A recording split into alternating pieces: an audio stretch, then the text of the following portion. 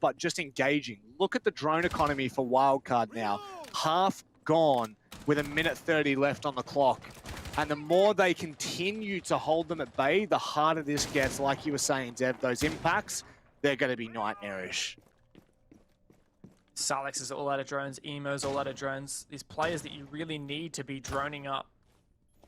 That's massive. Even for flank watch. Need to have a couple set out. A minute left. Geo hasn't even begun to work on the floor.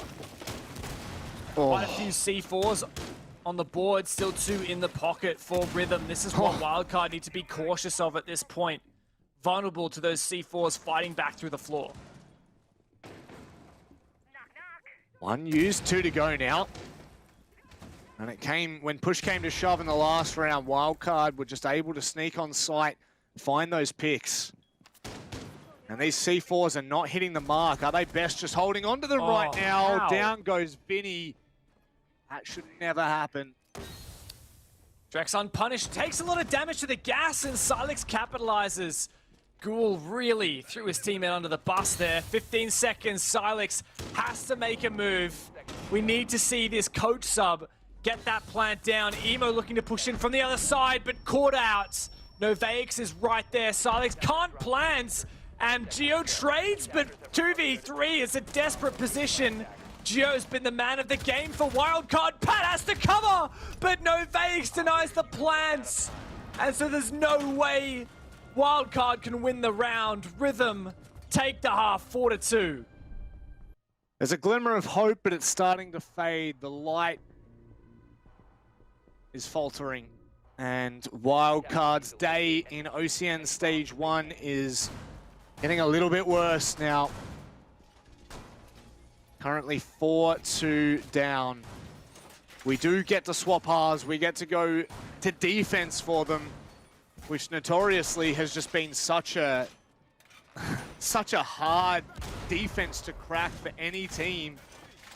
But right now, just don't know if we can hold true to the same statement. We'll have to see. Rhythm very much in the driver's seat of this affair. Very nice, versatile operator lineup we're seeing from them as well. Main distinction between what Rhythm's running and what Wildcard are running is at Ash on Supremacist instead of the Yana / IQ. And look, I can see the Yana pick. Yana's got 2 nades. She's got the Gon 6, so that's 3 explosives in total. So actually equal to Ash in number of explosives. Plus the information you can get from that Yana device as well, but I think the mute Rhythm ran just made it too difficult. Supremacist though, him and Drex going to be the ones to clear off this util that Wildcard are bringing to the table. Evil Eyes and 3 shields, 1 on the smoke and 2 on Goyo. There's a lot to deal with here. Let's see whether Rhythm know how to play this game. It's one way of putting it. And my goodness, Rhythm. My God, 2 minutes and 10 seconds left on the clock. Not only have they pushed back Pixel, which Emo Rin is still sticking by. Oh no! But they've also dealt with both Falcon Shields. Dev. Yeah, Rhythm most certainly know how to do the Pixel dance. That is fantastic result. As you said, 50 seconds in and they've cleared both shields. There should still be 1 in backstore, but man, Rhythm is just so good on their time management here. Drex and Supremacist beginning to move on in. They'll meet Emo. So much info on him. Emo Rin's that impact player that we've talked about so much in the past, but he's down and out thanks to Supremacist. No holds barred. Rhythm find the first pick, gassed out, but Supremacist is still safe. I mean, look. We can look at the bright side there. Emo Rin still bought them an additional 50 seconds after they managed to clear those shields. And they still haven't dealt with White Stairs, but Vinny just gets absolutely crunched. He hasn't fallen yet. Their util clear is unbelievable for Rhythm right now. And what is that? What? How? They just found a double on the 1 spray. Pack it up. Pack it up. It's all onto Geo's shoulders here for the first round of the second half. And Supremacist, he closes it out. with a 4K. Lo and behold, Rhythm go nuclear against Wildcard on that first attack. My God, what did we just witness? I talked about the Ash pick, right? Now, I didn't mean it in terms of Supremacist is going to go and get a 4K, but my God, look at this. Bang, bang, bang, bang. Beautiful slow-mo there from production. Info on this last player as well from that drone in the hallway. Just everything worked out down to a T. I'm gonna start a petition that I'd like everyone in chat to sign, and it's to replace all sound effects with Dev. Literally on point. Like, you would make this game even better, you know? Let's just pray that one day we have some kind of sound bug and we can't hear all the audio. And then I'll just fill them all, let you play by play. Let's hope that never happens. All fun and games, but not for Wildcard. I mean, Rhythm have looked so good. Look, take the Supremacist 4K. But okay, hang on. That Supremacist basically just added all of the kills in one round to his tally. So, you know what? Don't even worry about it. But their util clear there, second to none. For sure. That's something that Wildcard just did not do so well. And I was really critical of Wildcard only bringing the Yana and the Zephyr. I don't know, I guess they did in theory have enough explosives there. They had the same number as the Ash there, but something about just having the projectiles from the Ash can be so much better. You can actually put it quite far away and it'll still explode and destroy the shields. I don't know, just so many things add together there. For Wildcard now, defending Kitchen. They're not going for as heavy a roam in terms of the info denial roam. They've got the castle, but I think those barricades are on the first floor. Geo's just doing a loose roam. My opinion, I like this. I like to see, you know, just let Geo do what Geo can do. Again, if Xenox was on the broadcast, he'd be speaking the praises. So it's just, there are some incredibly sharp individuals. And I know it's probably hard to see, but just to let them do, oh, wow, Leb. Really nice early line there. That, I'm pretty sure that just pushed Geo all the way back. Of this Drex and Supremacist together, ready to refrag.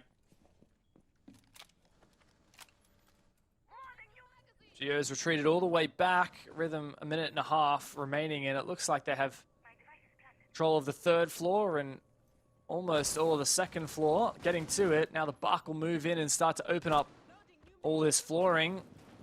3 C4s, I believe. 2 C4s. The Wildcard camp. Pat just waiting to hopefully find one.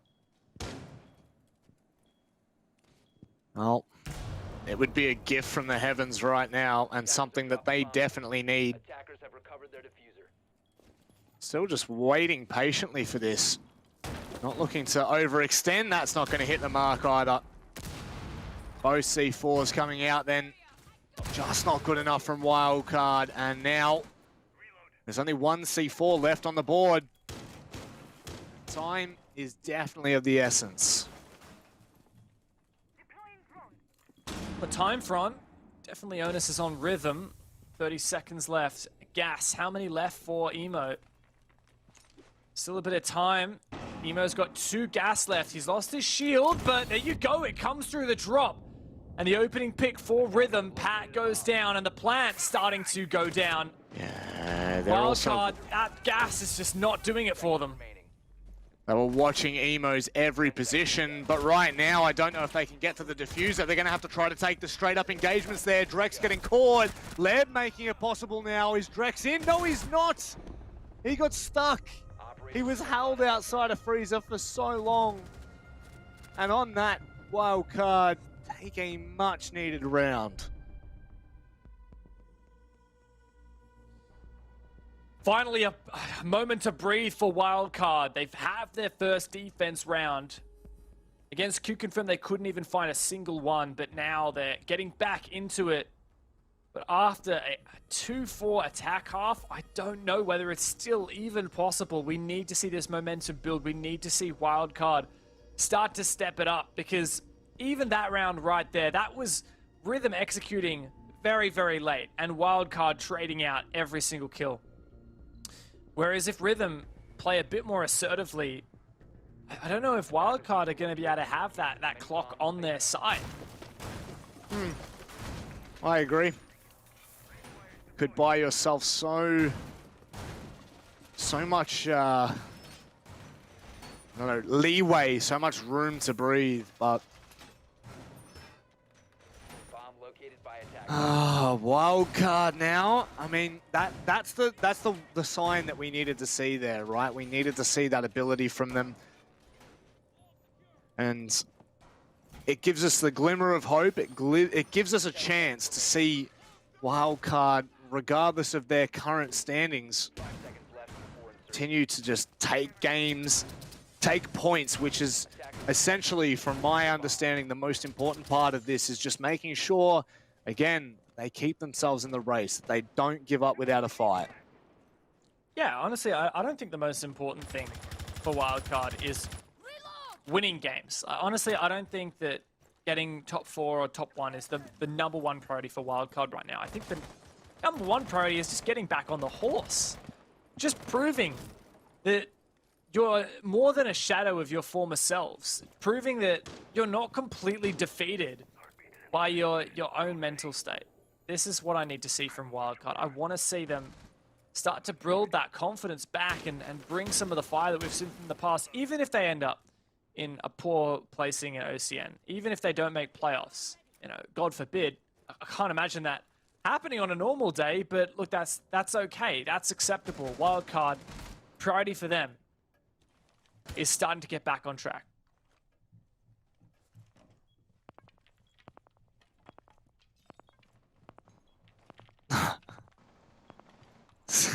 Gio, settle down. Well, that's some big intel. That's some big intel, surely. Waiting for that C4 to come out into piano there. No. It's... Well, I mean, shots are being fired. You can't complain too much. Oh, that's not what you like to see. Leb definitely has the advantage in this gunfight. Gio very much cut off. Trying to get more info, scanning out, sees a player over at New Balcony. He's trying to help his team make sure that this isn't easy for Rhythm. Another missed C4. Wildcard holding onto this top floor as long as they can, but here comes the file in through bar. Ghoul is the first to fall. Supremacist looking to follow up, but he wants to grab that diffuser first. Pat feeling the pressure now. Rhythm falling flat against this brick wall. Oh, I love that from Silex. Pat took all of the attention away, allowed Silex to push in, and now Leb, what can he get done? Somehow, Silex comes out on top of that. Attackers recovered. I don't even know what Leb was trying to achieve. I think maybe ran out of bullets, trying to hide, trying to duck for cover. And Vinny from underneath will find the kill. Wildcard are not giving up without a fight. There's signs of life. Definitely, there is a flicker of hope here. Honestly, if I'm Wildcard, if they get 1 point here, that's something, right? Like, at least don't just fall by the wayside completely. Don't just lay over and take it.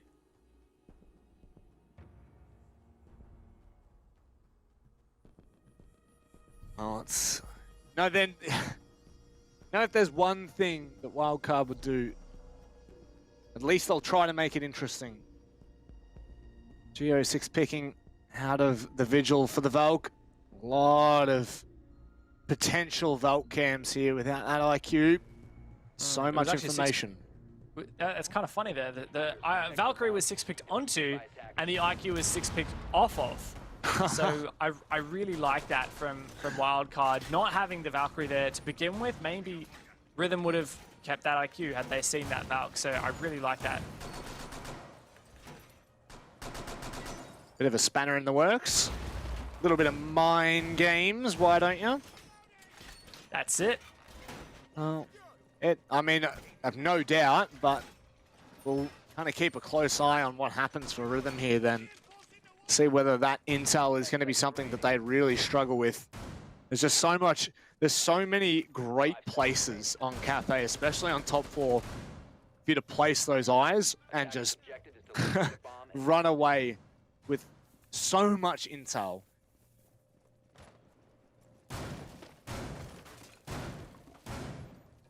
Set up from Wildcard. Remember just how quickly it all fell to pieces for them last time. They went for this bar cocktail defense, 2 shields at Pixel. It was, I believe, 50 seconds into the round, and it was all clear. Let's see this once again from Rhythm's perspective. And the difference this time is Vinny's getting nice and aggressive, or the pre-fire does not work. The flashbangs go deep, but they're far past him. He finds the kill. That's massive. That is the hard breach of Vinny. He does so much, and Pat jumps in as well with the run out. Punished, but it was well worth it. This is huge for Wildcard, and it's exactly what we've been looking for. That is just a change in pace, a change in ideas about how you're going to approach things.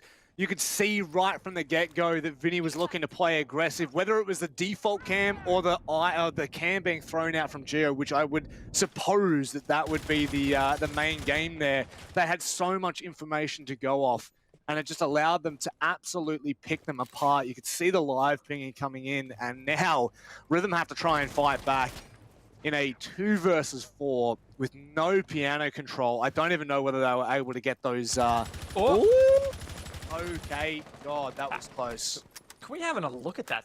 I think that was actually shot over the reinforcement. Yeah, so without even... There you go. That's pretty impressive that Drex was even able to land that shot. That is very impressive.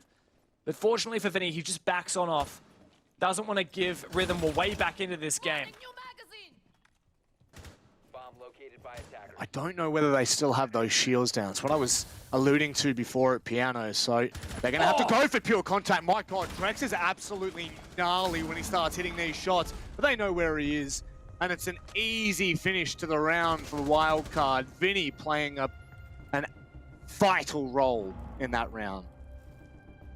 Massive round for Vinny. 3 kills all up. 2 on the run out for Pat. Really well played, having Vinny distract with this early aggression in the piano hold. And this is the thing, right? Like, we can credit Rhythm and say how great their clear was, but at the same time, it was like they were playing a dry run. They were doing a great utility setup, but they just weren't necessarily prepared for a wildcard player to be ready to throw a spanner in the works. And for them, it was both Vinny with that aggressive piano presence and Pat who jumped out. And that's exactly what we want to see from Wildcard. That's bringing the fire, bringing the fight to Rhythm, rather than letting Rhythm play their game. And, you know, the intel they had in that round, you could see it in that replay as well. They knew exactly where those players were, and they executed it perfectly. And now, Rhythm, they can't afford not to bring Drex on the IQ. You know, they don't have that choice anymore. That decision has been made for them.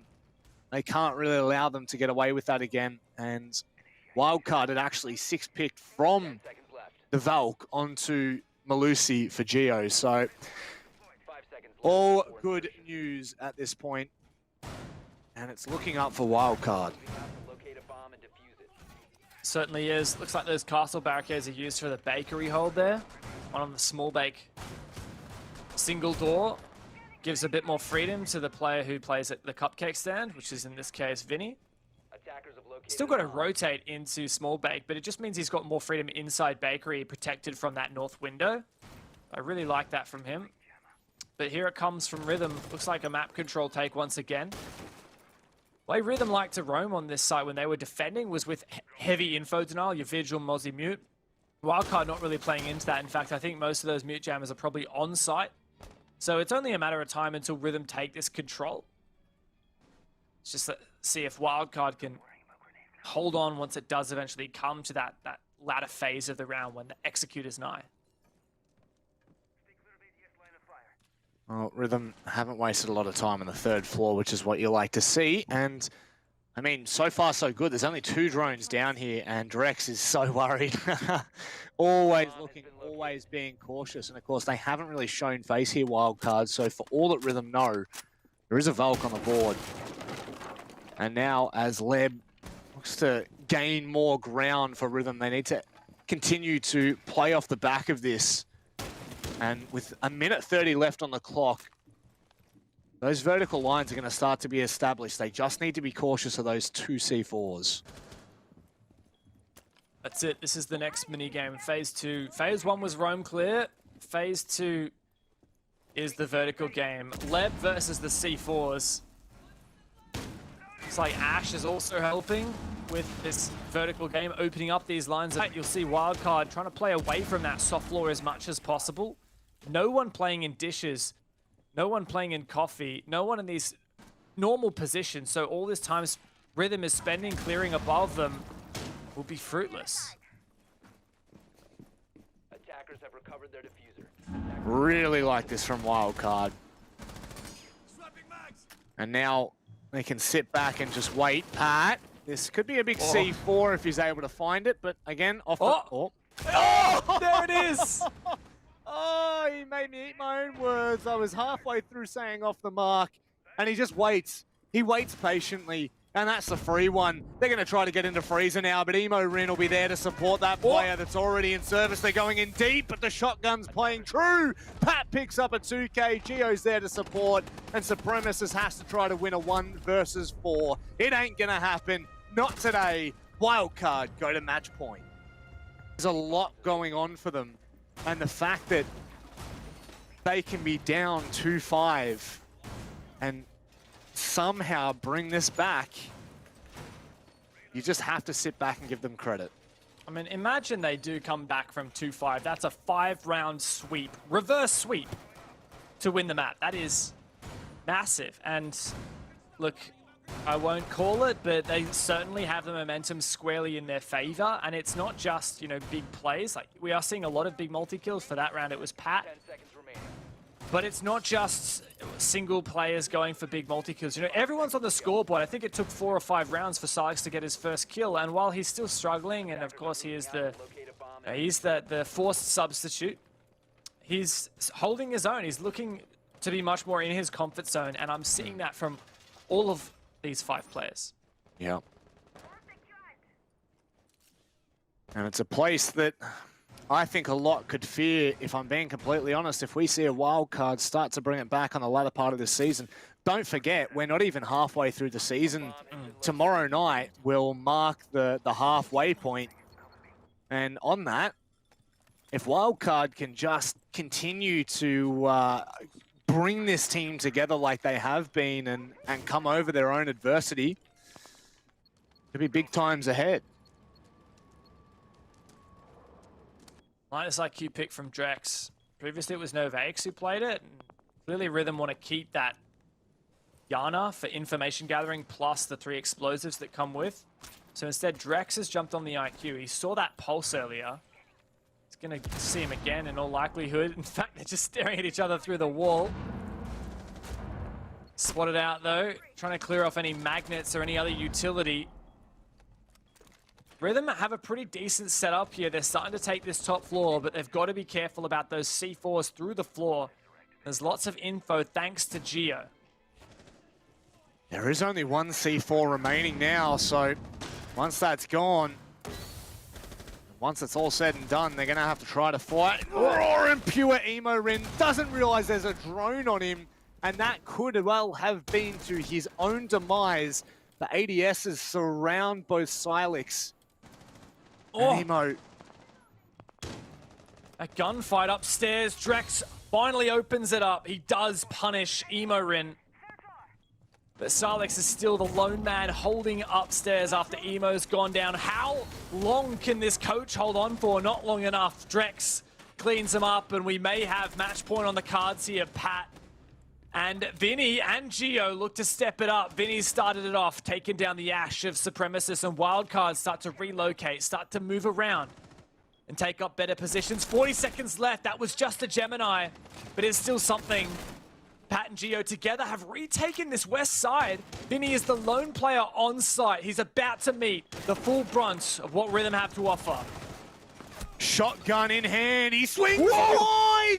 Ghoul isn't ready for it. Vinny doesn't realize, but Geo's just saved his life. Leb trades out efficiently and effectively. It's Geo and Pat.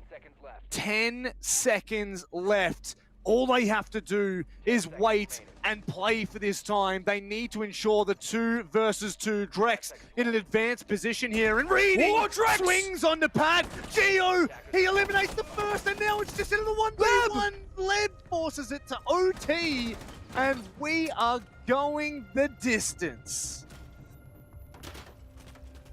This game could not get any more exciting, Rob. And what started to be a bit of a blowout for Rhythm, and then for Wildcard, has turned it up and delivered massive plays from Vinny and Geo to get it back to that point.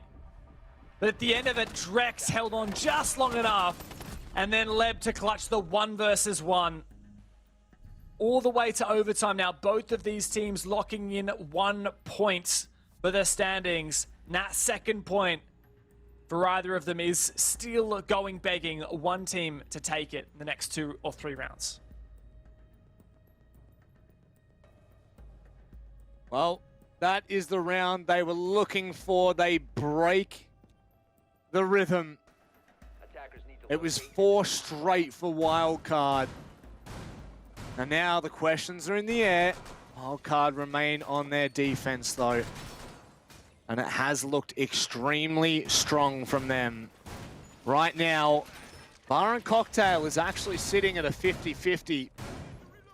And the last round they won, it was a very aggressive play from Vinny and Pat that kind of opened things up for them there out on the rappel of the west floor. So, how Wildcard adapt here? This is where the questions need to be asked.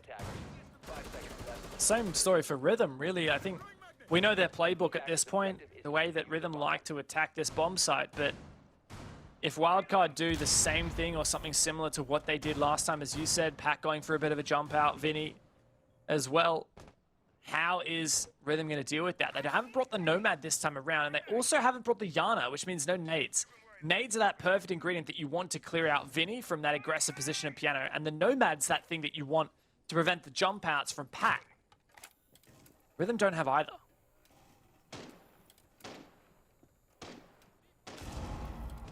Well, what's Emo looking to do here? And what is Pat looking to do as well? Does he have the C4 in hand? Surely he's not going to go for a similar aggressive play. That he is. Have they gotten rid of that angle yet? It doesn't seem like it, but that one, that's the pixel shield gone. 1 more to go. And Pat is now stuck in no man's land. That's also used his C4, which would have been really nice addition. Oh, he's going to be met with pressure from the window. Does he see the player on the other side? The spray comes through. Surely he needs to land this pistol out, but Vinny covers him. That's exactly what he needed. A jump out from the fireplace window and back in safely again. Wildcard find that first opening. Cue the "You Could Be My Hero" baby song, because that is what he needed. Vinny with a prompt play not only keeps Pat alive. Oh, Vinny again! God, Vinny. Oh, I don't mind this whatsoever. And now, Rhythm are antsy. What are Wildcard doing? You're never going to know. You're never going to be able to tell. And Emorin, the magnet will support him in that position. I don't think they have any more explosives to get rid of it either. So now, Rhythm are going to have to fight bare bones. Tooth and nail, as you say, no explosives left. What is this play here from Silex? Punish, but the trade comes through. Leb again. A 2v2 all of a sudden. Surely this hasn't been thrown away by Wildcard. They had a lead. They had match point. Now Rhythm have forced overtime. 2 players looking to claw this back, and drones are in abundance. Great info there from Novaix. Diffuser back again. Emo. What a great angle he has. Can he see the player? He spots them for just a second. And he falls back. 30 seconds left. There's still a yellow ping on Geo. He goes down. No fakes! He's made it happen. Emorin's in a 1v2. And now they know his position 100%. Leb to support this time, but he rips his head off. Nova's gonna stick it. Oh, Emorin. He knows exactly where he is. How does Novax hit that? It doesn't matter. They take round 13. Dev, you spoke about the drones in abundance. They had to have played a huge impact in that round in the final 20 seconds. There's no doubt about it. What a round from Rhythm.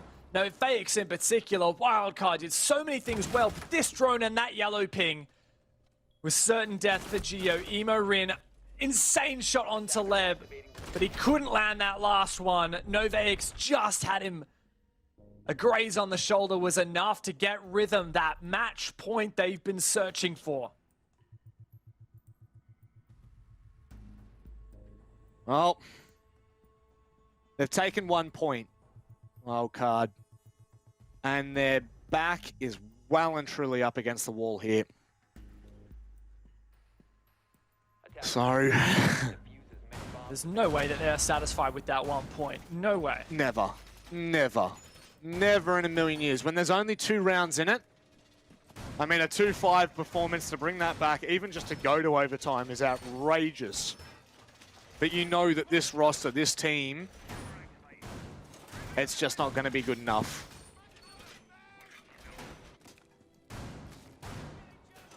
Turn our attention to the defense, but cocktail for Rhythm. They were flawless on this one. They won it twice, both times they played it. Wildcard, we're looking at you right now. It's your turn to step up.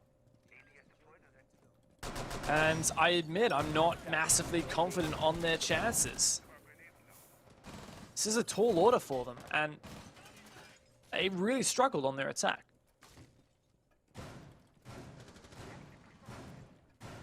Well, let's hope the trend doesn't continue there. And I know it's hard to look back on, but I love the aggression that Wildcard have shown on their defensive side.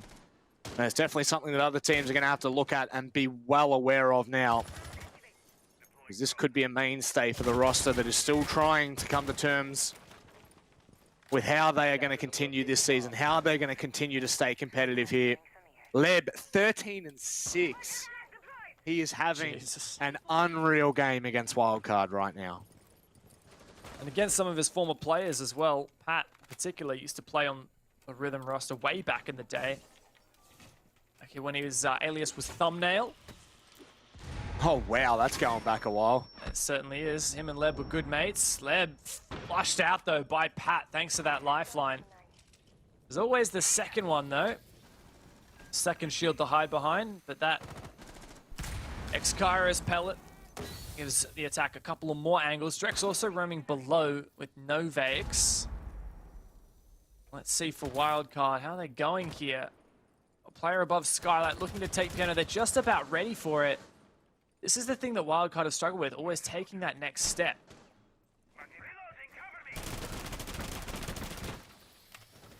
Similar on the other side, Vinny has been a standout performer in this match. And now, when push comes to shove, Drex, you spoke about him on the roam, and he's had that perfect vertical line straight up into the piano bar. And there's nothing that they've got to show for it now. Wildcard in a 4v5, a minute left. They're wounded. They can't even find him with the drones either. Vinny dancing, trying to duel that player, and there's Drex again from below.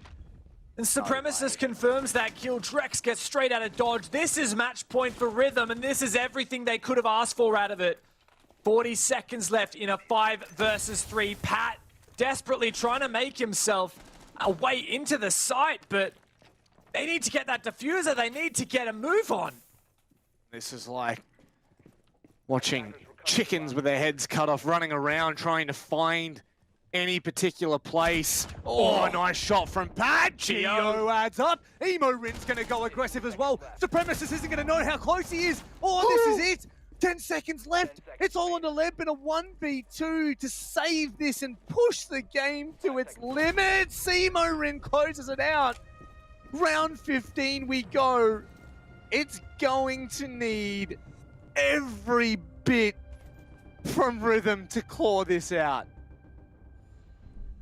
We are going to wring every drop of moisture out of this game until it is completely expired. Wildcard push us to that round 15, and monumental performances from Imorin, Gio, and Pat at the end of it.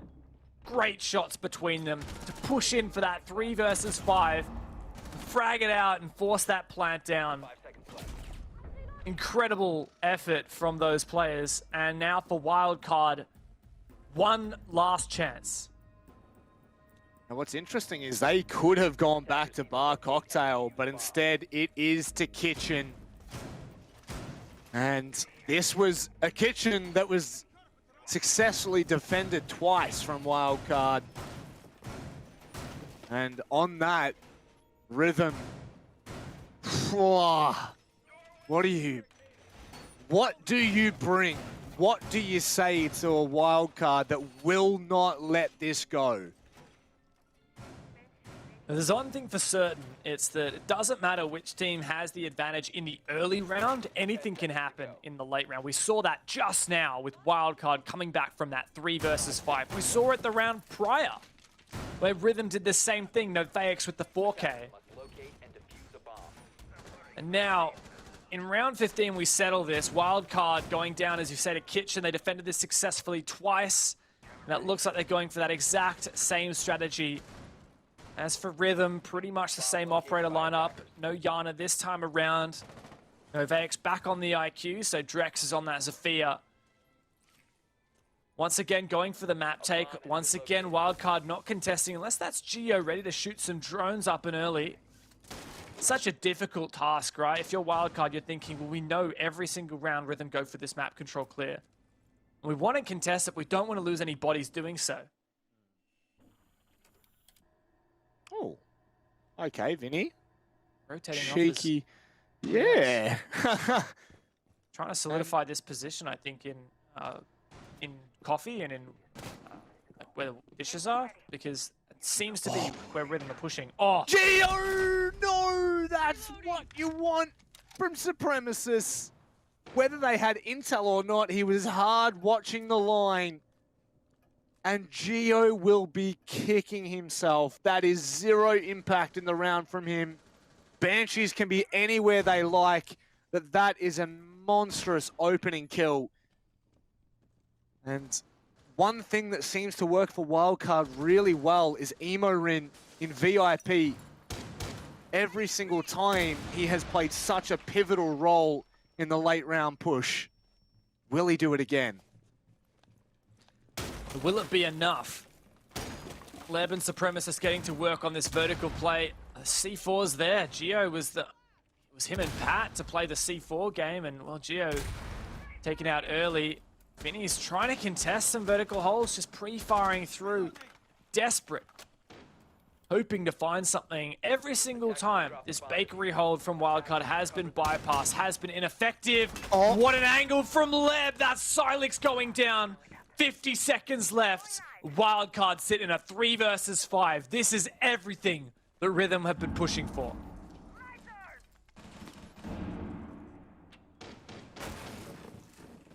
They've worked hard.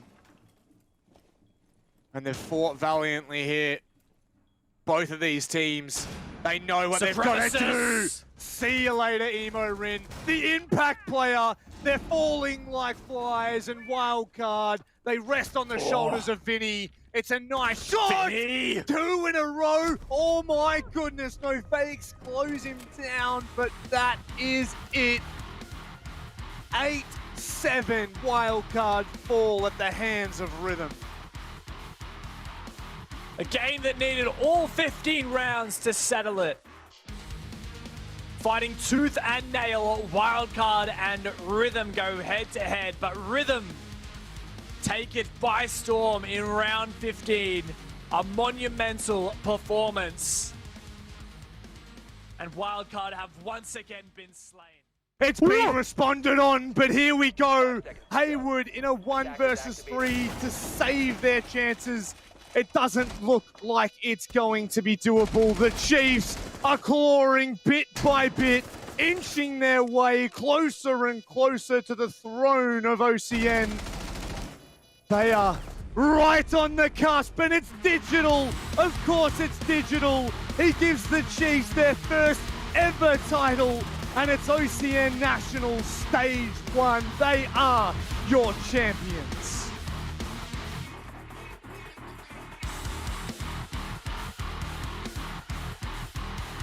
Welcome to OCN.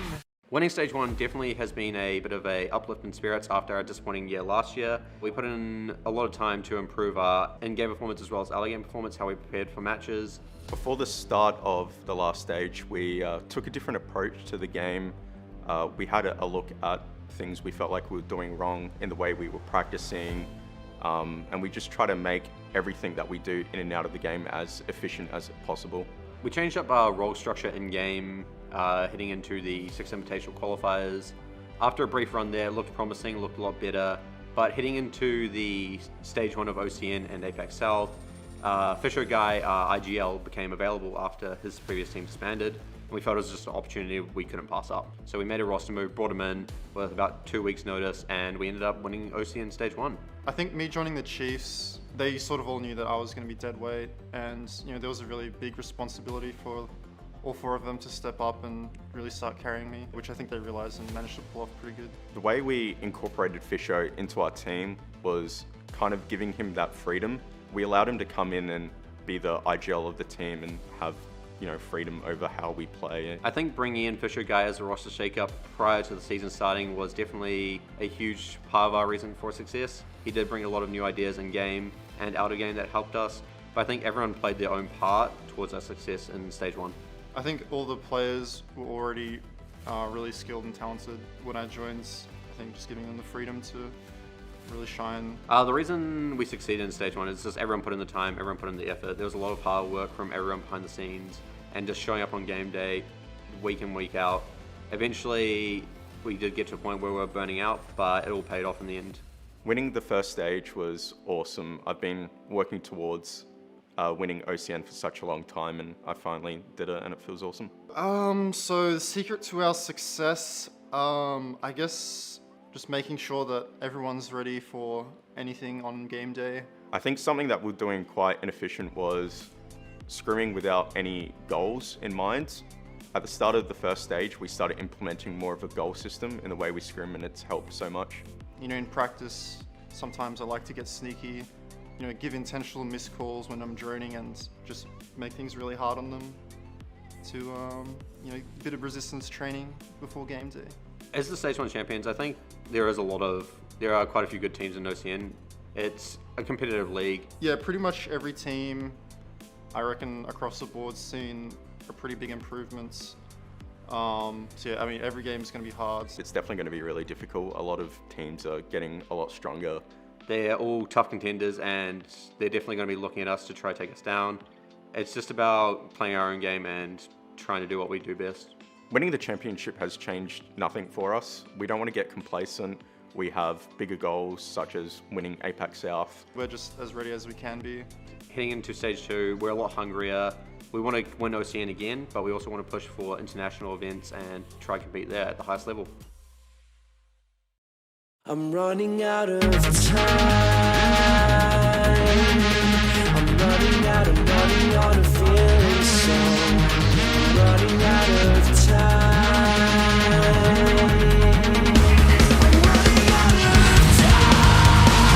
And now, it's all on the save. The player heroic.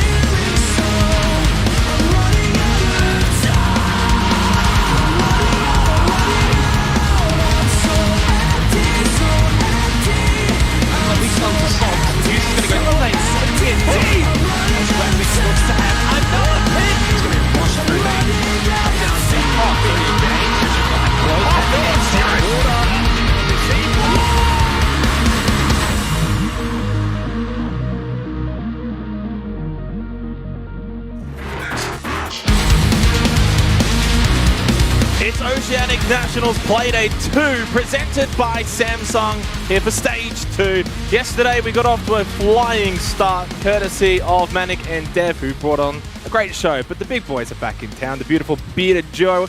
Guz, how you feeling? Oh, good, dude. It's good to be back. OCN is a hell of a lot of fun. As you mentioned, the boys did a fantastic job kicking off proceedings last night, and I don't see any reason why the fun shouldn't continue.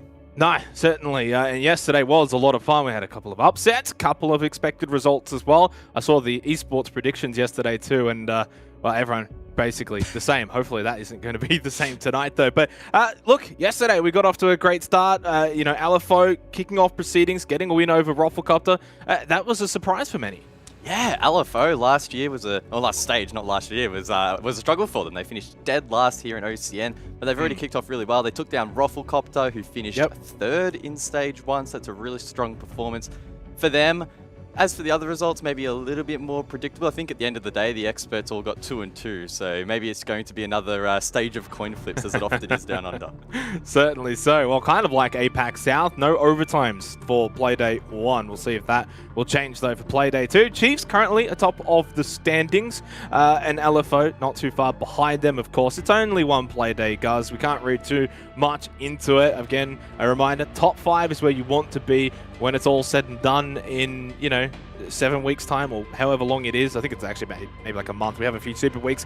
What about a couple of the other results though? Wildcard ended up losing out to Team Bliss, who looked pretty good. That was a 7-4 result. Yeah, it's been a slow start for Wildcard. Of course, they did have Milo jump in this stage, replacing Silex off the back of Diesel leaving previously, and maybe we were expecting them to come out of the gates a little bit stronger. Team Bliss though, they met their match, I guess, and Team Bliss were able to take them down. In terms of any other results, Order as well, with a slow start to the season as well. They dropped to the Chiefs. It was a 7-2 scoreline in favor of the Chiefs, who have kicked off their campaign very, very nicely. Let's go and have a look at the schedule for today's matches. That's the important part, mentioning the fact that we're going to the schedule. Some pretty good games coming up tonight. Kickstarting it's going to be Order versus LFO. Obviously, for Order's sake, wanting to bounce back from yesterday's loss to the Chiefs, who of course are a strong team. For LFO, it's about continuing their momentum from Playday 1 and bringing it now into Playday 2. Yeah, that first matchup, very, very exciting. Order, wow, they can't quite find everything clicking at the moment. Sure, Nico jumping into the squad has rejuvenated them a little bit, but still a bit of polish that needs to be done. They have a good opportunity, though, I think, to get a win on the board against LFO. Maybe they were catching Ruffle a little bit off guard yesterday, and they'll be looking to, I guess, replicate that in Order, trying to interrupt that form. Looking further into the night, of course, 4 games, 4 exciting matchups. Another one that sticks out to me, Wildcard and Rhythm. Wildcard is also trying to find their first win. Rhythm as well, struggling against the Knights last night, so that should be a bit of a scrap down there later this evening. Yes, Wildcard and Rhythm, you know, that's a interesting one. We saw, of course, the historical matchup just prior, and that was Rhythm winning it out last time. That was back in March, and a very different looking Wildcard lineup, of course, with Silex in. Moska's in now, though. I think, you know, and that's going to be an interesting talking point, which we will get to probably at the very end of the day when we do get to that matchup. Wildcard, probably a team that still is rebuilding.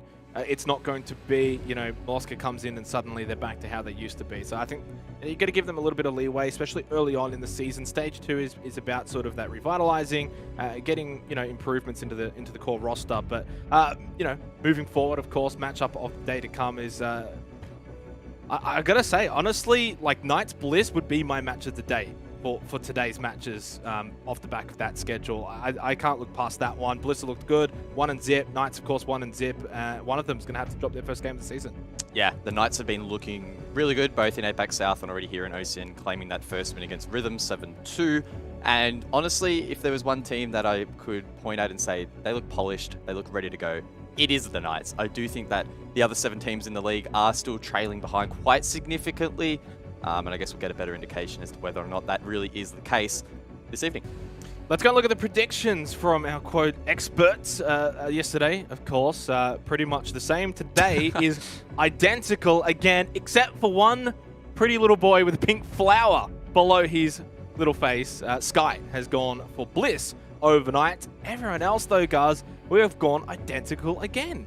Yeah, look, it's a little bit boring. I think someone was definitely looking over my shoulder when I did the predictions, but apparently Raven, left of screen, was actually the first to submit them. So who knows, maybe we're all sneakily copying him behind the scenes. But look, I wouldn't read too much into this. Let's be honest. It was 2-2 yesterday. There's a fair chance that we'll get a couple wrong tonight. And OCN is definitely much more unpredictable than these predictions would suggest.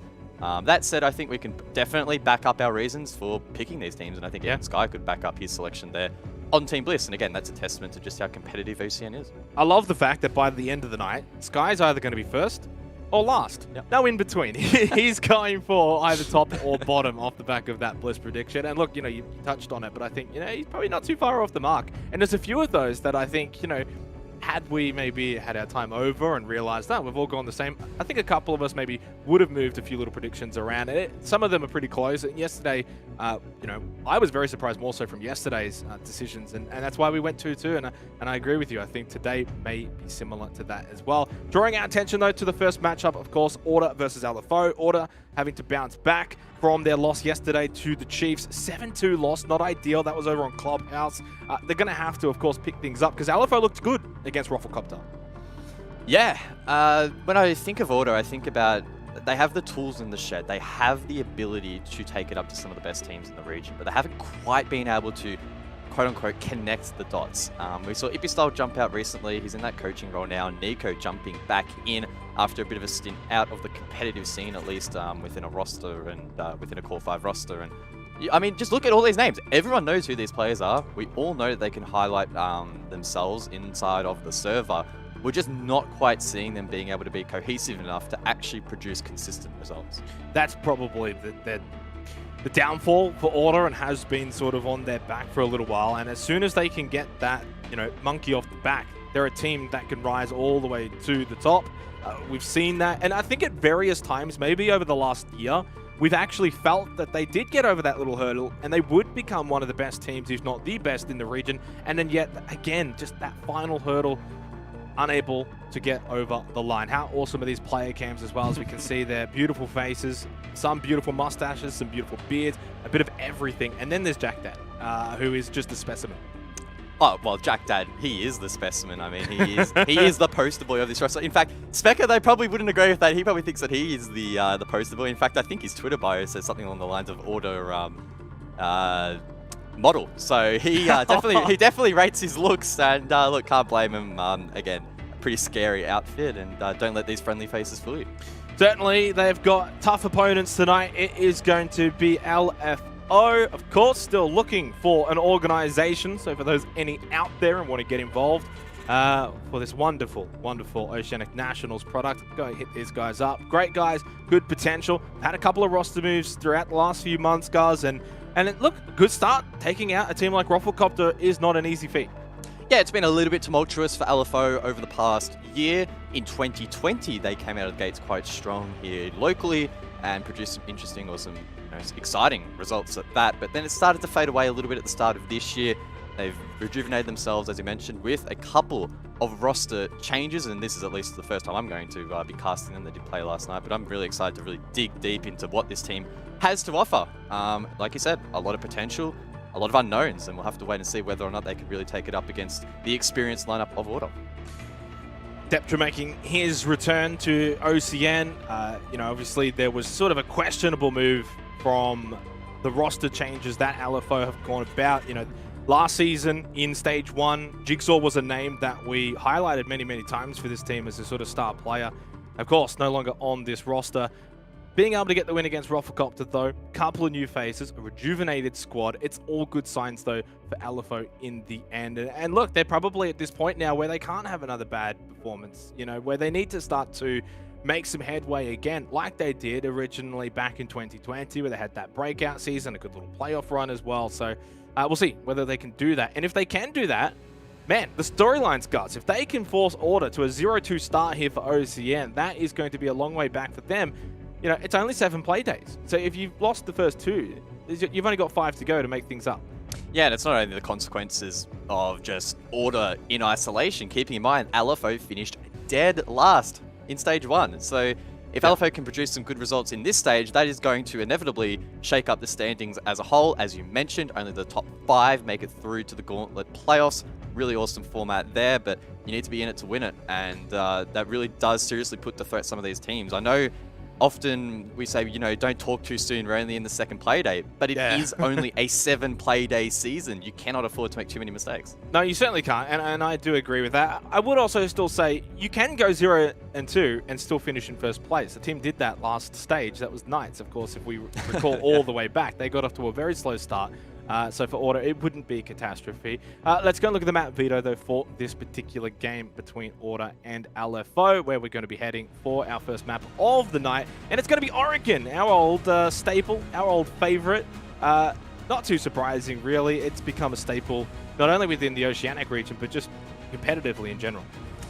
Yeah, and I know we bring this up every time we have to talk about Order and Oregon, that apparently they are the best or were the best team in the region. That is not the case any longer. You look at the stats, 0-4 is their record, so it's not particularly amazing. Alfo have played it 6 times over that same period of time and have gone 3-3. Now keep in mind that those results will be a little bit messy because Order, of course, are competing in APAC South and Alfo just nationally, so that's going to, of course, skew the results a little bit. It may even be including LPL results if we go far enough back, not entirely sure, but either way, on paper, hard to make too many in-depth assumptions as to who is going to be the strongest team, but who knows? We'll have to wait and see. Yes, we've got a big one here. Order looking for redemption from yesterday's loss against the Chiefs. Alfo looking to see if they can continue this hot start to Oceanic Nationals. It's Oregon where we will be heading for our first game of the night for Playday 2. But just touching on those statistics that you brought out, guys, you know, the 0-4 for Order. This is, of course, since basically March of this year. Bliss was a loss on Oregon. And then you also had Rhythm, a loss in Oregon, and then Rafflecopter, a loss on Oregon. The only APAC South team was Giants, which is now Invictus Gaming International. So I think that sort of backs up the credibility where you can say in terms of this region, yeah, I don't know anymore if Order are the Kings of Oregon, but they have an opportunity here to maybe redeem themselves a little bit. Maybe. First 2 bans come out from the attack. It will be the Maverick and the Jackal, limiting some of the hard breach potential and the ability for the attack to clear the roam. Most excitingly, though, we will see both Flores and Thatcher make their way through the ban phase. As you can see in the beautiful graphic down below, Thatcher is the most banned attacker on Oregon, yet he has made it through, and Flores has been a common pairing despite only just being brought into competitive play. So super exciting to see if we'll see one or maybe even both of those operators used by Alfo in the first half. In terms of the defensive bans, both Mute and Mirror taken off the board. Mute's a little bit more interesting, denies quite a bit of intel potential, as well as some of those hard breach walls, but Mirror, very much a staple on this map. And can I just say very quickly, now, unfortunately, I wasn't able to watch yesterday. I was working, but this is such an... I do have a job. This is my job. Such an amazing presentation there in broadcast package. Big shout out to the wonderful folks over in the ANZ crew for Ubisoft and for, obviously, Oceanic Nationals. It looks amazing. The whole product has been amazing, as always, and it's very exciting to be back for Stage 2. Round 1, Alfo on the attack, Order on the defense. They're going to go down the basement first. No real surprises with that. Yeah, and have a look at that. Hill6 picking onto the Thatcher. Wedables sticking the Flores as well. So I have no doubt this is going to be quite challenging for the defense to hold on. You think about positions like Bunker, like Pillar, for example, even Freezer behind the little box. How are you going to hold that when you have the Thatcher bearing down, smashing down EMPs and clearing the utility protecting you, such as those Mamai discs and the Jaeger ADS devices? You're also going to have up to 4 Flores drones at your feet trying to blow you up or blow up the shields, like those Vulcan shields placed by Specker around the map as well, causing quite a few issues. So I have no doubt that if Alfo can use this particular lineup effectively, Order will probably need to start thinking about grabbing some Panadols because they're going to be in for a bit of a headache. And look, I'm very excited for Flores as well. This is our first time being able to cast Flores, as we're a little bit late to the party. We didn't get to cast yesterday. I did say he got banned as well in one of the games, and obviously I didn't get to cast the first week of APAC South either. So I'm very excited for this. You know I am as well, because when he first came out, I was playing him a bunch, and boy, were we having fun on Oregon with him being able to open up, you know, Blue Bunker and these sort of basement position. He has so many of those Rotero drones that he can really get rid of so much utility so easily, so quickly as well. And to be able to stop it, generally the defenders have to be in aggressive position. As Depcha very close to maybe finding the opening pick. I believe this is Jack Dad. Takes out the default. He's going to fall back down backstairs. And Order obviously are not going to want to allow Alfo to get too much room above, but it seems like they're just going to hold down below for the time being. Yeah, Order playing quite passively. I wouldn't mind seeing them trying to be a little bit more proactive here and not even necessarily try and find picks, but at least try and find some of these drones, waste a little bit more time because, as I mentioned, with that much utility on the board for the attack, they only need a minute to work with, and they should be able to collapse it upon this side. It has been really well stratted out by the attack, and with that addition of the Flores, it is going to be even more challenging for the defense to hold on. Jack Daddy was showing some small signs there that he was going to try and contest the rear stage, but he falls off back towards site. And you can see Alfo now have a pretty decent amount of control over towards the northern side of the map, but no one has yet taken that pillar side, or that pillar location just yet. And typically, you know, as usually is the case with sort of the APAC and even Oceanic region as a whole, we do still see quite a bit of that late game meta, probably more so in OCE. Whether that's going to change, we'll see. EMP grenades go out, try and open up this meeting hatch. Specker's actually going to find the opening pick onto Dapture, who was pretty aggressive early on in the piece. Saw him come pretty close by to Jack Dad, now holding over towards Pillar. Someone swinging over in blue, that's Wettables. He gets caught easily in a nice little opening start here for Order with a two-man advantage. Hills Sushi AFX still alive. Now, chat is either going to roast us for saying AFX or for saying affects, whichever one.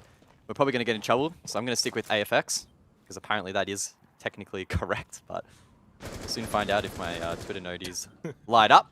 Either way, though, Northern Control slowly gathered here by Alfo, but in the 3v5. It's going to be tough to convert that towards site controls. Deployable shield still up in sight. Specker with a nice angle, and the cross being held here by Jack Daddy. And I don't really see Alfo finding themselves back in this round. 30 seconds remaining. If they're going to find a way to get back in the round, they're going to have to do it now. Hill Sushi and AFX still alive. On site as well, or at least just close by to it. Nate holding very, very close as well. Over towards Hill's position at elbow, and, well, there's not much time left, but Sushi's been able to get in, but Nate is obviously already in the prime position to just stand up, get that easy kill. Nico getting a little overzealous there, takes out his teammate. AFX takes out Specker, but obviously not much time on the clock, and still in a 1v3. Bailey will finish off the round in Order to, in fact, come away with the first round win. Good start there for Order, but the worrying sign there for Alfo is the fact that there was quite a bit of utilities still in sight that was being used by the defense. You had the Vulcan shield in main corridor, you also had the deployable shield in sight holding down those angles, and it made it really difficult for the attack to really get in towards side, or at least even put up an effort in the 3v5. So well done by Order, and I think they weathered the storm there quite well. For Alfo, though, I think didn't necessarily do too much wrong. They were able to get above pretty quickly, get on, not onto the site, but above the site and get a bit of that control. We saw Deptra sort of playing that aggressive play style, getting into the face of Order, very close to maybe even finding a pick onto Jack Dad early. Jack Dad reading the situation though, falling back down. And they played it pretty safe. Order didn't throw away any lives by trying to get into the face of Alfo. They just played their game. They played defensive, and that ended up working out really well for them. So full credit to Order. We head upstairs now, Kid Storms, for the second round. And this is probably what Order are going to want, an early start to just try and shut out Alfo. If you give Alfo a bit of a look in, they're a team that can sort of take that and run with it and build a bit of momentum. And then they can just start to do some crazy things at times. So just kind of shut them out early, and then you can turn this into like a 7-2, really. We've seen it in the past. 5 seconds left. Kid Storms, I know Manic was making fun of us last night, saying that, I heard that one. We have a bit of a love for this objective, to put it lightly. I'd say it's more of an infatuation, but definitely does seem to be the site that you want to win whenever you're casting, or whenever we're casting teams. See whether or not that trend does continue. Bailey, though, establishing himself nicely at the top of Big Tower. Takes down one drone. Still 9 remaining for Alfo if they want to try and locate his position and clear him out. Maybe isolate the Valk from the rest of the team. And judging by their positioning at the moment, that's something they may be considering.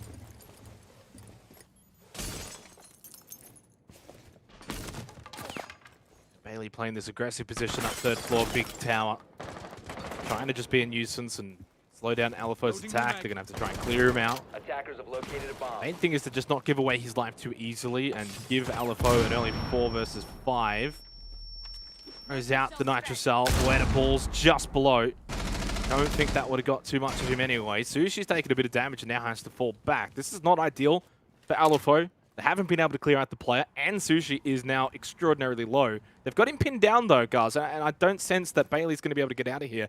Unless Sushi just moves away. Nate goes up, moves his position. Can he catch Wettables though? It's close. But an awkward engagement. Wettables is going to go for the swing in, pre-fires and hits the headshot. That's a nice entry there for LFO. Bailey does waste half the round, but was taken off the board, and no Nitro Cell remaining for the post lane, or the plant rather, later in this round. A good clear from LFO. I assume they're going to try and transition control now towards the bottom of screen, in towards Attic, and apply the blowtorch a little bit to Specker in that pit position. Hills, meanwhile, though, inside of bedroom. He can use those EMPs to try and clear out some of the utility placed around the map. Deptra, though, he drops Nico. And it's a 5v3 in favor of LFO. Yeah, and now Jack Dad's going to have to make his way up, back upstairs and really get involved here. No real chance with 40 seconds left that you can continue to just stay down in basement. Makes his way back up, finds stairs. 40 seconds on the clock, 4 versus 3. Fortunately for Order, they were able to get one back after losing Nico. Jack Dad getting lit up. It's Deptra who's found a second. Haven't really seen his POV, but Deptra's making it happen.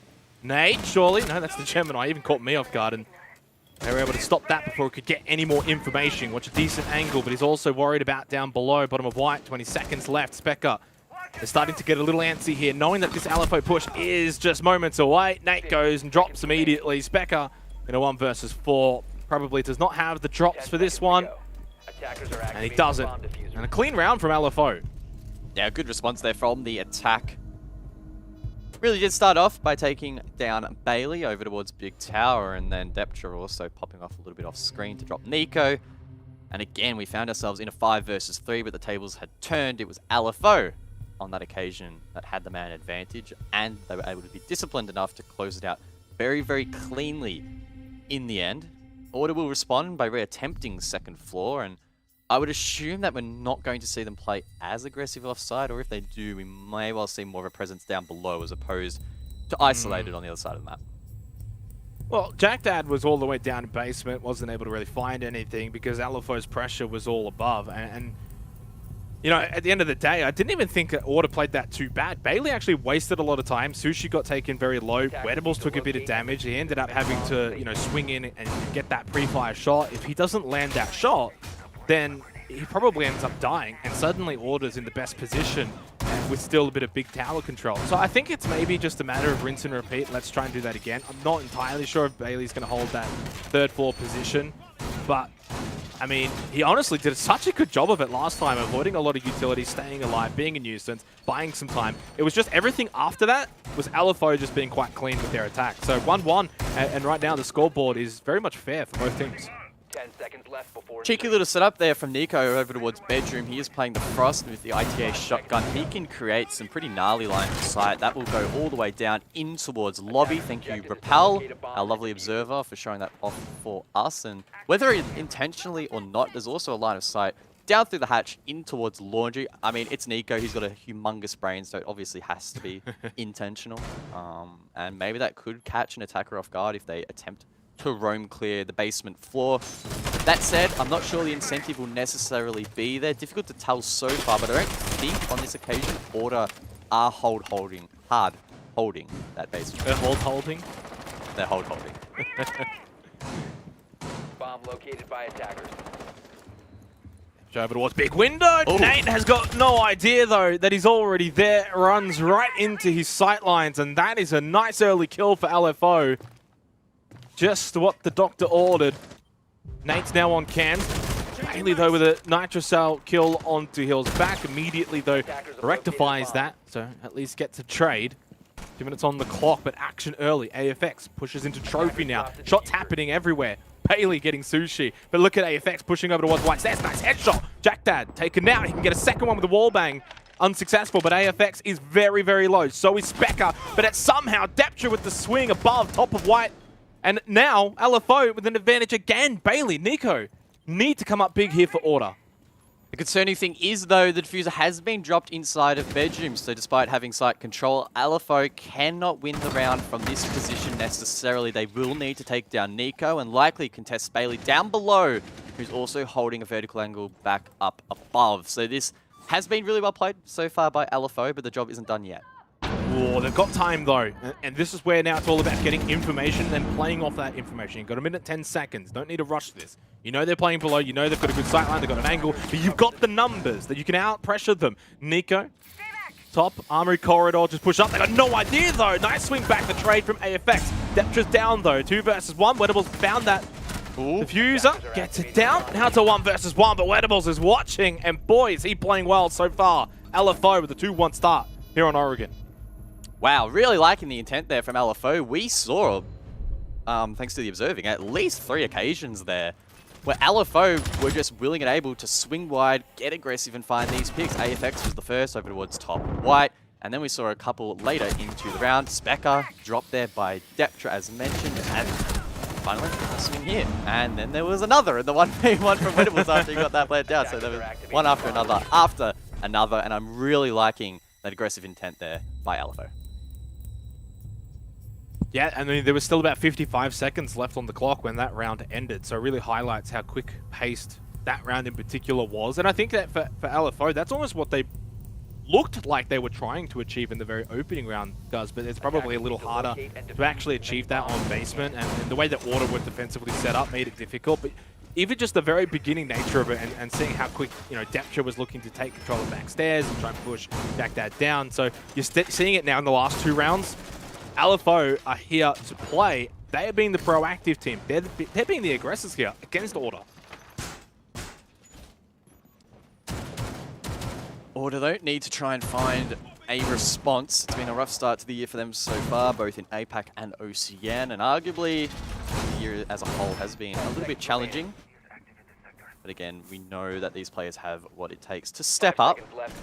And honestly, I would not be surprised, given both Thatcher and Flores made it through, that we could see a potentially attacker-sided Oregon. Like, I would honestly not be overly surprised if that were to be the case. We'll have to wait and see before side switch. We're only 3.5 rounds in, so long way to go, but who knows? Deptra getting aggressive over towards blue. The intent from Alfo is hungry. They want picks, as many as possible, to try and dislodge this defense. We'll have to wait and see how long it takes for the first to come through. And we have to sort of wait and see how Order's going to sort of adjust here. Do they play into Alfo's hands a little bit, or do they continue to play their own style? Jack Dad holding over towards backstairs, kind of like he was in the first round. And then at any sort of moment, he gets an inkling of pressure from Alfo. He will fall back down, but Wedables, swing galore. Indeed, another one. Why not one more Wedables? He's 5-0-1. He can make it 6 here. The only difference is this time they know exactly where he's coming from. So the surprise illusion, that factor has, you know, dissipated basically. But look at this. He is hunting him down. Like this is ranked. Bomb located by attackers. It's timed a couple of times. Bailey escapes away, drops down the security hatch, and Specker joins him down below, offering his support. That will forfeit control above here for Alfo. In doing so, they'll be able to start working the hatches and begin to apply pressure on towards these defenders. One of those is Bailey at Pixel. Gets flashed, forced back, and Alfo can now enter in towards blue, but Bailey holds firm, gets the pick. Sushi does trade one back with the AK-12, but Nate now needs to be dislodged. He is locking down that elbow position perfectly, but is forced back. Alfo with the positional advantage. Does still have one more gas babe to really try and block off Sushi here over towards Elbow, but there's a minute left on the clock. So if you throw that gas babe out now, which is exactly what Nate's gone and done, he's got no more with a minute left. And Alfo have got that man advantage. They've got pillar control, they've got blue bunker control, and Wedables just keeps finding kills. One way or another, whether it's guns, whether it's nades, he just can't be stopped right now. Nate now pushing over towards Elbow, swings out, catches Sushi, but it's Wedables. He's got 3 for the round, finally dies, but it doesn't matter. Job done. Alfo taking out the round. What a start here on Oregon. Woo! Really is the Wedables show rather so far. Wow, catching me off guard and I'm sure he's catching our Order a little bit off guard as well at the moment. Quite a few big kills in that previous round. He'll be happy with that result. The G36, so strong, able to help his team gain control above, but then also using his frag grenades perfectly deep into the round, deep in towards site, taking down at least one player, dislodging Specker, for example, who then got his head ripped off. Really snowballing from there. And for Wettables, you know, gets sort of the highlights, he gets the calls, and he's 7 kills, but it's a team effort right now from Alfo. They're playing as a team, they're coordinating perfectly. A lot of these attacks, they're set up as a team. It just so happens right now it's Wettables who's getting those kills, but I think any of them, you know, we've seen AFX has 4 kills, Deptra's got 4 kills, right? Sushi's position holding over towards Elbow, blocking off quite a lot of, you know, that that's sightline. That was the word I was trying to get. And even Hills, you know, playing that support role at the moment. So Alfo just looking so conclusive as a team, more so than just like, oh, it's just Wettables popping off. It's just a one-man show. No, they're looking like a solid team. Yeah, and they're playing without that fear factor, and I think that's something that was maybe in the backs of their minds a little bit in the previous stage. They didn't look as comfortable as we know Alfo have been historically, at least last year. And I mean, good signs. I know we're only 4 rounds into this matchup, but it doesn't feel like they are playing with fear. They are gaining intel, someone's making a call, and then these players are going in, hitting their shots, and they're also being supported by their teammates in the case that they need to be traded out. Oh, Bailey. Oh, okay, that was a little bit precarious. He gets up nonetheless, but yeah. Order need to bring a fearless response here. I mean, I like this from Bailey, but it needs to be more effective than last time. Well, I mean, I think it was effective last time. Bailey did his job. He bought a lot of time. He wasn't easily displaced. He got a lot of damage onto Sushi. I think maybe the end result needs to change. And again, the one thing that didn't work last time was that Nitrocell. Wettables was able to avoid it. This time, that's happened again. But what this does is it just buys a lot of time, right? And that's all Bailey's trying to be. He's that nuisance, buy some time. At best, if you can find a kill, that's obviously great, but it's not necessarily the end goal here. Nico actually finding one, and finding the best one. Wettables taking it out of the piece now for this 5th round. And this could be the key to slowing down this Alfo momentum. Hills, though, now that time, Bailey unable to do too much from that 3rd floor big tower position. Hills has been a little bit quiet in the frag department in this matchup, but he is fulfilling that support role, and getting frags is not his primary objective. Nice to see him, though, have an impact on the scoreboard here, and Sushi backs up with another. That's Specker, taken down, forced to sit cams for the rest of this round. And talk about cams, there's a really nice one here inside a big tower. 3 players at least have been spotted out here from the attack. Keep in mind, it is a meeting defense, so they're not necessarily trying to defend the likes of kids and dorms, but they do want to try and retain control above. That's the defense, and LFO trying to snatch that away. Good patience as well from LFO, right? And again, this is where they've really been at their best, is that they're not quite playing that same full chaotic nature that they used to play, where they just go gung-ho, start throwing bodies at things, try and make something happen. In a way, they're kind of just doing it, but in a more controlled manner, and that's working out really well for them. Depth just low, Sushi at about half health, but again, they've got a player advantage. It's a 4 versus 3, 40 seconds left. Order are on the back foot. They're on the ropes early here, and it's up to someone to find a response, and Nate will do just that. He's been pretty good, 5-1 and 4. They need a little bit more here with 30 seconds left. It's a 3 versus 3. Jack Daddy inside a classroom could pose an issue late here if he isn't shut down and not cut off here by LFO. That said, the rest of the team is rotating to the north, so that will limit his impact on this round. Apex looking to head things inside of Kitchen. If he finds the opener, the team could back him up, but Nate on the boost will shut that down. The 9mm in hand could well find a second, but Deptra returns fire. Nate, though, eventually will find that kill. It's Hills to try and clutch up. It's the 1v1. Nate can run away. Nate can win the round for Order. It was a close one. It was a scary one, but Order edge out on top. Yeah, and a much-needed round win for Order. It just felt like everything was going the way of LFO in those previous 3 rounds, and finally they can get a bit of a reprieve. Just get that scoreboard ticking over, slow down that momentum of LFO. The big one, of course, was that opening pick onto Wettables, who was, you know, seemingly unstoppable in finding frags off the back of his teammates' support work, and take him off the board early, and suddenly LFO just didn't quite have that same fragging power. But even then, without Wettables, they still actually put themselves in a pretty decent position. You know, with a minute to go, it was like 4 versus 3. The just couldn't quite capitalize that time around. That's credit to Order. A little bit stronger defensively, found some good picks, and ultimately a really good round. And so far, shaping up to be a really good game with 1 round to go in the half. Oh, could even get more exciting. Nico bringing the clash to the server, and Nico, knowing that his nutty plays will no doubt take full effect of clash, and we could well see Alfo struggle with a hold. For the most part, they've been tearing through these defenses set up by Order, but clash can definitely catch the best teams off guard and be a nuisance to deal with, so we'll have to see whether or not the likes of Deptra can use his utility effectively, maybe Wedables with the nades as well, and figure out that clash.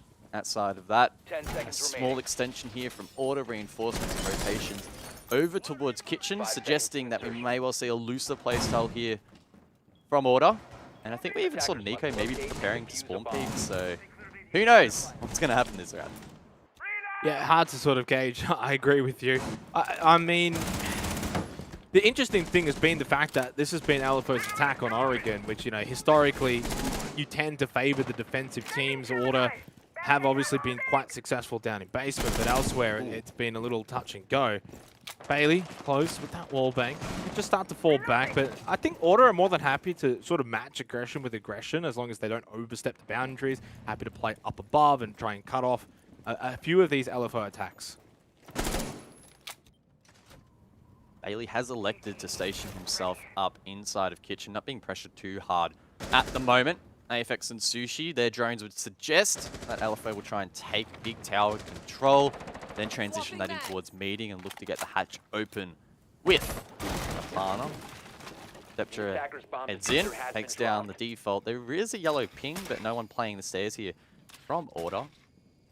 This drone may well be able to call out that site is quite clear. Can't tell exactly how many players are actually on site, but it looks like it is pretty free.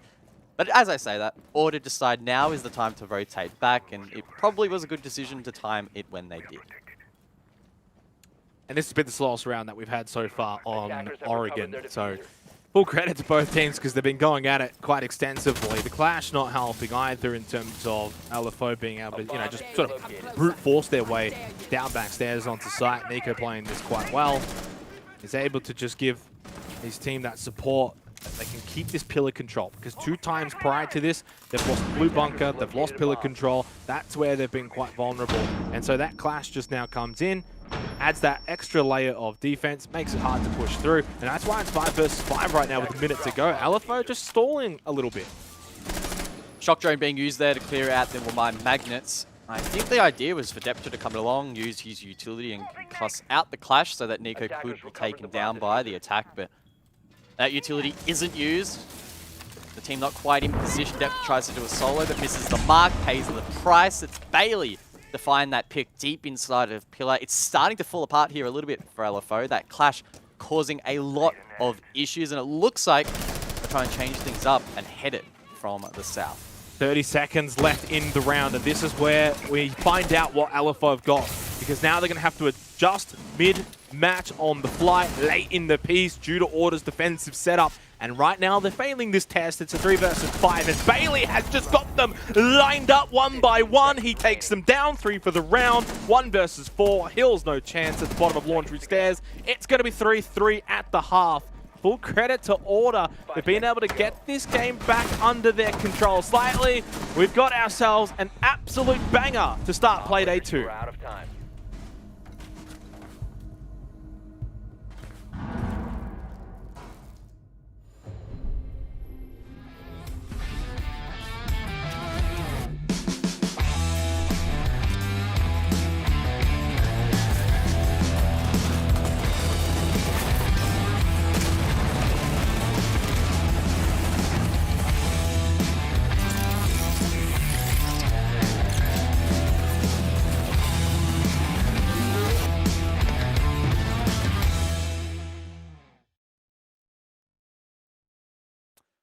Well, it's an even half.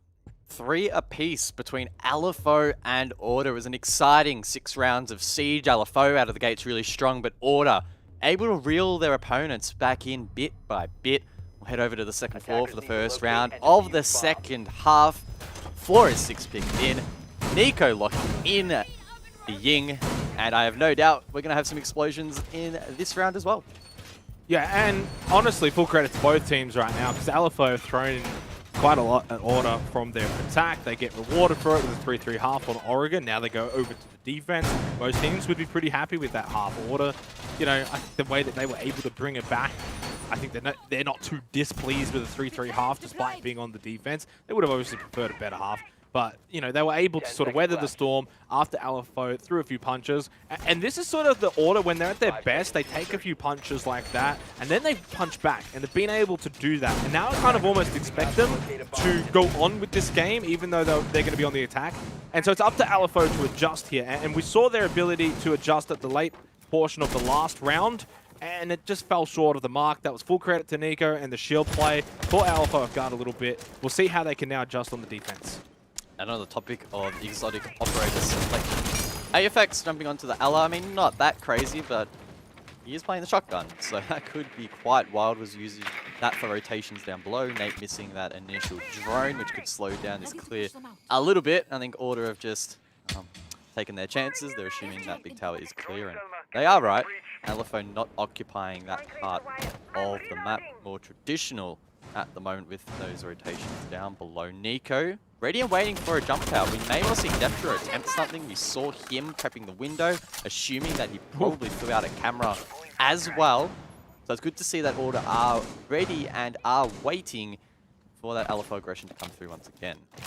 But I do wonder, now that Order are on the attack, are they going to sort of, I guess, resemble the aggression that Alfo was able to bring on their attack? So far, good early start. Nate actually finding the kill through, I believe, was it the Vulcan shield? So that's a little bit embarrassing there for Alfo. And Sushi, who's 1-6 at the moment, now sitting on those cams. Kind of cool that you can, of course, see what Sushi's looking at as he spends the rest of the game on the bench. Minute and a half. 4 versus 5, good start for Order, and this is what they need as a team, just to build some form. The Rotero drone going to go out from Nate, and it's got quite a lengthy timer on it. It can go quite a distance. Look how far this thing goes.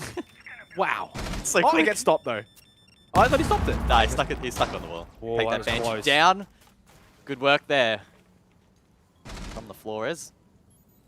Nate sending out yet another. I don't think that one was meant to go down.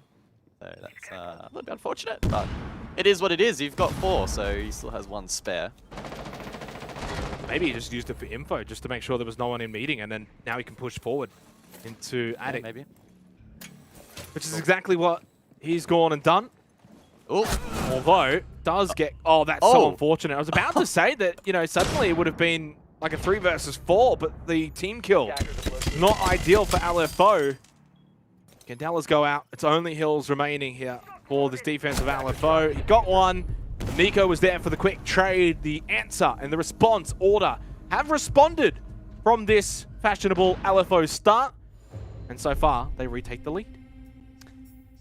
Well, maybe my theory will prove correct. We could see an attacker-sided Oregon if Order closes it out here in regulation. That will statistically be the case. And I guess part of that could be attributed to that Flores being available, right? We saw in that last round, Nate, firstly, got a kill. Secondly, clearing some utility. Thirdly, able to drone himself to make sure he didn't get shot from below. I mean, he really is a bit of a jack-of-all-trades sort of operator. That's why we are seeing him banned out here or there. But did sneak through on this occasion, and Order pouncing on that opportunity to implement him into the lineup. And we may well see a similar approach. It's the same objective, similar operators, Defenders and I don't see any reason for Order to significantly change up what they attempted in that previous round. No, Flores was pretty effective as well from Nate. I mean, the fact that you got 4 of those drones just means that you can really just throw them out like candy. And they're playing quite well. Bailey 8-0-4 has been able to get frags as a team. We've seen Nico make some pretty good plays without actually getting kills on the scoreboard. It's not always about the kills. Remember that one, guys. It's not always about the kills, not always about the stats. You know, it comes down to play styles as well. And right now, the play style from Orders, they've adjusted well because Alfo came out of the blocks, threw out some haymakers, and now they've been able to retake the lead. And that's the sign of a good side. And for Order now, it's about just sort of maintaining this more than anything. They don't really have to adjust too much now. It's just maintain it and hope that Alfo haven't got any more answers. That means now the pressure's on Alfo to respond themselves. Yeah, I'm liking what you're saying. It's all about that team effort. Nico was also a player that stood out in that last round. Those Candelas were quite effective. He was also tasked with holding the runouts, and then later into the round, the cross as well, and did that job really well. The LMG, so powerful, and he also has that secondary hard breach if required. But probably keep an eye on him later into the round. It's all about the entries at the moment, and it looks like Specker taking control of Big Tower. Bailey as well, establishing himself at least temporarily on the main double window, but it's all stock standard so far. Jack Daddy able to pop open, adding wall with ease. That has not been denied by Alfo. In fact, they're not bringing any wall denial whatsoever. So basically free real estate for the attack. And stock standard works for Order here more than Alfo, right? And that's, I guess, up to Alfo. It's their prerogative. They're on the defense. They can set up differently. Bailey, wow, that is cheeky. Depth shot goes down early. Second round in a row, the Order's going to have a one-man advantage with about 2 minutes on the clock. And this is the difference right now. Order are making things happen, and Alfo are just being a little bit too reactive. They need to get back on the front foot like they were when they were on the attack. Those Roteros, they sound scary. They do a lot of damage. You know when that beat goes out that you need to hold on for your dear life. And talking about holding on, AFX needs to be very, very careful. Stuck in the corner. That's what these drones can do. A lot of damage. Force you out of your position, and you will be taken down. Textbook there from Order. Thank you for putting on that showcase. Really well played by the attack. It is Nico to finish off heals elsewhere, so it is effectively now a 2v for Order with the advantage. And that's been the common theme so far in this second half. Order with the advantage. Jack Dad takes out AFX down to Sushi and Wettables, which was a bit of a dynamic duo on Alfo's attack. You can look at Sushi 2-1 and 6, but he's actually had some pretty big moments, more so on the attack than the defense of Alfo right now. But as a team, they've all kind of stalled a little bit in this second half. Wettables as well has stalled a little bit in this second half, despite an amazing first half. Bomb located by Very much just feeling the pressure from Order. They are surrounding them, strangling them like a python. Sushi has got no chance here inside of Attic. Nate just with the authority kill. And right now, it just seems like they're playing with their food. Alfo's amazing start has not been able to be replicated into the second half. Yeah, good work there from Order. One thing I do want to highlight or lowlight was interesting play there from Sushi, right? He was inside of Pit. He threw out that smoke canister to stick it to the wall, and in the past, that smoke would have propagated through the wall and prevented anyone from walking in from Trophy, but that has been updated. Now, I don't know, maybe the smoke would have enough of a range to sort of curl around the doorway back through towards the side. I don't know if that's wishful thinking, but I wouldn't have thought that gas would propagate through the wall as it once did, so maybe Sushi just forgetting there for a brief second that has been changed, or maybe I'm talking absolute rubbish and it still does work. Either way, it was an interesting play. It didn't really have much of an impact because a lot of the damage was already done earlier in that round by Order. We're again seeing that Flores having such a huge impact. Isolated gunfights being taken by Alfo that are not being traded out, and it's putting a lot of pressure on these players in towards side that just do not have enough to work with late. Yeah, and basically to sort of summarize what you're saying is it's Order playing so well that's just causing issues for Alfo. More than Alfo causing issues for themselves. I don't think they've done too much wrong. They obviously had a very, very good first half.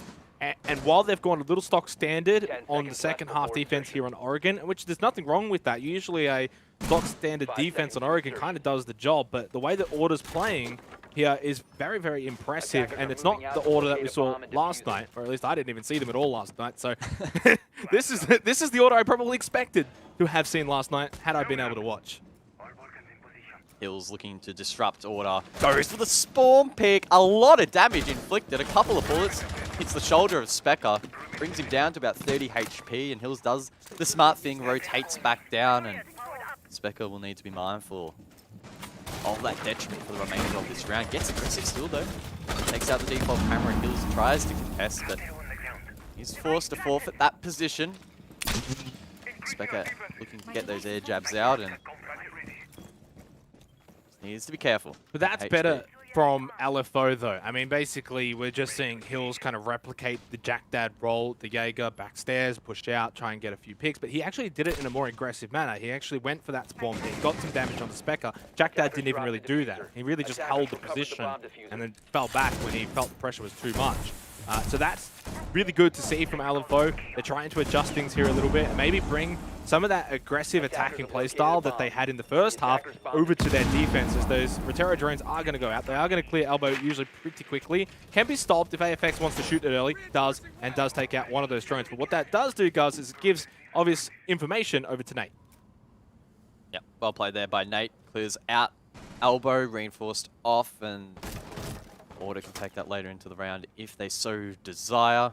With Jack Daddy still on the board, there's hard breach to work with if they want to pop that open, assuming he has enough Selmas left. I can only guess he does, as the secondary hard breach from Nico was used on the meeting hatch. Once Selma gets sent out, I think over towards E-Box. Still 2 remaining in the pocket of Jack Dad again. Wants to try and work Elbow, but Hills is on the flank. Side of Kitchen, deadly at the start of this round, and he's looking to maybe find more blood, as we only have a minute left. This is what Alfo have not been able to really have in the second half. A moment where, you know, we're into those, you know, seconds remaining, but it's still a 5v5, and Order haven't really been able to fire much of a shot. And Alfo have got to be able to capitalize on this scenario. This is Depture finding the pick on the Nate. Oh, no. Hills, though, the air jab catches him. Now there's the information. The player backstairs knows that Hills is coming. Hills is going to be wary for this, though. Oh, just the timing, though. Specker got off of it. I don't know why he should have really held it. Gives up this position entirely, and perfectly played by Hills. And now just get full control. Backstairs, pillar, blue bunker. It's all over for this round. Nico can get one, but he's not going to be able to get any more, surely. And even if he does, time is running out. 15 seconds left. 10 seconds left. Needs to send it deep. 30 HP left in the pocket. Will swing around the corner, but AFX swings back. Finds the pick. Alfo to close out the round, and Hills will be absolutely laughing at that. What a big play from him. The air jab so close to completely ruining the chance of that flank, but he still pulls it off. As you can see, 30 seconds on the board. Absolutely decimating that attempt from Order. And much better from Alfo, without necessarily Order doing anything too wrong. It was just that Alfo were a little bit aggressive in that round, opening up with, you know, an attempted spawn pick, some damage on the Specker, just being the Alfo we kind of expect to be. And that time they played that perfectly. Right now we've gone 9 rounds. It's 4-5 on the scoreboard, and I would probably say, off the back of those 9 rounds, we've got a very respectable scoreboard, guys. I can't necessarily agree with this. You know, there's been times over the last year or so, you know, casting R6 competitively, where sometimes you get 10 rounds into a game and you're like, oh, how's that scoreboard looking like that? It should be something else. But this right now is very indicative of the game that's played out. Yeah, I think Order are just slightly edging out on top. We should be able to close this out, but Alfo, if they can pull off some of these sneaky plays, may well be able to get a couple more rounds on the board, and just never quite know exactly which way it's going to lean here on Oregon. There's a meeting defense though. Alfo electing to extend up above. 10 seconds left. Not too unusual there. The rotation in towards kids to extend that a little bit further. 5 seconds to go. And a lot of utility can be used. Hills though, this is a little bit more unusual. Going for yet another spawn pick. Pull it off on this occasion. He took Specker so low last round. Didn't quite find the kill initially. This occasion though, he won't find anything at all. Yeah, it's fine though. I mean, it's not about necessarily getting the kill. It's the way it's almost just sort of highlighting how Alfo have adapted a little bit here. And the first couple of rounds, they weren't really doing those sort of things. Fine, you don't have to, but it's nice to see them now doing that, understanding that Order are really throwing some heavy punches, and they understand themselves now that they need to get back on the front foot. They need to start making things happen. You can be on the defense and still be proactive. It doesn't have to be a one-way street. So they're starting to do that a little bit more now. And that's why we're seeing them win that last round and keep this very, very interesting. Specker really confidently putting in the groundwork on a lot of these attacks, and that indicates to me that whoa, not only is he confident, okay, Winnible's jumps out, but Order are really doing a great job in pre-placing their drones. Nate narrowly avoiding or narrowly missing another retrade there. Bailey elsewhere though does drop Depture. That's the bandit taken down. solid start once again here for Order. Alfo A will bomb be has looking been to located. disrupt. Yeah, Attackers and sort of have just recovered going the back off what diffuser. you were probably getting at there is, you get those pre-placed drones out nice and early, and you can get then into your rhythm earlier, which means you've got a lot more time on the clock, and then it's not about getting to a certain position with 30 seconds left. There's a minute and a half, and you've already sort of cleared out a lot of areas, and you've pushed in, and you've basically gotten to the point where you can start clearing that utility very early on into the piece, and gives you a bit more time, less pressure. Terra Drone just going to blow open this barricade down in security. Wettables is probably questioning what's going on there, but yeah, Nate, this is actually really interesting. He's opening up the sightlines as well. And this is the perfect thing about these drones though, guys, right? It's just, you can use them in so many different ways. So versatile. Yeah, that's the beauty of Siege. So many different tools to do the same thing. And Flores really does envision that, or embody that, I guess. Do damage to your opponents, create lines of sight, clear utility, the whole works. And on top of that, you have 4 of them. So you can do it times 4, which is pretty damn intense. And it's definitely putting the Wettables under the pump a little bit. Unfortunately for Order, though, no one directly playing off that. No one able to find that lesion lurking around. But Order are starting to circle around their prey. Nate finds one through the smoke. Hills does respond, but it's a 3v2 in favor of Order. You're going to want 2 players alive, though, for Alfo. It's probably Wettables and Hills, but Nate just shuts that one down. He is having a big game, and we've seen him do that for Order. Previously as a sub in the last stage. Hills in security should get 1, does. 2 more to go. One's planting. Just sits on it, literally. Jack Dad, big, and comes up clutch in the tough moment. Really well played from Order. Alfo were close, but too far. And Order are now 1 step away from being able to take this first map of Playday 2. Defender in position. Yeah, it was a pretty wild start to that last round. 2 picks early on, but Order once again just a little bit too tight, particularly in that mid-round, and they were able to get the diffuser down Activating the diffuser. and cover it. It was a little bit awkward. If that deployable shield wasn't there, Jack Daddy probably dies, and it would have been the one-on-one. Still a favorable position for Order, but not as comfortable as the 3v1 may otherwise be. That said, though, that's in the past. And Xenox, Always. you already know what I'm thinking. You already know what I'm thinking. Yeah, we don't need to mention it, and it always just comes down to this. It's becoming formalities here. Match point for Order, Kid Storms, we get it. It's a big site. All fun aside, it's a must-win, obviously, for Alfo. Turning this from an honorable loss, or can they actually come back and send this to OT, which, if you can send it to OT, of course, with the the current rule set, you'll get some points. So at minimum, you can walk away with at least 1 point. That's got to be the goal right now for Alfo. Short-term goals, obviously, you'd like to come back and win it entirely. You can no longer get all 3 points, so it's either 1 or 2. So it's now about 1 step at a time. Win this round, win the next one, get to that OT, get that 1 point. Because if you walk away with an OT loss, you're at least walking away with 1 point. That's something, that's better than just an honorable loss. Because otherwise, if they lose now 7-4, we're going to end up sitting back in like 5 minutes time saying, well, that was pretty good from Alfo, but they get nothing for it.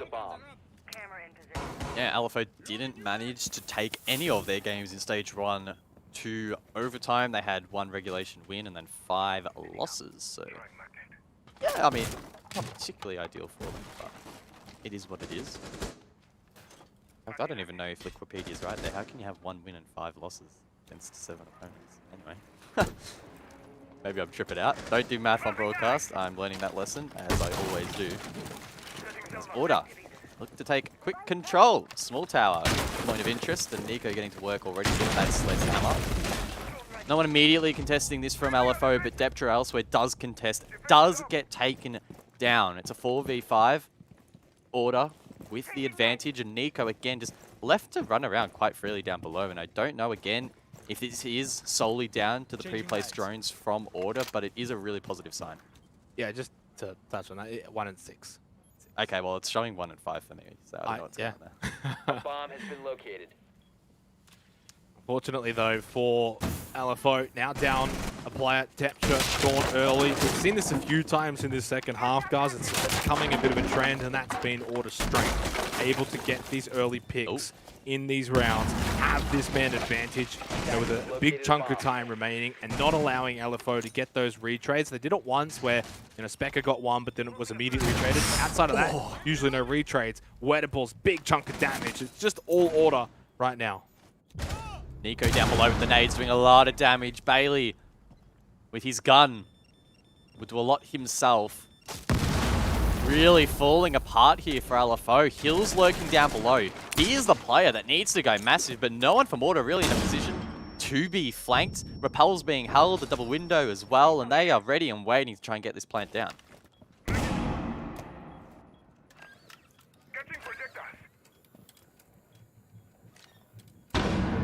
Stressful moment here for Alfo. With Order just bearing down on them. 2-man advantage. Time ticking down. Match point. So much against Alfo right now. Can they have a fairy tale finish and overcome these odds? Hills, good position. Good trigger discipline and gets the shot onto Jack Dad. Finds a second. He's come up big before already in this game. It's happening again. He leads the way with 2. Then AFX will follow the leader by getting 1 as well. Now remember, Specker's quite low. So it's basically up to Nate now to rectify things here for Order to close it out. Otherwise, LFO are now in a position where they can send it to OT. Big round win from LFO. Wow, I bite my tongue. Hills was in the perfect position. Downstairs, holding that double window, he knew exactly where those players were, as I highlighted earlier, and he backed himself to win at least one of those gunfights. He did. The rest of the team was able to pounce as well, Order capitulating. This is a big round. Order really want as many points as possible. Of these two teams, I think it's fair to say that Order are probably more of a favorite to make it to the playoffs, or at least finish higher in the playoffs. And given, again, the gauntlet format, you want to finish as high as possible in the standings, and then you play less games in the bracket. If you finish first, you go straight to the grand final. So you need to be banking as many points as possible. And for Alfo, this would be a very bitter pill to swallow. Off the back of last season, where they already had numerous 7-5 losses. They lost 7-5 to Bliss. They lost 7-5 to Wildcard. They lost 7-5 to Rhythm. And they lost 7-5 to Order, ironically. Now, I don't know how many I just said of those guys. I don't know if you were keeping track with fingers, you know, as I was sort of reading them off. But that's a lot. That's actually the majority of their games. They lost 7-5. And so what do they get for that? Nothing. You don't get a point for that. You don't get anything. You just ended up losing, but the scoreline is close. That's it. They need to now get over this hurdle of those 7-5 losses, start forcing OTs a bit more against these top teams, and start picking up some points. That's the next stage of the development for this Alfo roster. Basement does offer a good opportunity to bounce back here. Sushi with an interesting decision there onto the Warden. He can play the MPX with the 1.5 scope. Assuming that he'll probably position himself at pillar, hold the long lines of sight over towards the back stairs, as well as the bunker entry. Action though on the other side of the map. It's Specker again on the entry.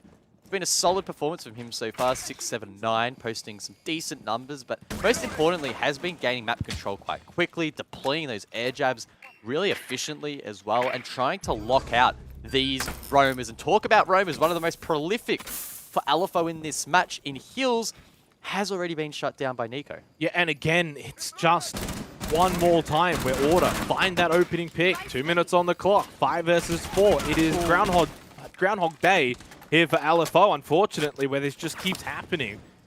And this is obviously the downside when you are, you know, playing this roam game, and if you do get picked off, it makes things very difficult to fix the issue here. You almost have to think, well, we now need to continue roaming to continue to now find a pick to bring things back into a bit of a balance here. Deptra's under so much pressure inside of meeting. He got droned out, he's already tagged, and now he's got 2 players hunting him down. Spec up, collapses onto Deptra. 3 versus 5. Order are looking for the knockout blow. Bailey with the somersault down backstairs, and it is looking like game over. It is looking like yet another 7-5 loss for Alfo. Really tough to see Alfo coming back from this. Someone needs to go absolutely huge. Sushi probably in the best position, but it's easier said than done. A player above in Nate watching the vertical, perfectly. Sushi takes the wrong step. He'll be taken down. Gets taken low. Lifeline. Not out completely, but doesn't really bode well for him later in this round. There we go. The smart glass is being used perfectly. Counter the flashes. Oh! It's a double from Sushi. I don't know how he managed to hit that, but that could be the in that Alfo needed. That is the in that Alfo needed, and maybe the what if for Nate not having the chops to eliminate Sushi early when maybe he should have. Maybe he can, though, still rectify things, redeem himself. 30 seconds left. Over towards Freezer. Still has 3 territories to push from Sushi, though. The timing, Nate! With a double to close it to seal the deal for Order. They were challenged. The almighty Alfo came through a few punches, but Order withstood them, threw some back. 7-5, all 3 points for Order. As you can see, massive smiles all around there from Order. They are absolutely loving that dub, but no, it's just... They're pumped! Another job done. Order happy to get that one over the line in the end. They do secure 3 full points as well in the process. Bailey and Nate going absolutely huge. The rest of the team stepping up in their own respects as well. And Order can be happy with another dub, or a dub at least. I think they're more relieved with this dub 7-5 because Alfo played pretty well. And again, the story of Stage 1 has just sort of followed Alfo into Stage 2. A 7-5 loss. They don't get any points. It's a bravo. It's an honorable loss. It's a well done, champ. But it's nothing on the board, guys. But for Order, you know, it was a must win. Off the back of their loss yesterday where, you know, it was 7-2. Chiefs looked formidable. For Order, it was about a bounce-back performance. I think they did that against a pretty decent-looking Alfo. Yeah, I don't think they did anything massively special. They didn't go deep with their strats. They just did what they needed to do. They executed the basics to a good degree, and Alfo did do a decent job in throwing them off quite a bit, particularly in that first half, keeping in mind it was a 3-3 half at that. So super close, and a super solid performance there from Alfo. But in the end, Oregon did end up being quite attacker-sided. A lot of that off the back of Order on their attacks, really leaning heavily into that floor, as I think that was the one operator that had such a huge impact and really did a great job in dislodging Alfo and making them feel quite uncomfortable.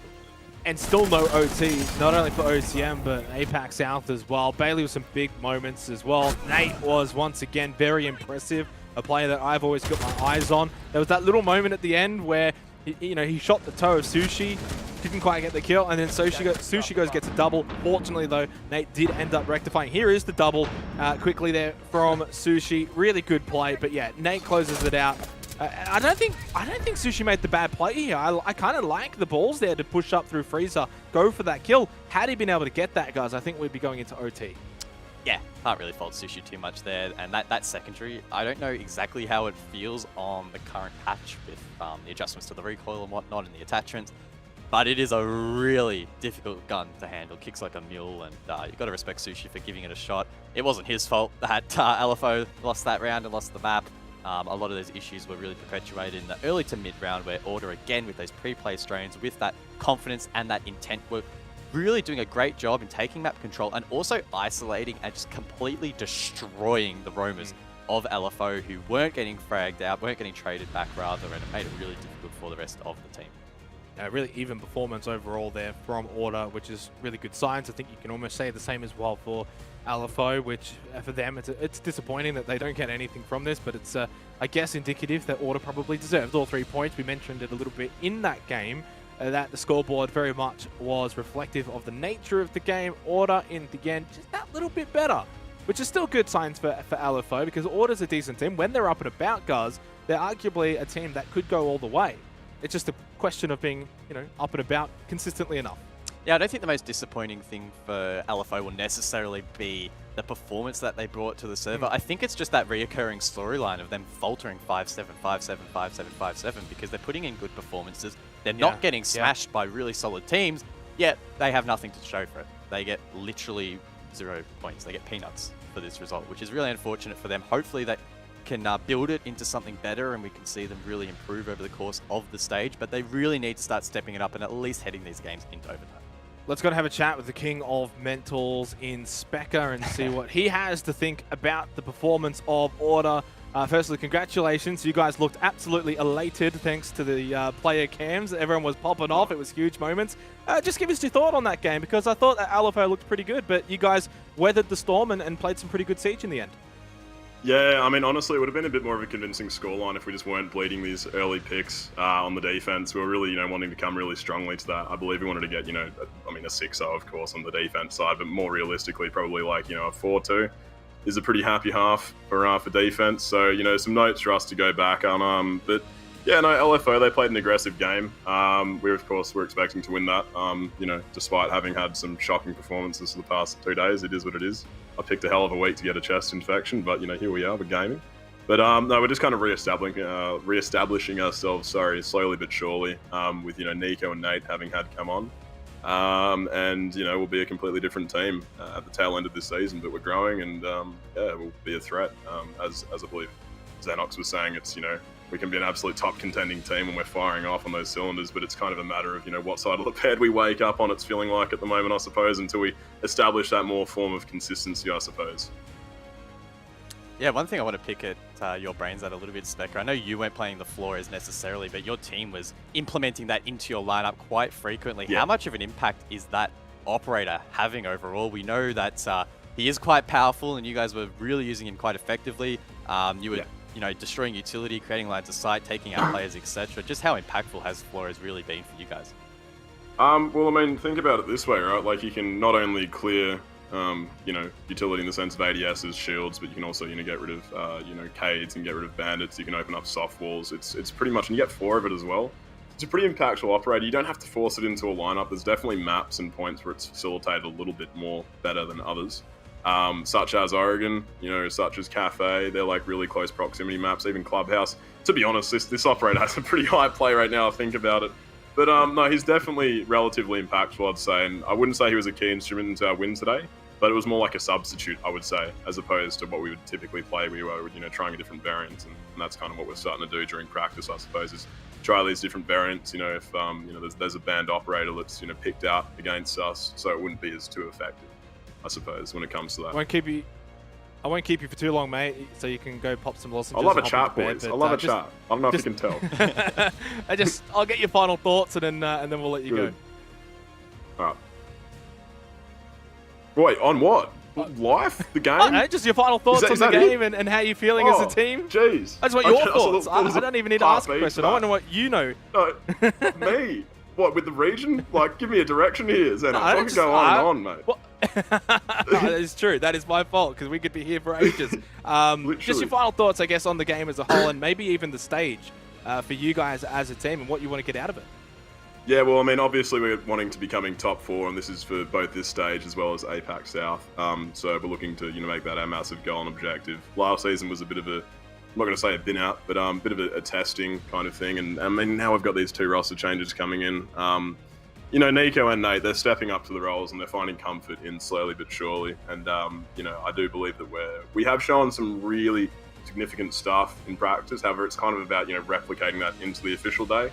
But as soon as we actually get onto that, we'll be absolutely smacking. So looking forward to the following games. I think we have Wildcard twice next week, so that'll be a fun one for the viewers. So, yeah, we'll be winning that one and looking to finish off the season strong, boys. So it should be awesome.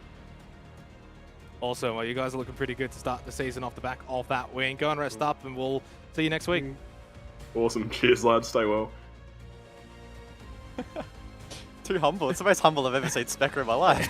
It's always content with Specker. I'll take the blame for that one. I left that bad interviewing, so I need to go back to the drawing board. Way too open-ended there with Specker. That could have opened up Pandora's box there in terms of content. But look, always great to have a chat with Specker. We absolutely love having him on the show. Big win for Order. They get across. They get all 3 points over a very valiant Alfo roster. We're going to go to break. When we come back, we've got plenty of games for OCN.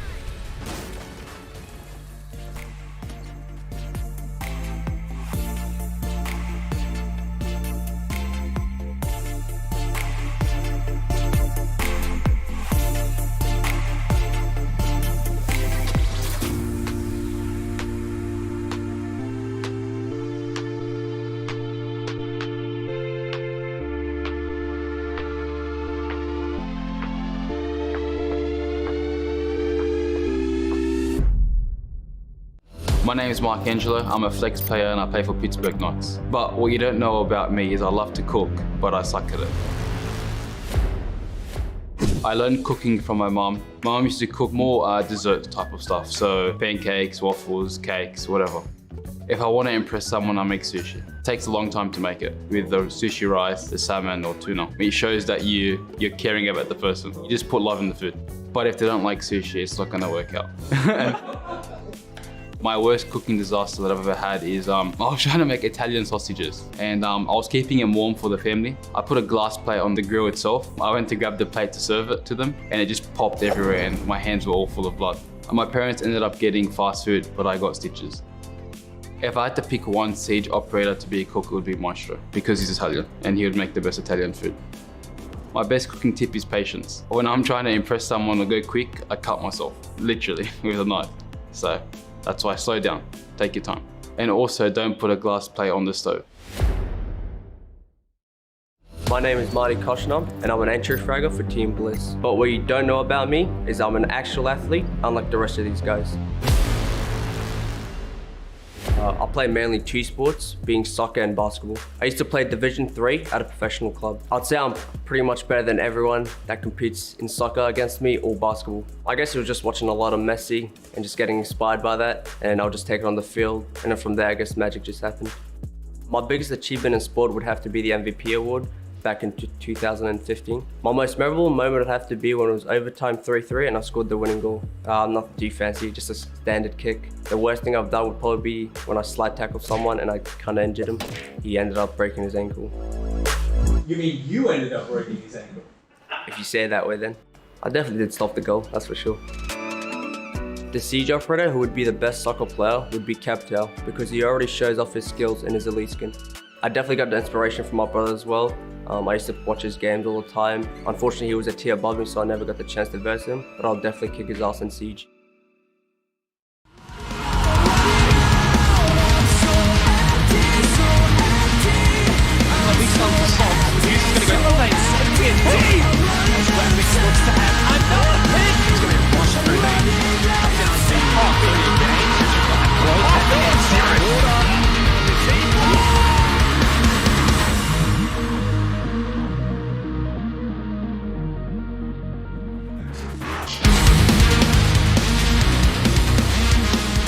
Well, a big win for Order over Alfo.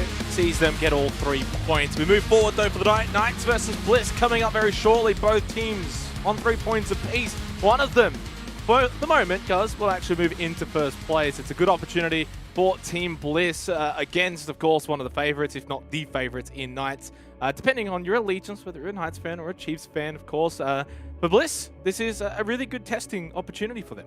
Yeah, this is actually quite an exciting matchup on paper in the regular season of Stage 1. Knights finished at the top, and Bliss finished in third. Now, unfortunately, due to the gauntlet format, we didn't get to see these teams necessarily go head-to-head in the playoffs, but I'd say that, you know, maybe they're a little bit closer than we actually think. I believe that the Knights are still a head and shoulders above the rest of the region, the rest of the league, but maybe Bliss aren't that far behind. No, definitely not, and I think they could very well be a surprise packet for the season. Let's go and look at the Knights, though, who most definitely are not going to surprise anyone, at least not in the way you might think. They are, of course, a well-oiled machine that's now looking at, into capitalizing, and this time maybe going all the way here for OCN. And really, it's hard to see any faults with this roster, any weaknesses. It's now just about stamping their authority and just getting the job done and getting to that, tail end of the season, those sort of playoff moments, and getting to that position again. Yeah, the beautiful thing about the Knights is they're really starting to establish a bit of a legacy for themselves. They're one of those rosters in the region that have been together for such a long period of time. I mean, we saw yesterday before the match, and even now, they just seem like a really well-rounded unit and really cohesive. They're always just talking, they look quite relaxed, they sort of go about the game in a professional manner, and it seems to be paying off. They are continuously improving. It has been a steady improvement over the last couple of years, and all of these players can step up when required. They certainly can, and they are a very formidable team, but they are prone to some losses every now and then, and a team like Team Bliss could very well be said team.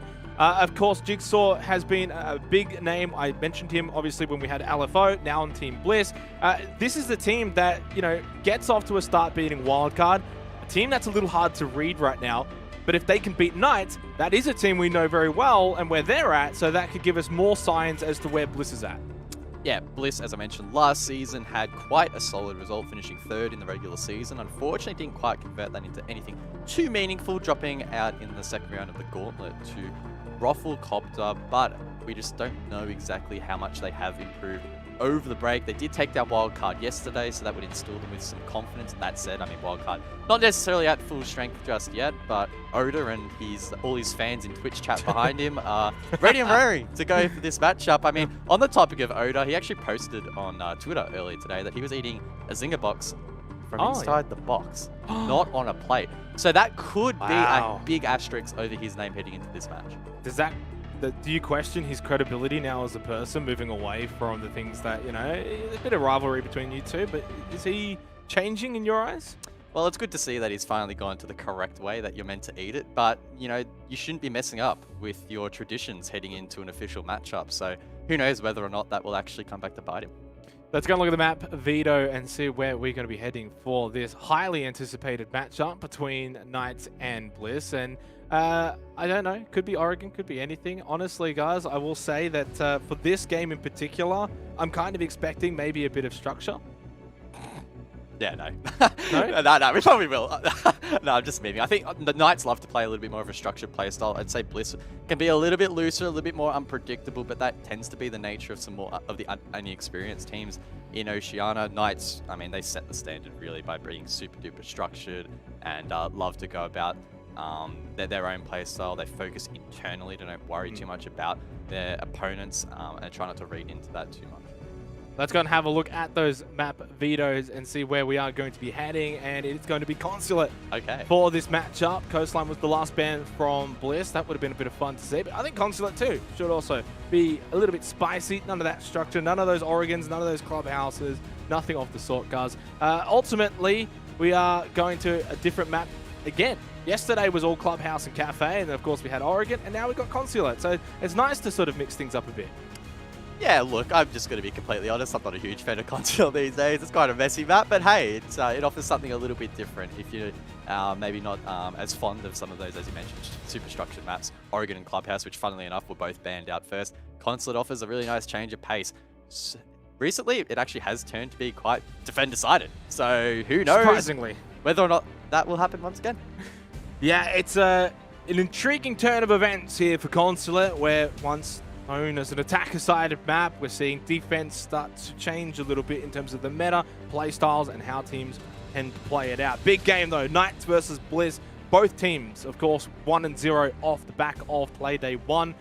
And only one of them is going to be able to get into that top spot at the conclusion of this game. It just depends on how many points they will be on and for how long that they can maybe stay in that top position. I mean, Oda's really going to be feeling the pump. I'd love to know who that is behind him in the background, but I cannot stand anyone standing behind me when I'm gaming, so feels bad for him. Either way, on the bans, Sledge and Thatcher. Taken off the board. Sledge offers a lot of versatility on this map. I bet he's watching the stream. And I mean, he 100% he is. For sure he is watching the stream. As Miro gets banned out as well, typical on Consulate. As for the final ban, you would expect the Valkyrie to be taken off the board. It is a swift ban from Bliss. We'll see it as they lock it in. No, Kaid. So trying to make that garage a little bit easier to open. Maybe some of the surrounding hatches around the map. Now, one thing that we did see again, quite prominent in the last map, was the Flores. But Consulate is a map that is very centric around window play. And the thing is, to use Flores and to use those Rotero drones, you need to be able to place them on the ground. Which means that Flores really doesn't, or hasn't at least so far, seen a lot of gameplay. Dino is just going to completely throw that out the window. He's just like, don't worry, guys, I'm just going to But the caveat to that is that you can sometimes pull it off. Second floor, quite challenging.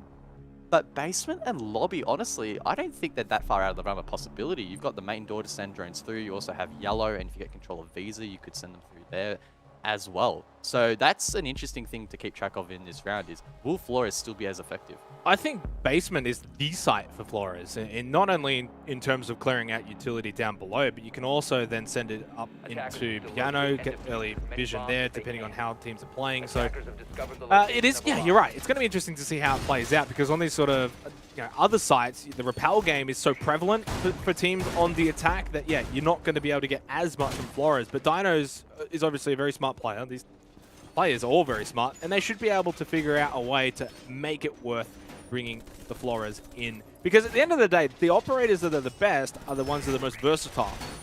It's especially going into the first round. Some teams go basement first, others, go press lobby. You're not entirely sure exactly where you're going yet. 5 seconds remaining. How aggressive will Bliss be, though? I would assume quite aggressive, and Jigsaw prepping a spawn peek over towards admin office would suggest that will be the case. Doesn't quite find his mark. The bus spawn, all of those players going a little bit further to his left towards the eastern side of the map. Means that Jigsaw won't find his mark just yet. Todd is down below in basement, offering some support with a heartbeat sensor. He can call out these players as they rappel up, and it does look so far like the Knights will post up a couple of players on that side of the map to pressure admin.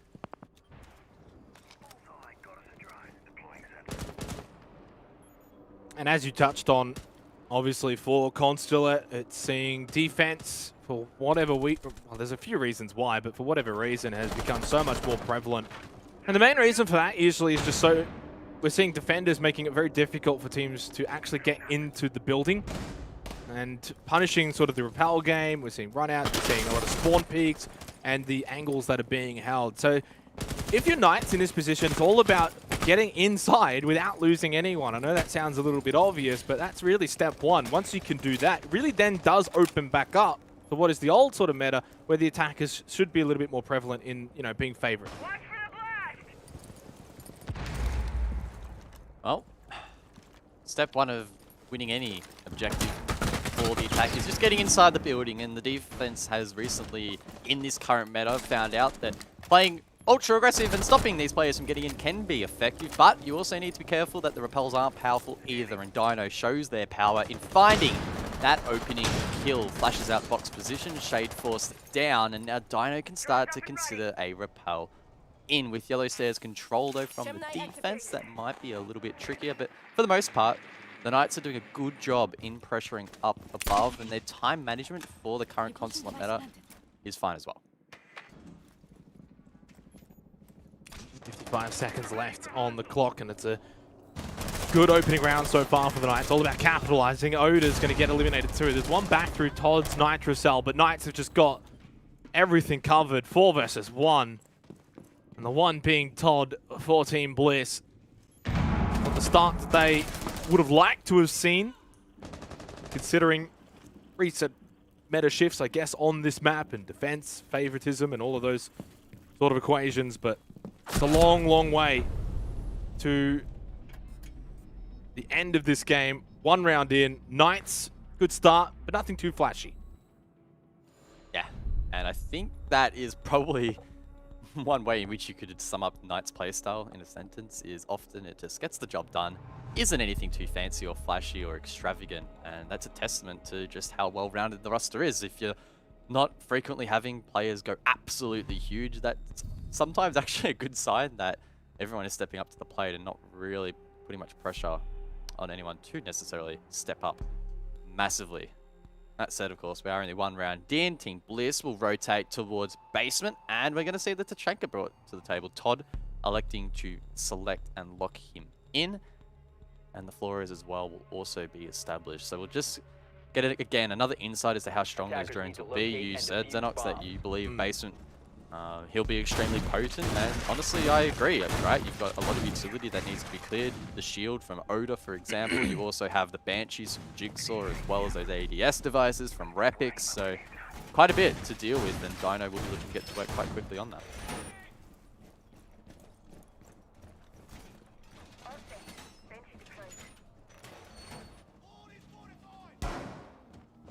Obviously, Sage on the Thermite, that's going to become a very common theme if it isn't already for Consulate. Those smokes now. For Team Bliss, it's about responding here and how they're going to play out. Kind of expecting spawn peaks and seeing if they can find anything early, but Knights will be switched on and ready for this. Understanding that Team Bliss are going to be playing this this sort of play style where they're, you know, looking out the windows, looking for these spawn peaks, being a bit of a nuisance, making it hard to get into the consulate. And it's about just patience more than anything. You don't need to throw yourself towards the building. Play a little bit slow. That's okay. You got lots of time. With that Kaid band out, opening this wall really shouldn't be much of an issue, if any. Shade is playing the mute. 2 Jammers are placed on the wall, but just like that, the nade, Juicy will clear them both out. Well orchestrated there from the Knights, well timed and well executed. Dino can now start to send out those Rotero drones and get to work in sight. Bliss already playing quite deep as Hayward shuts down Repix on the spiral stairs. He pounces on him. That patient outlook on this round paying off for the Knights so far. Yeah, and slow and steady is working out well for them. It's not just a nursery rhyme. Sometimes it does definitely work out well for teams. Hayward still over towards lobby. Jigsaw feeling the pressure here. The pressure mounting on all of Team Bliss. There's a trade.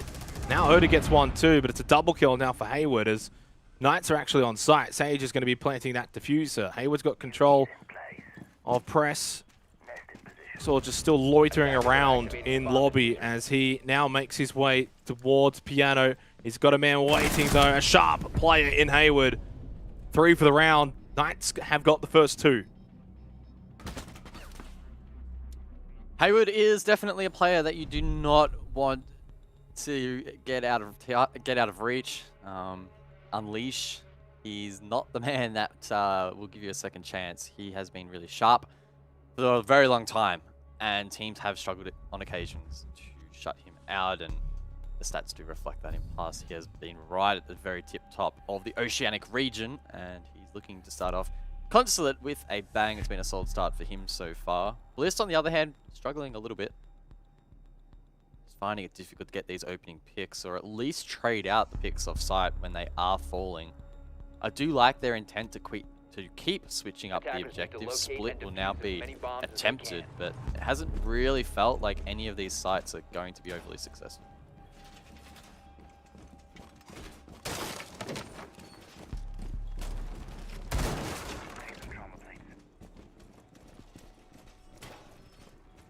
Just wondering as well what Bliss maybe need to do. It's only 2 rounds in, but they're on the defense for Consulate, which has of course been quite favorable for teams recent times. Haven't really looked like being in the opening 2 rounds. It's been mostly Knights. And they may be just allowing Knights really just sort of passageway into the building too easily without finding picks or even just getting some damage. I have to wonder how much Bliss are really committing to making it difficult for Knights to get in. Because right now, Knights are just basically walking in the lobby and then finding a kill, and suddenly they've got a man advantage and they're close by to sight. This is better from Jigsaw, being cheeky, a little bit of damage. It's not a lot, guys, but it just keeps Hayward, you know, a little cautious. Yeah. Looking to try and shut down Hayward. I'm sure Bliss would have been thrilled if they had found that pick, but just wasn't meant to be.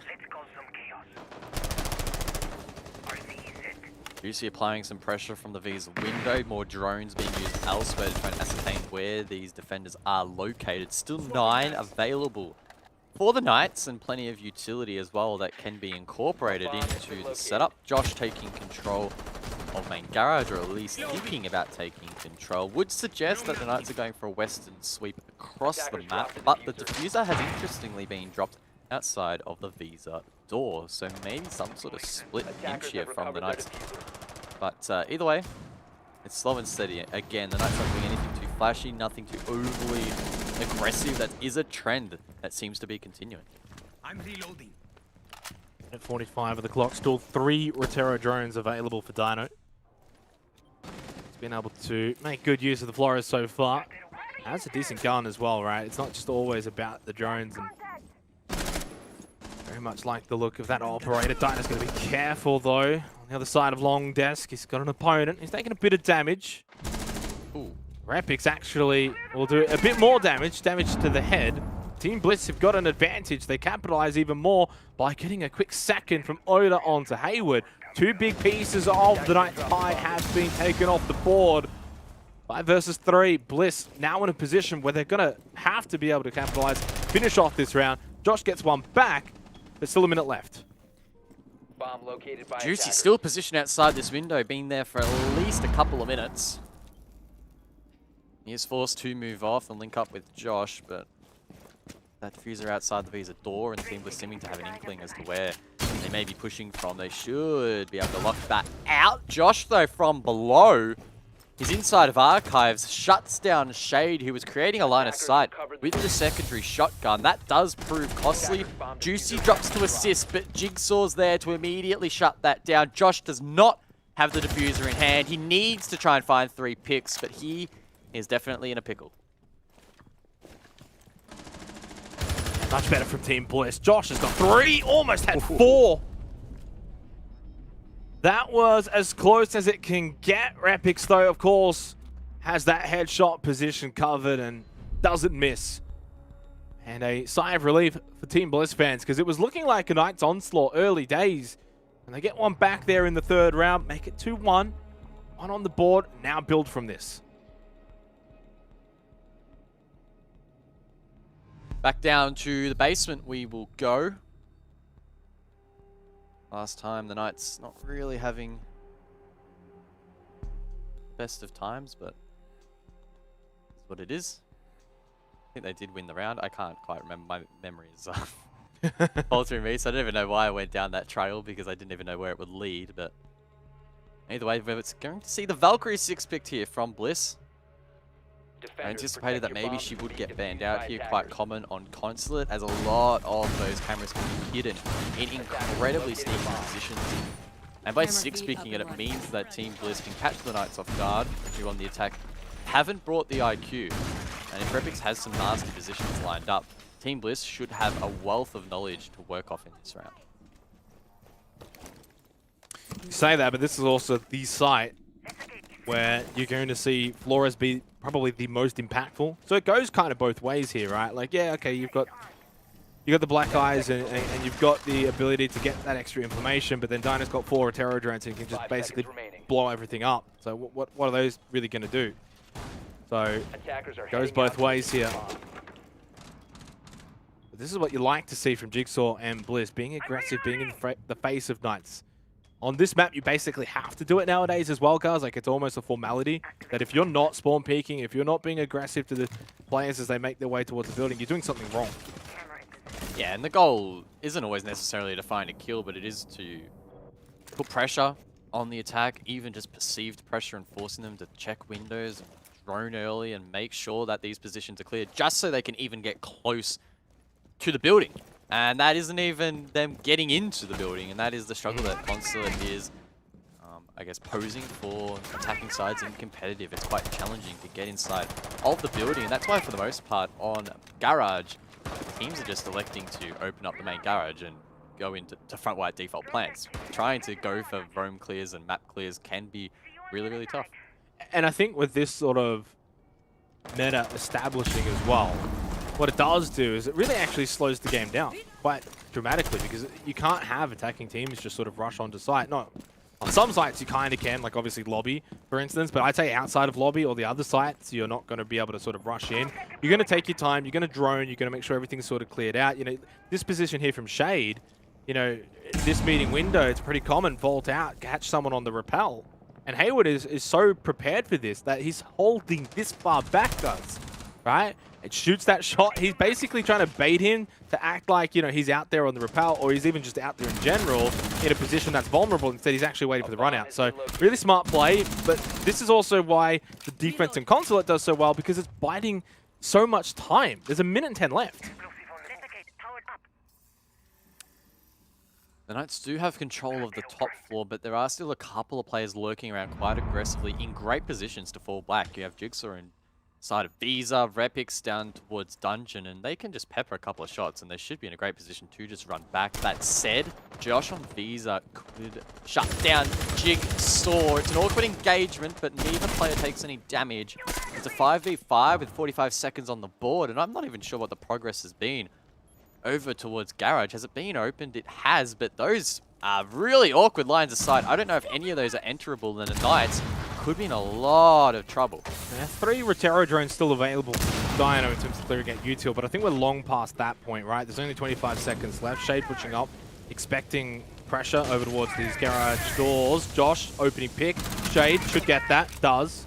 He's never going to allow Dino to survive in that position. 14 seconds left. Gas Babe out from Oda. That's his last one. Sage is going to go down. Juicy and Josh both combining elsewhere over towards server stairs. Is going to be Jigsaw, Oda, the two that need to survive for just a couple more seconds. All information has been spotted though through Oda's spot. He does die, but Jigsaw does not die, and so Bliss win the round.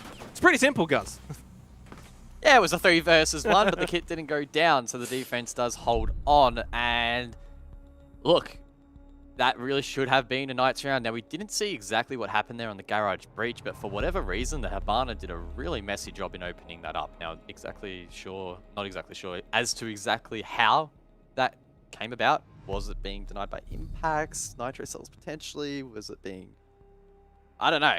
Something weird was going on there on that garage breach, and it did force the Knights to filter through. Sure, they had the man advantage when it came down to the 0-second mark, but they didn't get that kit down. And that meant that Jigsaw, with that position on top of the stairs, could win the team the round. So, yeah, quite an awkward one. Difficult to dissect, but we move on. And it's time for lobby. And it's 2-2 with only 2 rounds to go in the half. So the opportunity now presents itself for Team Bliss. You know, a little bit questionable in the first 2 rounds, but ultimately a lot of that just came down to how well Knights were playing. Now we're seeing Team Bliss show that themselves how they can sort of actually play this map a little bit better, and they're doing that, right? So they've turned the tide a little bit, and now we got ourselves a bit of a dogfight here on Consulate, which is really good to see, taking it right up to this team in Knights, of course, one of the best in the region, at times almost seemingly unstoppable. And for Team Bliss, this is probably the part of their development where they're at, where it's about now getting these big scalps to eventually confirm that, you know, like a top 4 placing come season end. So, and these sort of results, it may only be Playday 2, guys, but they go a long way for the season as a whole. Yeah. Short season, compact season, and every single point does matter. In this round in particular, we saw Todd on the Valkyrie throwing out some of those black eye cameras, and again, without IQ on the table, players like Dino, for example, outside are likely being seen here by the defense. Todd, you can see on the right of screen, does have his gadget active. He is watching those cameras intently. Oda as well, flicking onto his yokais, and it's a good positive sign from Team Bliss, trying to exactly call out where the defense is pushing from. But Hayward drew up Shade. His head taken down. It's a good start for the Knights as they look to try and take some sort of foothold on the map. Admin looks achievable as Jigsaw's forced back, and again, a disappointing start for Bliss. And I think for Knights, maybe something that's been a bit of a key focus for them has been getting an opening pick on the aggressive nature of a defensive team on Consulate. Playing a little bit defensively, but from that defensive position, looking to then find a pick, punish, you know, maybe some sort of overzealous. That's going to be the bench taken care of with the Rotero Dream. Rapix, though, reads the play perfectly, jumping out the window of top of Yellow, gets both Sage and Dino. Perfectly played from Rapix. Just like that, how quick things can turn from what looked like a good start for the Knights in the way that they were approaching this building once again, and then just an ultimately awesome individual play from Rapix. Repix step up again. Hayward outside the yellow stairs poses a threat, but both players will run away. The diffuser not in the hand of the attack. Outside to the west, someone will need to go and sweep that back up and prepare for a plant later into this round. But at the moment, the Knights looking to try and take on some ones, win some gunfights, and bring back that man disadvantage that is against them. Hayward with those breaching charges can create a line of sight in towards anti-chamber. Todd safely inside of public bathroom. Oda under threat from above and is forced to reposition. Hayward on the hatch, desperately trying to find a pick. Everyone from the Knights just trying to find something, but Bliss are not playing into their hands. 30 seconds left on the clock. Hayward just spotting a pixel of a head. Repositions slightly. Oda's going to position himself as well with his late game. The rush comes in. Rapix gets the first pick, though, onto Juicy at this moment. He's now got 3 for the round. Josh just has to push in to meet him. He wasn't maybe even expecting Rapix there. Still got him in anyway. Drops down into lobby. Should get the second one as well onto Jigsaw. Does so. 2 versus 2 for time. Running out for the Knights, and they're running out of players as well. Bliss with the double at the end to close out the round. And they're on a bit of a streak here on Consulate.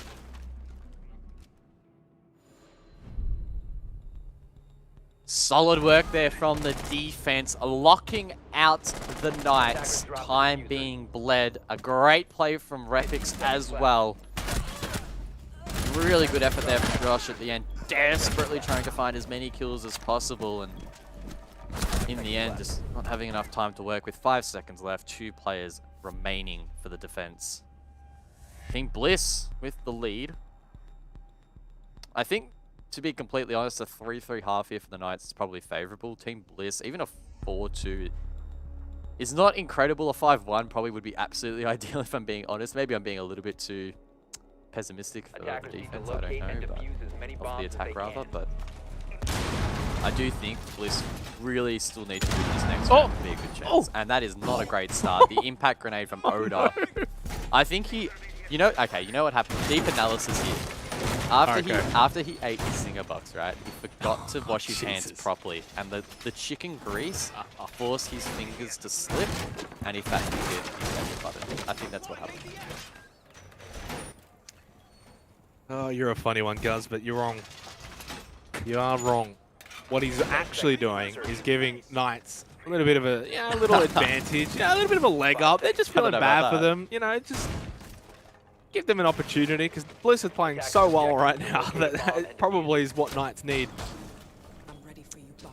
It's not ideal for the final round of the half, but it's not the end of the world. We've seen worse. We've seen full-on, deaths before. Losing half health is not great for Shade, but he's going to be playing in a pretty defensive position anyway for the majority of this round. It's still up to others to be aggressive early on. Dino's been very committed to this Flores, and I do want your thoughts here while it's still early on, Guz. Do you think it's been successful or maybe not?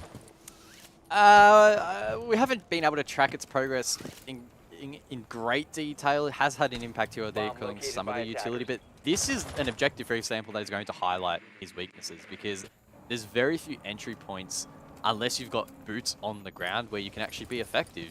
You could maybe try and make plays up the early stairs, but keep in mind that its countdown is probably not long enough to get it up very far, but you could maybe see an attack mounted from admin side. And there you go, there's an example. Only a couple of seconds left, and Dino's only just able to get that drone to the top of the stairs, and Shade, despite already being taken down quite low, survives perfectly fine. So I believe that this objective in particular highlights some of the weaknesses of Flores on repel-heavy maps.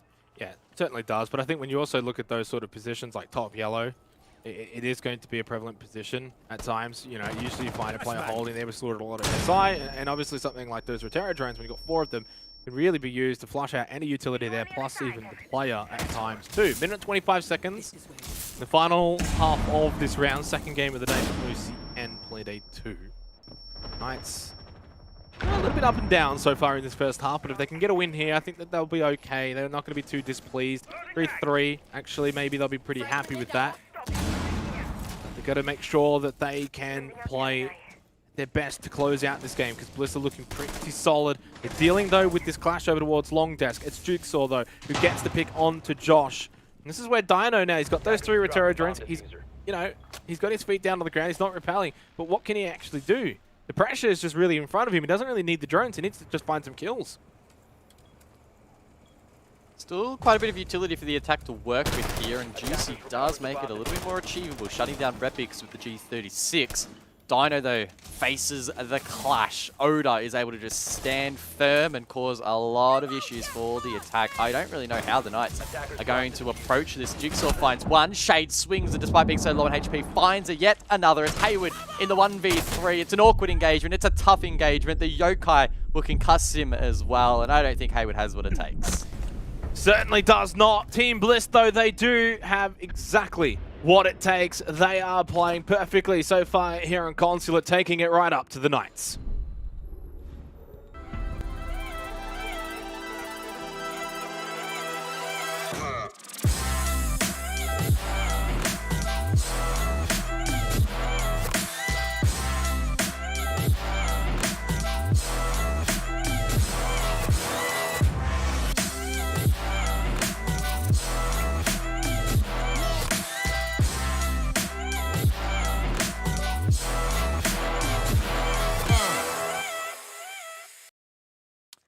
Well, it's yet another barn burner in OCN. Welcome back from the break. Team Bliss currently leading 4-2 on Consulate. It's been a hard-fought map indeed, and Knights are looking to bring this back on the side of the fence. You know what Team Bliss is doing really well right now is they're living. They are just staying alive. Now, look, cheeky plug here for Livin, who, of course, once again, is a major sponsor for the Oceanic Nationals. They are always one of our favorite sponsors to come on board due to the message, you know, the stigma around mental health, and so we always love them being a part. You can support Livin by following them on social media, wearing their merchandise, and of course, for our lovely OCN viewers, you can get some promo codes, OCN15 at checkout to receive 15% off. Simply just type !Livin in Twitch chat, and you can go visit their online store. So big dubs, as always, from Livin. So far, it's big dubs from Team Bliss. 4-2 from the opening half, and pretty close to a potential match point if they can continue their momentum here now in the second half on the attack. Yeah, the Knights there showing a cheeky little technique that maybe some people aren't aware of. On Consulate in particular, quite prevalent. The defense will actually go around the map and shoot a couple of shots into each of the windows, break the glass, but not the actual barricade itself. And what that helps with is some of the sound propagation. It makes it a lot easier to hear when players are rappelling. So there's a fun fact for some of the noobs out there like you, Xenox. Or maybe not noobs, maybe it is a that is a bit harsh. But it is a fun little trick, and there's a lot of tricks you can learn from watching competitive Siege. So. And that's the beauty of Siege, you know, right? So many tips and tricks, and even for yourself, guys, I know that you still learn a few little things here and there after all these years. So that's that is the beauty of it. Rapix now making use of those Rotero drones as well. And this is the site where I think it's obviously going to have its most important usage compared to the other ones. We've spoken already about it at length as to why, but it you know, really does come down to the fact that you don't have to be repelling. Nice little spawn, well, not a spawn peek, but nice shot out the window from Josh onto Oda, and that's what you've got to be careful of over here on Consulate. This is why defensive teams have been so effective on this map, but it's going to be a rush in. You're going to get this diffuser down. Bliss, through those Rotero drones, was able to clear out a lot of the utility, and while Knights are looking for those window peaks, Bliss are looking for the plant.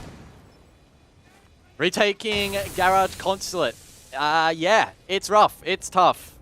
And Bliss, despite being at the man disadvantage, should be able to hold on, but Josh takes down Todd. And now it looks a little bit more achievable. Josh can jump onto the kit, Shade force wide. He does find Juicy, but Josh keeps sticking. Josh keeps sticking. Can Shade find the kill? No! Not quite. The Knights don't fake, guys. They don't fake. Knights understanding the severity of the situation. That is just them being so professional. You mentioned it, and I know you mentioned it a lot, how difficult it is to retake Garage here. And despite Shade landing all of these shots, Josh knows if he gets off that, he loses. It is a straight loss, regardless. He has to just hope that Shade then doesn't swing onto him. Positioned himself nicely, doesn't fake it. Pros don't fake, and Knights get the dub. That will be a little bit of a tilter when Team Bliss go back and watch that round on the VOD. Oh, Shade looking so sharp, but just didn't quite know there was a player on the kit. Quite difficult to hear over all the ensuing noise, and the Knights get away with a cheeky round there. It was a really well executed plant there from Bliss. Todd able to stick it in the midst of all that chaos. The denial from Knights was really quite lacking. The smokes were quite late, but they did enough in the end. A couple of cheeky shots. Enough of a distraction was created, and the stick was very brave, but it did pay off for the end. In the end, for the Knights. And that's where, without going too deep into it, but stats don't always matter because of those sort of moments, right? You're watching the, you know, the cross, you're watching angles, not because you're trying to get kills, but you're just buying time for Josh to get that defuse, or the counter defuse. So, you know, you don't really mind if you die there. Ultimately, it was the job done. It was a really good, solid team effort from Knights, and a very difficult situation to retake from Garage, and they've gone and done it. That's a big momentum swing now for Knights. It's 3-4. In all honesty, probably should have been 2-5. And so for that opportunity missed by Bliss, it's now an opportunity gained for Knights to be able to sort of rebound here on Consulate, now especially on the defense. This is a really peculiar position for Dino. I'm glad he fell off, otherwise he may have had his head ripped off. Does survive. No one really taking any damage so far. a lobby defense, but Josh is up above, and Jigsaw is taken down. Jigsaw has been quite solid for Team Bliss since his inclusion, and in this map in particular, going 6-6. Definitely not a result to scoff at, or a performance to scoff at so far in this matchup, but unfortunately he is taken down first, and another testament to just how difficult it can be to get inside the map. Yeah, but you know, it does come down to the team that is defending. If it was the caster stack, every team could just walk straight in. But when it's Knights, it's a very difficult proposition. Maybe if you were playing in a caster stack. I don't know, if we subbed you out and brought like Robin or something, I think we'd do alright. Wouldn't Rob be in the caster stack already? I don't know, I thought he was the sub. Okay. Minute and a half remaining in this 8th round. Team Bliss with a 1-round advantage, but it's Knights with a 1-player advantage, looking to tie things up here in Consulate. Josh has been impeccable, 11-1-4, some big plays, has been a standout. Don't want to harp on it, but Sage, 0-5. Not usually the Sage we see. Usually he's out fragging for the Knights, but this is why they're such a good team. They got pieces everywhere. If one player's having a few, off rounds, that's fine. Josh is going to go pick up 11. Hayward's also fragging out, takes out Repix. Knights look like that they're going to be able to capitalize this round. 5 versus 3. Minute left on the clock. Bliss are not even on site. Yeah, Bliss, 3 players on the rappel over towards the south. The Knights doing such a great job in shutting each and every one down. That's another to drop the kit. Hayward as well gets in on the action, and now Shade's left in the 1v5. He rushes in towards Andy, but nothing that he can do. It's a flawless round from the Knights. They're loving it. Have a look at them. They are absolutely thrilled with that result. In fact, I don't think I've ever seen any emotion from the Knights players, ever. About as much emotion from the Order players as well. and honestly, I'm going to be completely honest here, but it's only Playday 2, right? Like, it's early days. And also, we're only going into the 9th round. It's 4-4. This is not the time to be jumping up and down and celebrating like you've just won the World Championship. Like, this is like, you know what I mean? Like, so understandably, it's still ahead in the game time for the Knights. So 4-4, Bliss have had some opportunities, guys. Haven't quite been able to capitalize to the full extent that they would have liked, but they're still within this match, and they're still a team that's challenging a top team like the Knights. Probably time to just tweak a few things a little bit. Ultimately, it was a really good rush on Garage. Still yet couldn't get the win. And so far, it's a matter of, is this going to be like Alfo, where it's just going to end up being an honorable loss? Yeah. That would definitely hurt Bliss a lot if they were to drop this match in regulation, or for either team to drop this match in regulation. Because, of course, you miss out on at least a couple of points. Had it gone to overtime. Upstairs we go, though. Seconds to go. How aggressive will the Knights play on this defense? We have seen on a couple of occasions that they're not scared to go for spawn peak. Sage Attackers must locate and defuse the out a bomb. couple of magnets there on the window, so that's an interesting strategy. Maybe that's to deny the air jabs from Oda. If he tries to shoot them over towards beating Belk, those magnets might catch them. I think that's the idea behind it anyway. Well, so I guess proactive placement there, right? Where you're anticipating a move from Oda, which is, smart. I guess we'll see. Surely he tries to air jab the meeting run out in a second. Maybe. Find out. Here we go. Now? Yep, there we go. Yeah, there we go. Thank you. Great. So yeah, that's really cool. I really like that from Sage. He places a couple of magnets on the windowsill. Oda has now used all his air jabs, and I don't think he's really effectively shut down any runouts except maybe the front door. Yeah, it was only first, so yeah, only front door. That does make that rappel quite precarious now. They do get the first pick, though. That's Josh taken off the board. Located by attackers. Big player taken out because he has been running rampant so far. You're on Consulate for the night, so that's a nice pick. No air jabs, maybe no air jabs needed. Juicy over towards top yellow still has to be dealt with as well. Rapix is now going to park his bum in the corner and sit on those Rotero drones, send them upward and deny some of this utility. And the thing is, it looks easier than it actually is, to be honest, guys, because you've got to make sure, like, you're looking at Juicy's position, he can actually swing that and destroy the drone before it's able to blow up. It's risky, obviously, but it is a possibility. So you can't just almost blindly turn around this corner, otherwise he will shoot it like that. Right on cue. Hayward as well finding a pick in the meantime. And it was probably because of that run out, which wasn't denied by the air jabs, but Shay just guns them down. Juicy in the 1 versus 4. A flash gets flown out. He manages to avoid that, but now he needs to find these picks. So challenging. Dancing around, dancing with death. Quickly tries to find the player inside a piano, but that's a lost cause. The diffuser is stuck, and this will be a Bliss round. Will it be this engagement? Yes, it will. Repix to close it out. Yeah, well played from Bliss. Well played from Repix, but ultimately elsewhere on the site and on the map as well. It was a team effort from Team Bliss, able to get that diffuser down as well. 5-4. And just momentarily, I guess, sort of halting this momentum from the Knights off the back of the last 2 rounds. And just regaining this lead, regaining this advantage. And now they're going to have to build on it themselves. But this is the site I'm cautious of the most.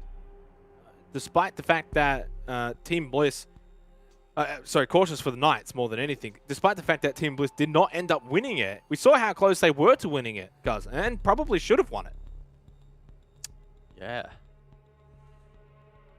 Has been a little bit of an awkward game so far. Both teams are making a couple of glaring mistakes now and then, but credit to the teams for the most part. Those mistakes are being capitalized upon, right? We saw the stick from the Knights earlier on Garage. That was, you know, bravery in the face of the mistake there from Bliss and being able to hang on in the post plan. Then we saw in that most recent round, Shade holding down the fort on the rappel. The Knights trying to double down on that run out.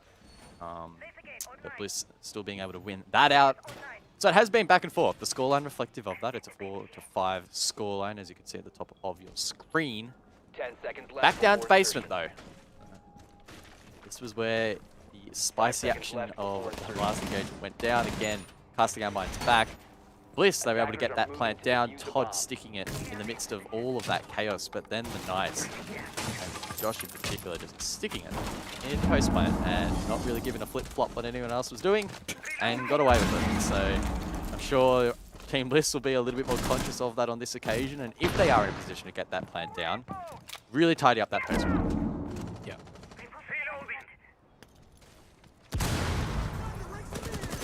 Todd's going to get that exothermic charge off immediately to open up the garage door in front of White Van. Gemini can, of course, get that Sawyer gate. And now the drones can obviously make their way on through. There are Terror drones as well from Repix, if need be. So this is pretty quick work right now from Team Bliss, and they should be pretty happy with their start in this particular round. A bomb has been located. Juicy running the Rook, the only serious defender that has the 2x on the MP5. Definitely do quite a bit of damage. In fact, I was actually watching Kengu in the Challenger League qualifiers last night because I couldn't get to bed. He decided to jump onto the Rook on this map as well and just started absolutely clicking heads. So Juicy will be looking to replicate that. Awkward engagement between himself and Jigsaw. There's Zofia outside of the breach, but neither player hits the mark as Todd looks to try and get the breach. They swing again, but neither player will connect. The garage should be open fully in just a moment, and Team Bliss might try and get an early plant down. Again, advantage Team Bliss like the prior round. Dino's getting a beating right now. Shade able to pick him up, and it's Juicy pushing over towards the bottom of yellow stairs. Can't quite win that exchange. Probably needed to. He had to, and he wasn't able to come up with it. Josh now in a 1 versus 5. Bliss are going to be on match point, guys, against Knights. They will be up 6-4 off the back of a flawless round, and Oda, his fanboy in the back, is looking pretty happy. I feel like we need to relay some information, like blink twice if you're not being held hostage by Oda or something like that. But you're right. Don't want to take away too much from the excitement of this moment. Team Bliss on match point. Wow. Okay. They mean business, but they still need to close it out. At least they've secured a point. Worst comes to worst, if it goes to overtime, they've got a point, but a big 3 in the bag would be impressive. Now, it's not a doomsday scenario for the Knights. I mean, thinking back to stage 1, the Knights didn't have the greatest of starts, but you know, you still want to be performing in your national program, and it has been a little bit messy from the Knights so far here on console. Yeah, and it's good that you bring that up, right? Because we touched on it very briefly in the Order Alfo match, where Alfo were really bringing it right up to Order, and there was maybe a possibility that Order could have started 0-2, and that would have been disastrous. But then we sort of brought up the fact that Knights went 0-2 in OCN last season in the last stage, and from that point they were pretty much unstoppable after that, right? So you can start slow and build from there. It's not just obviously a Knights thing; it's just really an any team thing. But it's always good to get off to a good start. I mean, I don't think you can ever really look down on starting well, right? And for Team Bliss, they've got now match point and an opportunity to start OCN 2-0, which I think means more for them than it would, say, a team like Knights. Because if Knights start 2-0, you're like, okay, well, we expect that. But for Team Bliss to knock off Wildcard and then to knock off Knights, to go 2-0, what do they got? They got Alfo next Playday. You probably back them in as favorites in that matchup, so then there's an opportunity for the 3-0. So suddenly you set your season up in the first 3 play days, and it's very likely you then make playoffs from there. So this is crucial for Bliss to capitalize. At minimum, though, they have secured at least 1 point. Tech timeout being used there by the Knights, as we could see from that overlay. Now is a great opportunity to have a quick discussion. It is, as we have discussed, the final chance for them to try and salvage this match and at least get 2 points maximum, because that is the absolute most that they could get, considering that their opponents have found themselves on match point. Bliss putting in a really solid effort so far, and they did just win the previous round flawlessly, no less. Every single engagement going their way, and they'll be really happy with that result. But something that we often see from teams in this region, particularly teams that are more inexperienced, is that they can have issues closing out games, and whether or not that's a pressure thing or their objective pool is maybe not quite deep and the rotation can kind of curse them a little bit. Either way though, this is a great chance for Bliss to prove us wrong and close out this match at start. But it's not easy to close out against a team like Knights, because you know that they're going to throw everything they've got here in the next 2 rounds. So you're going up against a very, very formidable opponent who's got their backs up against the wall. And generally the best teams respond when they're in that sort of position. And the Knights tend to do that. So for Bliss, it's about obviously continuing to play their game and back themselves in here at match point. They've gotten here for a reason. Ooh. Oh, that great Nitro salvo from Hayward. And this is what I'm talking about. They're going to be the ones to throw the first punch at match point, and they've done that. Knights with a 5 versus 4 advantage. Hayward and Dino looking to lock down this position, aggressively being held here by the defense. That said, Bliss have 10 drones that can be used. One of those taken down by Dino as shown on screen, but they at least know where the Mozzie is positioned. Not sure if Hayward's position on the water fountain is known, but it's going to be quite challenging for the attack to clear again. Bliss, man, disadvantage, but Hayward is lucky to get away with his life, but it's a fantastic cutoff there from Oda on the southern lapel. Dino responds with a C4 of his own. Deep in towards admin, he still finds the Flores. And you'd have to say that the Knights are edging out on top in this round. Yeah, obviously, there's a minute and a half to go and they've got a man advantage. Dino still checking out that admin window position. Oh, so close, but it goes the other way. Jigsaw found his head. Dino did not even realize. And now it's 3 versus 3. Just wonder, is this lobby plant potentially open now for Team Bliss? There's not many numbers alive here for Knights. Shade, though, on site into Piano. How do you lose that one? Good little flick from Juicy. Well played. Oda sending out these air jabs. There's still a minute left. They've got to deal with Sage above. Oh, man. Minute left. Sage, now's the best time to get off this donut. The attackers know that Sage is above. He was lit up, but what will Team Bliss do to deal with this? It means that they cannot go through the front door. They make a good rotation, a proactive rotation early here with 45 seconds left. I would assume that they're going to head up Visa Stairs, try and take control of meeting, and then consider a hatch drop. They could also go to the right of screen towards Spiral Stairs. Either way, though, they need to get a wriggle on. 30 seconds left, and Sage has a perfect position watching this door. Drop the diffuser. Attackers have recovered their diffuser. 18 seconds left. Nice little 1-2 punch there, but Time running out here for Oda to make something big to capitalize on this match point. They'll get another one if Knights do win out here, but it's likely they will. Juicy, some big plays down the stretch. Juicy's all of 2 frames for a second there. And Knights do at least make it 5-6. Keep their hopes alive of sending it to overtime, guys. Yeah, Juicy hit a nutty flick in that round inside a bathroom. I'm sure the replay will probably show it. That was the end that Team Bliss needed. They had potential control there of Piano, but then just got absolutely destroyed towards the end of the round, and Sage was able to hold down the fort. Good intent there from Bliss. They knew that they had to go above. That was the percentage play, but in the end, not a whole lot they could really do. And ooh, this is a big round. We go above. Knights looking to head it to overtime, and Bliss trying to escape with 3 points.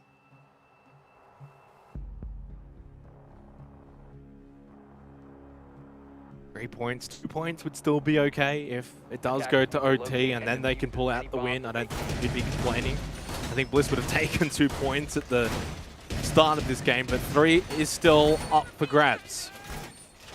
Otherwise, if this does go to overtime, you probably then back Knights to complete this comeback. It's not a large comeback by any means. It's been a relatively close match.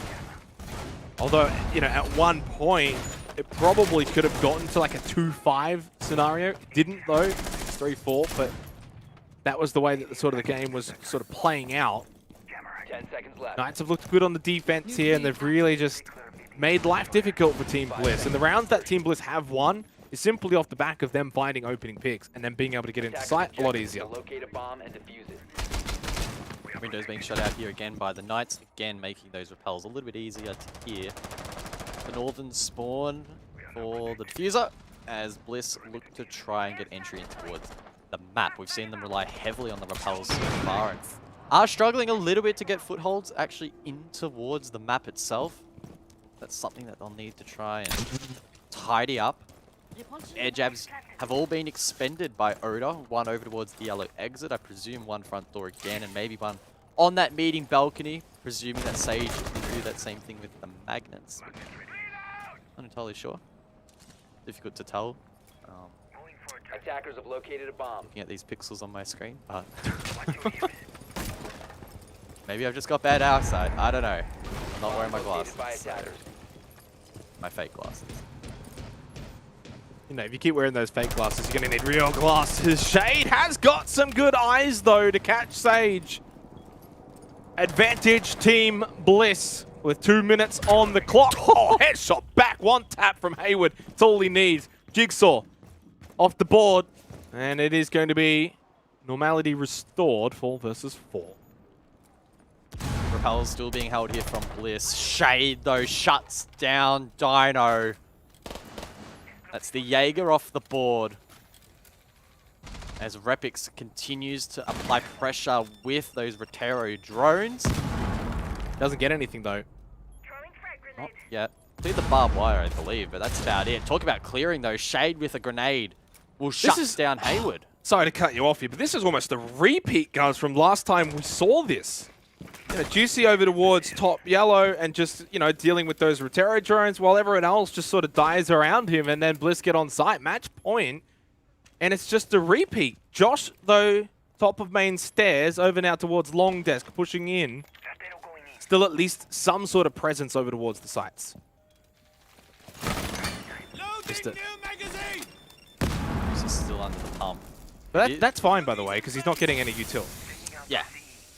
And Repix has now used, or is currently using his final Rotero, also shut down. But the thing is, Bliss have a heavy man advantage. If they decide to send it in towards the site, they should be able to trade it out. Also being pressured from down below, but there is a yellow ping. So Juicy has some intel to play off. The flashbang will force him back. Bliss trying to clear this position as Todd goes for the plant. He's on site, and Juicy just saw him at the last second get onto site, but it might be too late. Shade's got 4 now. Juicy pushing over, but he's got 2 minutes to deal with. Team Bliss are insane. They are 2-0 to start Playday 2 as Oda's fanboys are going crazy. Look at him go. They look relieved. They look happy. They look pumped. Big win, Team Bliss. Give him a shoulder massage, boys. Give him a shoulder massage. look, let's be honest, Oda wasn't really doing a whole lot outside of shooting out air jabs. It was all the Shade Show in that final round, my word. Massive 4K, 16 and 7 across the entirety of that match. A sheesh indeed. And a bit of a sheesh for the Knights. Bliss, a 7-5 victory. Wow, that's impressive. That is very impressive and sets themselves up for a good season ahead here for Oceanic Nationals. They go 2-0 to start this stage, knocking off, of course, one of the contenders as well. Knights have got some, I guess, soul-searching to do after that one, Guz.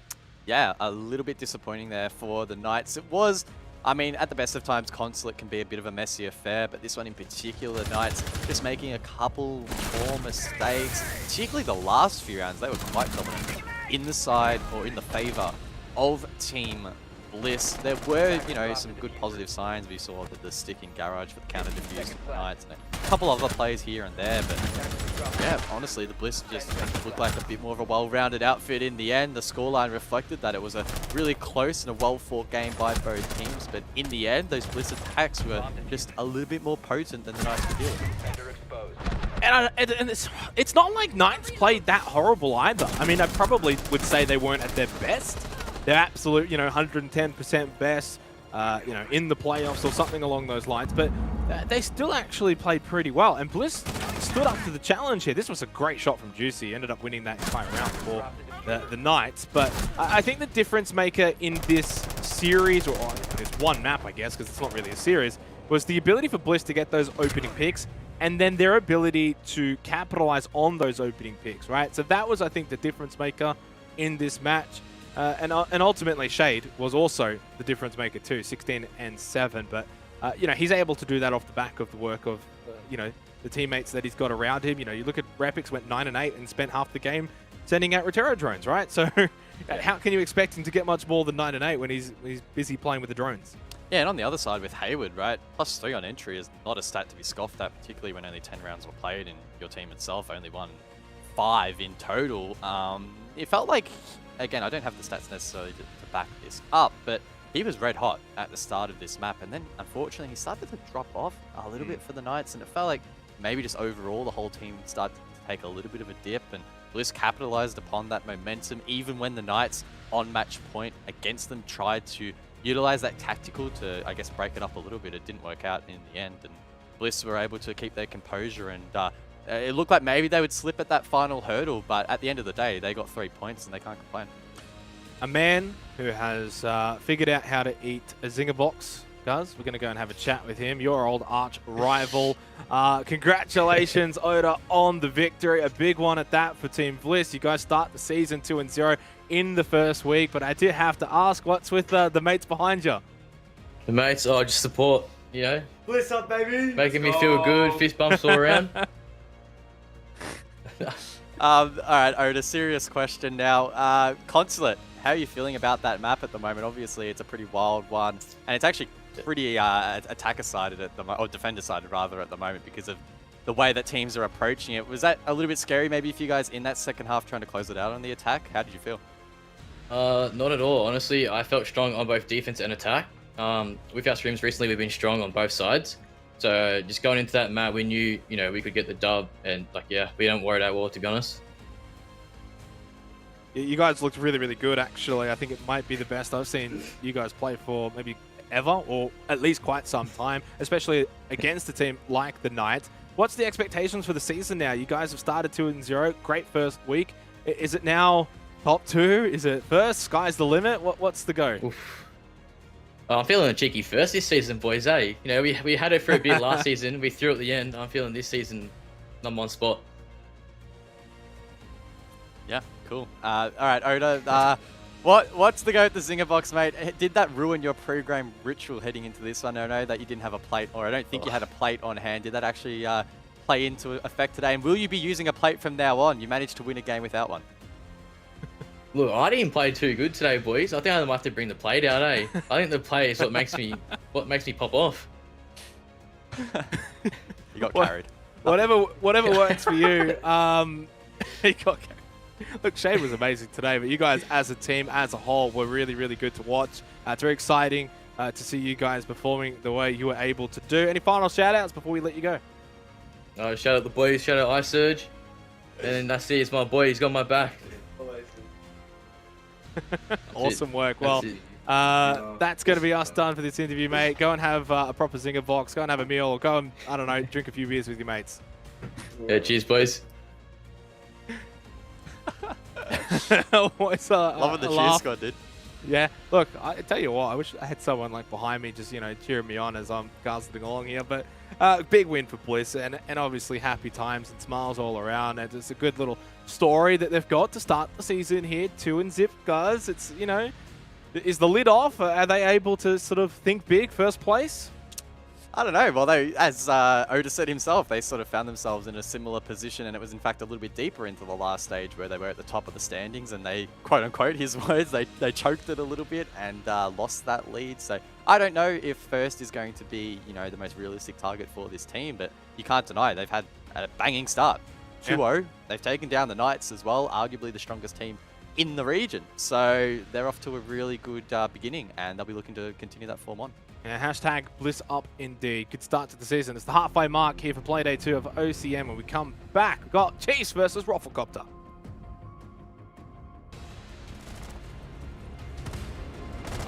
Attackers dropped the diffuser. 15 seconds left. Attackers dropped the diffuser. 10 seconds left.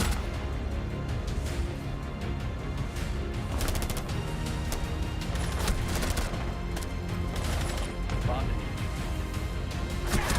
Tender exposed.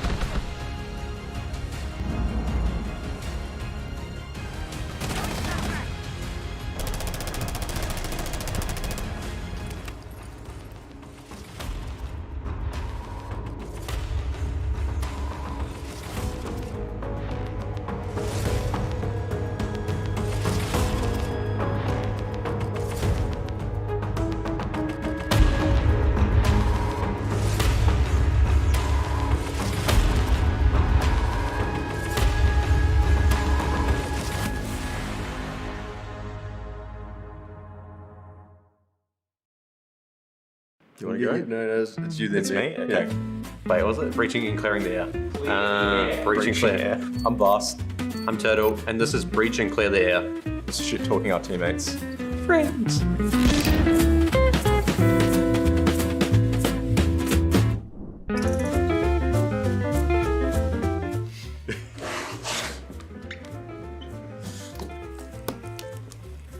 I think that's pretty obvious. He doesn't like dying to a lot of stuff, and he generally shows that in his temper. He doesn't mind a bit of a "what the f was that" moment. Worthy will probably die to something he deems kind of an idiot play, and he'll generally yell about how stupid that play was or that player was.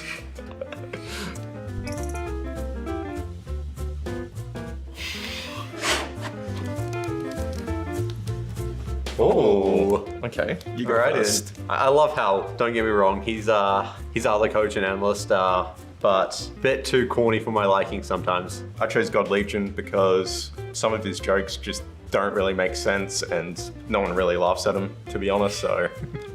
Well, actually, I was gonna write Turtle, but I thought about it and his jokes are a bit more awkward than bad, so. Okay then.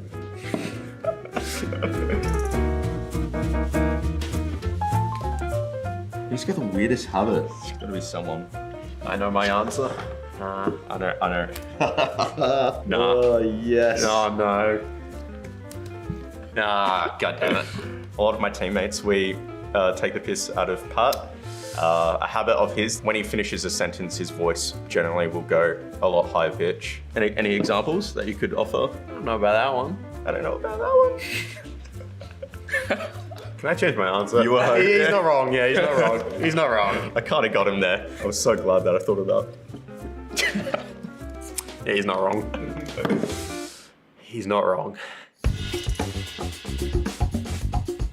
Ooh. Oh, oi.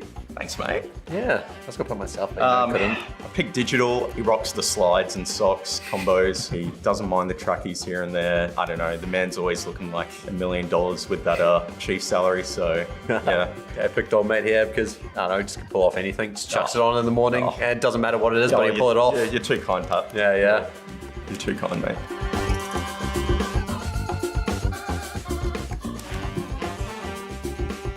Pretty obvious, Pat's, he was a lifeguard, so he's got experience saving people's lives. Yeah, I don't know, my other teammates, I don't really trust them with my life. Physically, I don't think they're capable of doing that. Why'd you put yourself? Because I'm the best, Because I'm the best. See, I don't even know what people eat, except I'm just... Can we do somebody's drink? Someone's drink. I picked God Legion because he is English for one.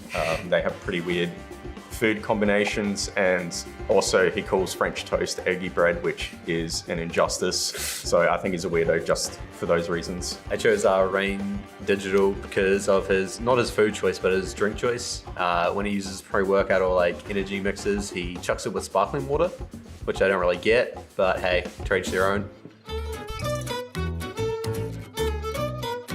I know. Oh, that's pretty mean. Oh, geez, this one's got me. I actually have no clue. Copying off my answers, typical. Yeah, I'm going to trust your instincts here. Yeah. I rate him, but I feel like he would make an inappropriate joke to my parents straight off the bat, just after meeting them. So for that, I'm going to have to, keep him away from them. Yeah, I totally agree. I think he'd be like really awkward and just making like anime noises or something. Oh my god, man. That was a bit of improv. Jeez. Genius. Anime noises. I'm very happy that Pat didn't put me down on any of them. Yeah, give you best dress. I'm flawless. That's true. Yeah, That's true. But you didn't put me down on any bad ones. So. Yeah. Feel like I'm going to have a few angry messages from teammates now, but hey.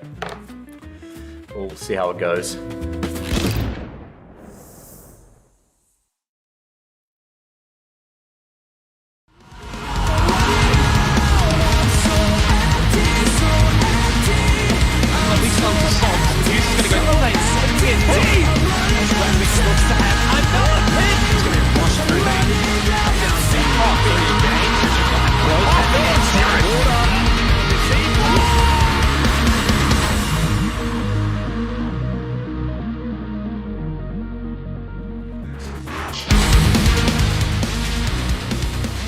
I don't know about you guys, but I'm feeling quite blissful this evening. What a victory over the Knights. Welcome back to Oceanic Nationals presented by Samsung. We are, of course, halfway through the night here for Playday 2. Big win and a big brain too for Sky. Congratulations. He will be first with the predictions at the end of the night.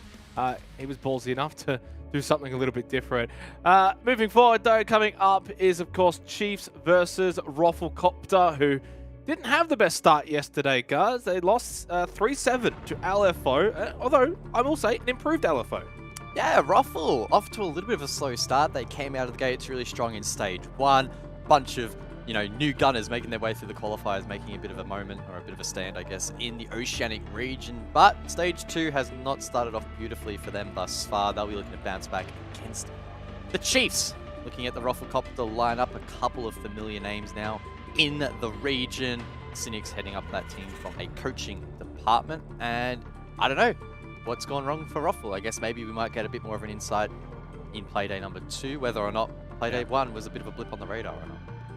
Yeah, look, it's definitely intriguing the way that they did end up losing to Alfo in the fashion that they did, but yeah, they're a team that, of course, can bounce back, and Chiefs themselves aren't exactly. I mean, are they really in the best form? Yeah, 7-2 over Order. A bit of a shaky start in APAC South, so we're still a little questionable about them, just in the same way that we're questionable about Rafflecopter at the moment. But I think they've got the chops to bounce back, guys. I think they're more than capable. I just don't know if it's going to be this game. I'm literally like leaning in, trying to see the background of Campo, that art on the wall, like to his left. That actually looks sick. I don't know exactly what it is, and if that's even his, but yeah, that's really cool. Completely unrelated to this. Oh, we get full screen. Oh, wow. Have a look at that. See, look, what is that on the left? I don't know exactly what that is. what I'm looking at, but it looks sick. So yeah, shout out to Campo and thanks production. But yeah, Ruffle, who knows? I just noticed the Playboy. What? The what? The Playboy. What's that? It's the deodorant. Yeah. So Campo smells nice. Is that what Yeah, you're trying to say? 100%. Anyway, let's go look at their opponents in this game. It's going to be the Chiefs, who, of course, beat Order yesterday 7-2. I don't know how much more we really want to speak about these guys in terms of how good they are, or, I don't know, like, any question marks coming into this game? Is it full expectations that they should be able to deal with Rothcopter? The only question I have for the Chiefs is when they're going to send me a jersey, because that jersey does look pretty sick, and I wouldn't mind still one. waiting So for mine as well. You can hit me up at GuzCast on Twitter in the DMs, or at XenoxCast as well. I'm sure he would wear one. I would. as well. Look, I've got my Team Liquid jersey, and while that didn't make an appearance at SI, that's only because I misplaced it. So if you send me one, I will make sure it is used as much as possible. It is really one of the better looking jerseys and one of the better looking teams, led by, of course, Digital front row and center with that gorgeous smile. Look, these guys are obviously top of the table right now, fresh off the back of their Stage 1 win for OCN, and it's all about, you know, repeating and defending and just doing more of the same. Also, shout out to God Legion for his fantastic chair. Yeah, that's has that got your name? Did you sign his chair? He got me to come over and etch my name into it. Yes, I know. It is what it is. Wow, that is that's very impressive. I don't know what to say about that, but yeah, Chiefs have they've always been a good team. It feels like they just haven't been able to quite take that big next step where we go into every matchup and go, boom, Chiefs win like 100%. Even this matchup, there's a part of me that is still a little bit scared we might see some of those Chief choke antics. So I'm just going to hold with bated breath at the moment, not make a massive call that the Chiefs are going to easily run away with this one, because you just never know. Maybe yesterday for Rothel was just an off day and they could bounce back pretty hard and catch the Chiefs off guard. Yeah, look, I also feel like maybe in a way we're trying to make this sound closer than it really should be. I think in reality, Chiefs go into this as hard favorites, and they probably should be. And as you said, it's just a matter of can they now as a team be that team that's consistently reliable in these sort of matchups. And that's no slight to Rothel. That's just sort of highlighting how good this Chiefs roster has become. Let's go and have a look at the map vetoes and see where this best of one is going to be heading for this game. So far, we've had a little bit of everything. Oh, yeah. And we are going to continue that trend with one of my favorite maps in Chalet. Yeah, I love Chalet. We've both been enjoying it quite a bit, actually, I think. We've seen some really good innovation, particularly around 6 Invitational. We saw it see quite a bit of gameplay. There is really a fundamentally, like, well-established meta now on this map. Every objective has sort of these staple positions that are being held. I guess that's going to be switched up a little bit. If we see Flores in play and not banned out, we could really see the map actually opened up even more, keeping in mind that this is already an attacker-sided map, which is very rare for a new map in the pool. And it could even open up even bigger. So Chalet, it's always crazy. It's always a lot of fun. And yeah, I think we'll just have to wait and see how it plays out exactly. Do you think it favors any of the two teams? Do you think anyone's happier than the other? You can answer that in a minute, because I'll do the standard hype intro that everyone loves. Probably no one. Rothcopter versus Chiefs over towards Chalet here for our third game of Playday 2 of Oceanic Nationals. The best in business. It's the most fun. Let's be real. We don't need to hide it. We don't need to sugarcoat it. But back over to my question, Guz. Do you think there's one of these two teams who's happier than the other in terms of the map? In terms of team play styles, probably neither really, particularly, to be honest. I feel like sometimes often Ruffle can actually be quite aggressive and quite proactive in their attacks. I would say that the question more so to be asked is who's happier starting on this map? And for me, it would probably have to be the Chiefs. They're on statistically the favored side of the attack, so they'll probably be quite comfortable. We have actually seen them previously struggle on Chalet attacks. I remember distinctly back in Stage 1, I'm like 99% sure they were having a couple of issues on this map in particular, but they've had time to tidy that up. And judging by both teams' body language, in fact, they're looking pretty chilled out. This looks like they're just about to jump into a cash game. So, oh, jeez. I don't know about that one. Look, I love the player cams. Absolutely love it. But again, it's not like you're expecting to see these guys overreacting, right? It's just almost the realization of how locked in these players are mentally and physically, apparently. That, it's just all about keeping that straight face, acting cool. Digital, though, looks like he's about to crack a joke. He always does. I think that's his normal face, right? Yeah, I would love to have Digital as a teammate. Even if he was going 0-10 on every single game, I feel like just his comms alone would be worth the sacrifice. The mental boost would just be incredible. Master bedroom office will be our first site here for Chalet. Rufflecopter on the defense, Chiefs on the attack. The last time we saw this, of course, was over towards SI.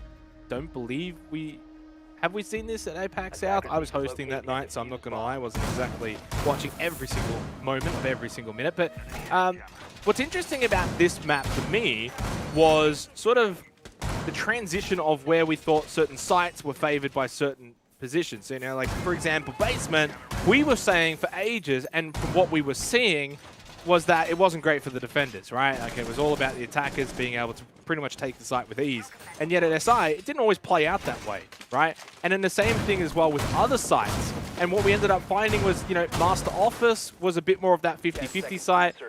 You look at, you know, Bar Games is sort of the site where you typically wanted to go as a defender, yet at times it was only like a 50% win rate. It wasn't as great as we thought it would be. And this site in particular ended up being the site, guys. Kitchen. We originally thought it was never going to be played, and it wasn't going to be great, and suddenly teams have figured out, just hold above, and it's fine. It's a good site. Yeah.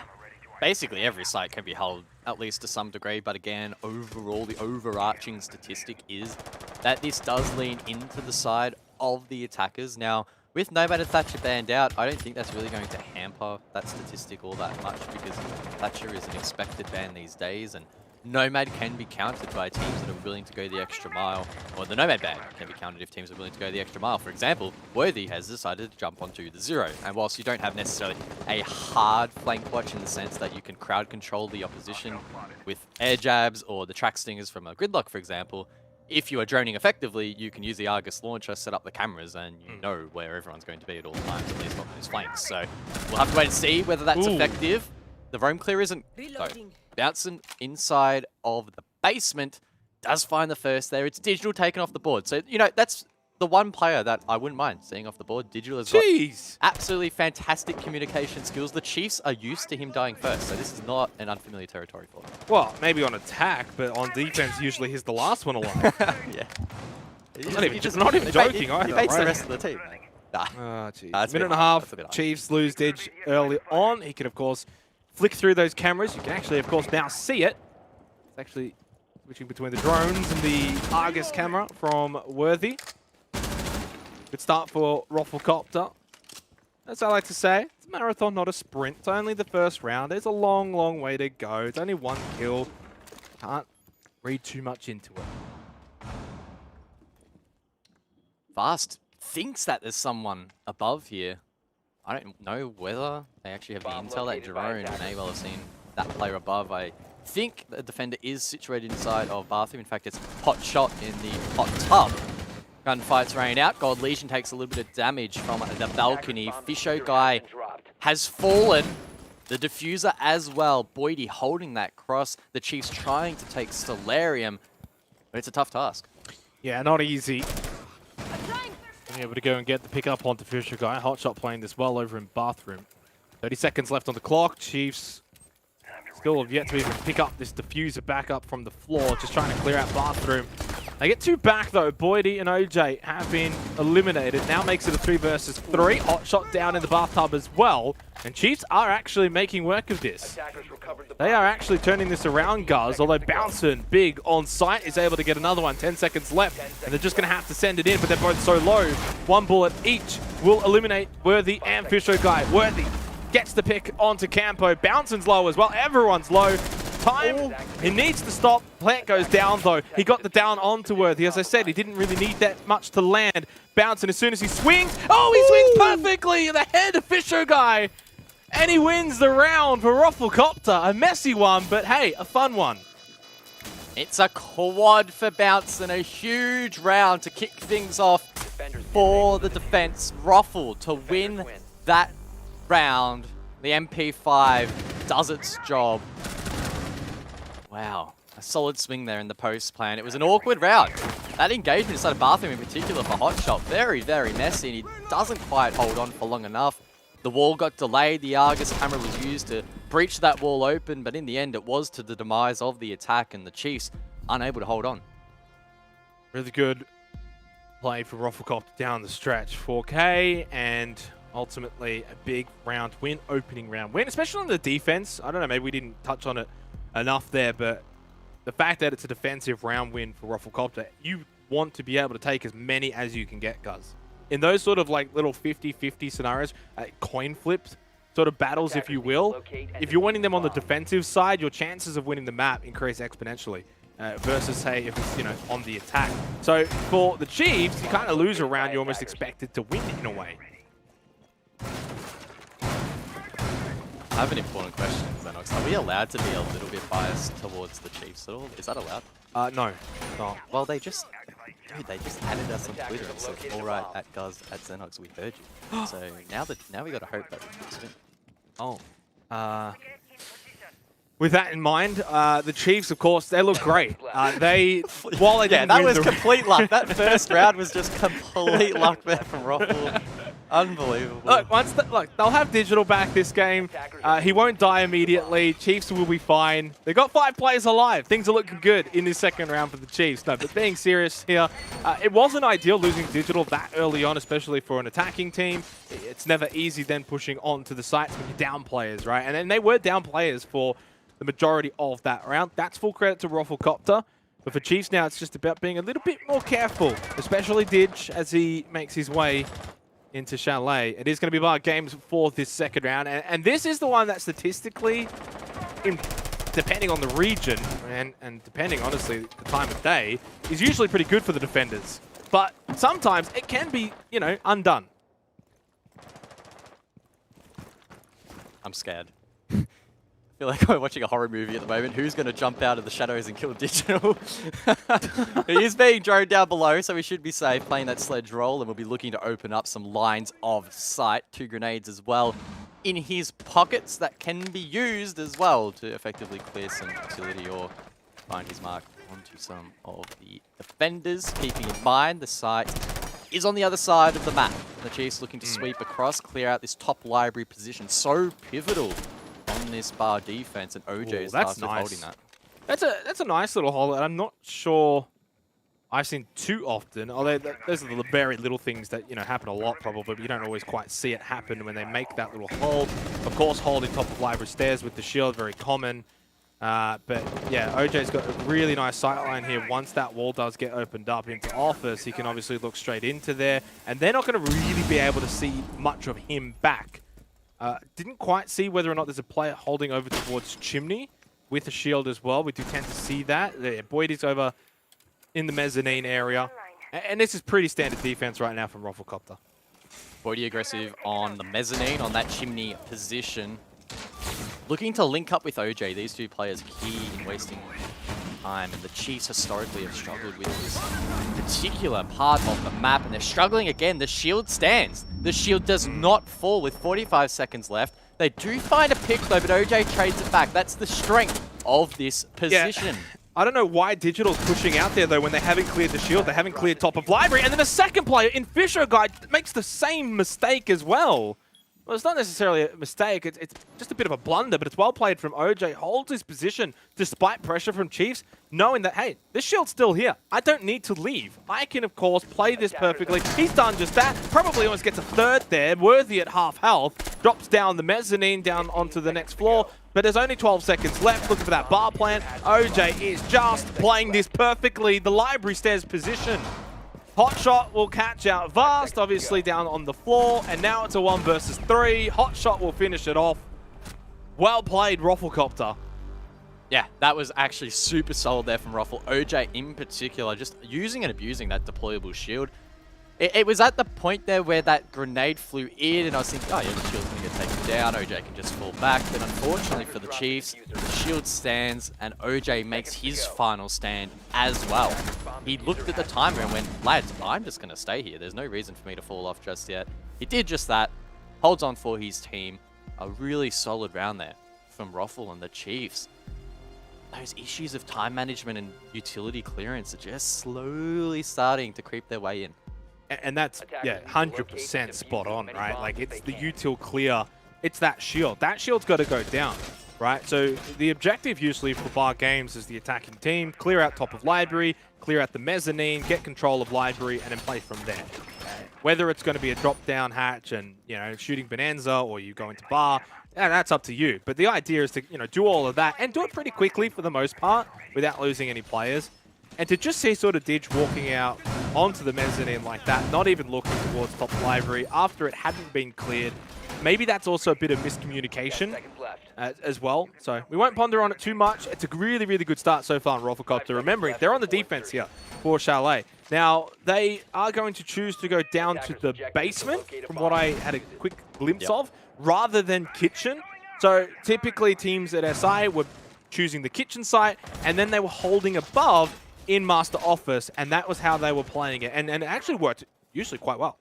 Yeah, statistically speaking, basement not great, but again, has been a decent period between stage 1 and 2 where these teams have been able to watch VODs, do their own dry runs, and come up with new strategies. For example, the Flash has been brought to the table here, as well as the Mute Mozzie combo. So we're assuming that Ruffle are playing quite aggressive off-site here, and the Chiefs rappelling up to Library are thinking about looking to clear that out.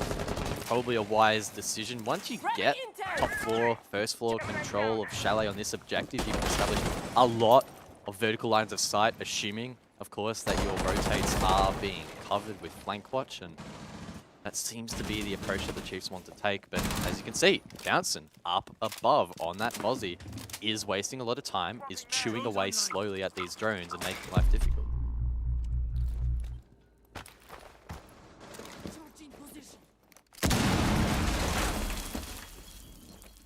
Right now, it's all on the Chiefs to turn things around. Rafflecopter can just basically keep on keeping on. And they don't have to adjust, really. I do like the clash as well down for basement.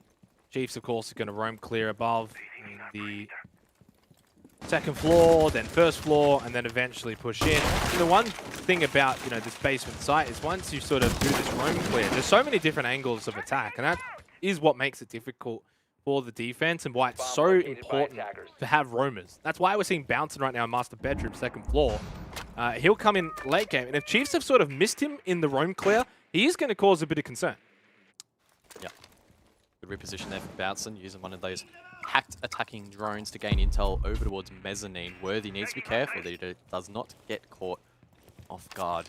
Nitro Cell heads it out, creates a rotation hole, but Bouncing doesn't quite catch that Lion. Worthy is still jumping around. Bit of a standoff on this top floor, a bit of action down below, as I believe Fisher is trying to open up the garage as well. It's been quite split here from both teams so far. Not quite time for the execute, but Bouncing, it's time for him to get the first. Yeah, and here's the difference right now in this particular round. In fact, maybe just the difference overall for the matchup here in the first 3 rounds. Fast gets one back, at least tying things up 4 versus 4. Fisher guy giving a slight advantage. Unfortunately for Bouncing, his run comes to an end here, but OJ is still alive on that clash, pulls out the gun and finds a kill. Now running out of teammates, and well, he is basically running for his life. Not going to make a difference. He is, of course, trying to just slow them down so that they can't get back on site to plant it. But, yeah, not going to happen here. Nice little... So he turns around to put the shield on his back. But, yeah, I mean, look, it's all for the theatrics here. Look at that. It's cool. But round win for the Chiefs. It's like... everyone was running in slow motion that he had also captured in the range of the clash shield. That was honestly a little bit scary, right? If there was a couple of seconds on the board, the Chiefs literally wouldn't have had time to pick up the diffuser and get back in towards the site. But at the end of the day, they made it work, and Bouncing put up a great effort for Ruffle on the roam. I thought he was really going to be the linchpin there. I thought he was going to be the one to be the standout, be the winner of that round for Ruffle, but it wasn't quite enough. Full credit to the Chiefs there for withstanding that, because I thought, again, Rafflecopter actually played that pretty well. Bouncing with a good roam above. Just only got the one. Maybe could have got more. Maybe could have been a little bit more disruptive, but I think he ultimately did his job, and that's, you know, he did his part. And basically, the guys on site probably just didn't win their battles, right? Didn't win their ones, and that allowed Chiefs to get on site and end up getting that pretty hefty advantage. And even the clash kind of worked out, but the problem with the clash is if you end up just standing there in the corner and then watching your teammates die, well, you see at the end, there's not much you can actually do to sort of salvage the last, 10 seconds or so. Good opportunity, though, for the Chiefs now to build some momentum from this. We do head back upstairs to master bedroom and office, where we'll see if Chiefs can rectify this second floor play a little bit better, because that's where they've been, well, a little messy. Some slightly more aggressive lines of sight created in the bathroom floor here by the defense. We saw the Chiefs try and take control of below last time. In fact, there's also lines of sight in the closet as well, down towards kitchen and that hallway as well. So Roffle making a conscious effort to try and, I guess, counter the playstyle of the Chiefs, who were attempting to take control below the objective last time. I'm not sure whether or not they'll do the same here, but Digital's pathing, to me, would suggest that may well be the case if he decides to smack open that garage, as well as God Legion plus West Main. So I do like the adaptation from the defense, and the attack, of course, needs to be careful they aren't caught off guard by those angles.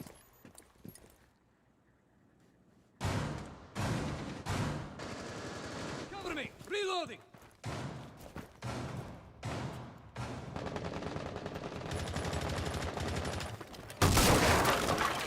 See what Ditch can do from below. Vast will get the opening pick, though, who we were watching before, as usually is as soon as you get off, and then he finds the kill.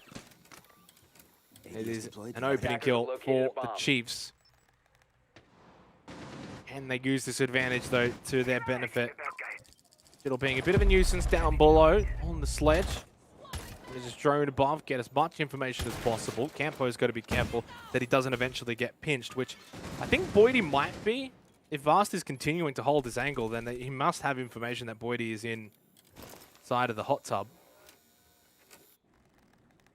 Yeah, you would think so, but the Chiefs need to start actually pressuring Boydie. They want Vast to get into this round. Boydie has to be forced to move, and so far that hasn't really been the case. I guess you could make the argument that players like Bouncing on the Roam, for example, are making it tricky to enter in towards Kitchen. You can see in Digital not willing to just jump straight in towards that trophy window. Worthy only now starting to think about Solarium control, so quite awkward for the attack, not quite being able to achieve the objectives that they want so far, but plenty of time to go, a minute in fact, and Worthy could start to get aggressive off the back of that E1D. There is a player to his left, but no more. Disintegrated by Digital with the nade. Bouncin does poke his head up, finds the trade onto God Legion, last seen over towards West Main, but the Chiefs do have the man advantage. Yeah, and they've still got quite a lot of utility available too. Flashes, smokes, nades as well.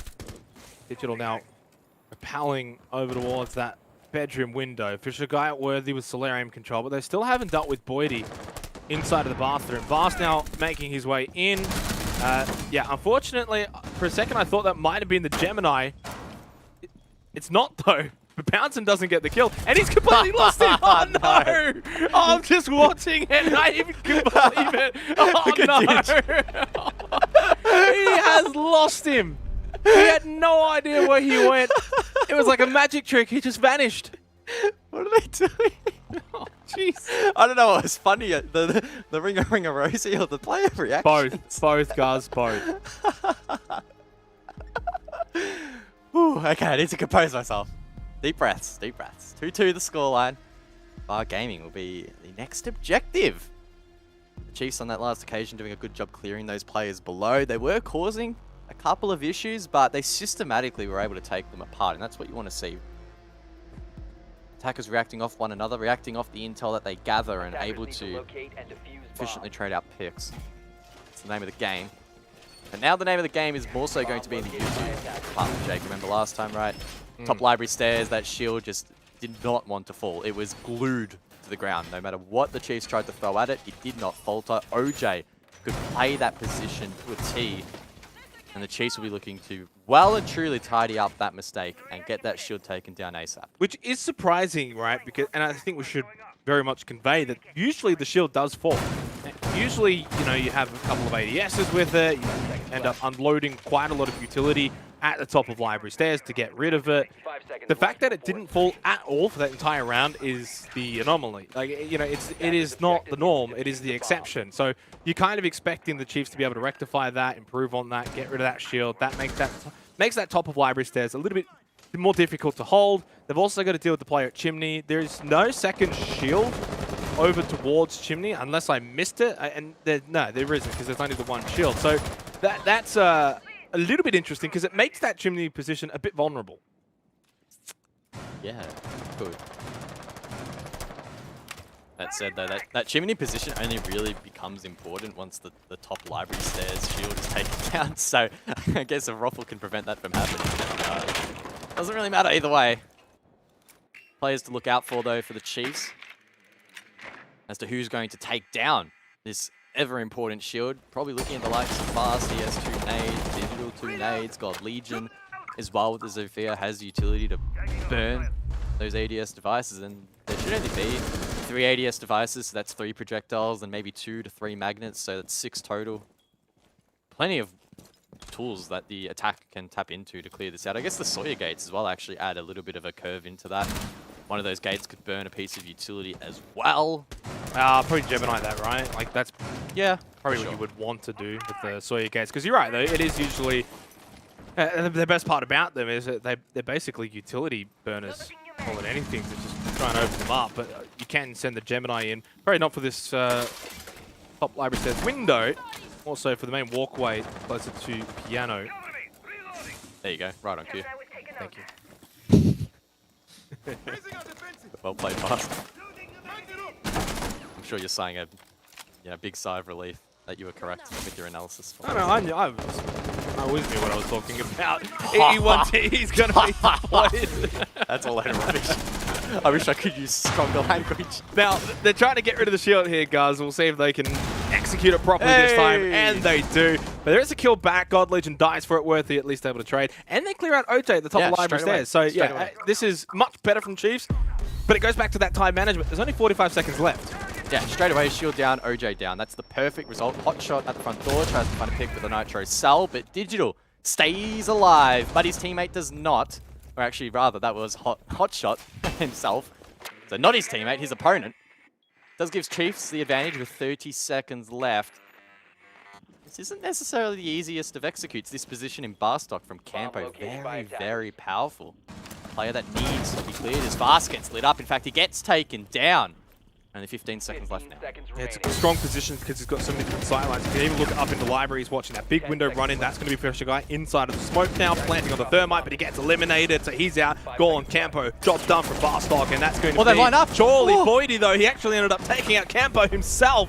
Well, that was a little messy towards the end, but Rufflecopter still come away with the win. Wow, that went 0 to 100 real quick, as Siege often does, but in the end, Ruffle hold on. They almost lined up. I literally thought the line was going to go pop, pop. Worthy was going to find those two, but not quite in the end. Really have a huge impact. I mean, sure, he did deny the defuser. That actually is a huge impact, but then was team killed.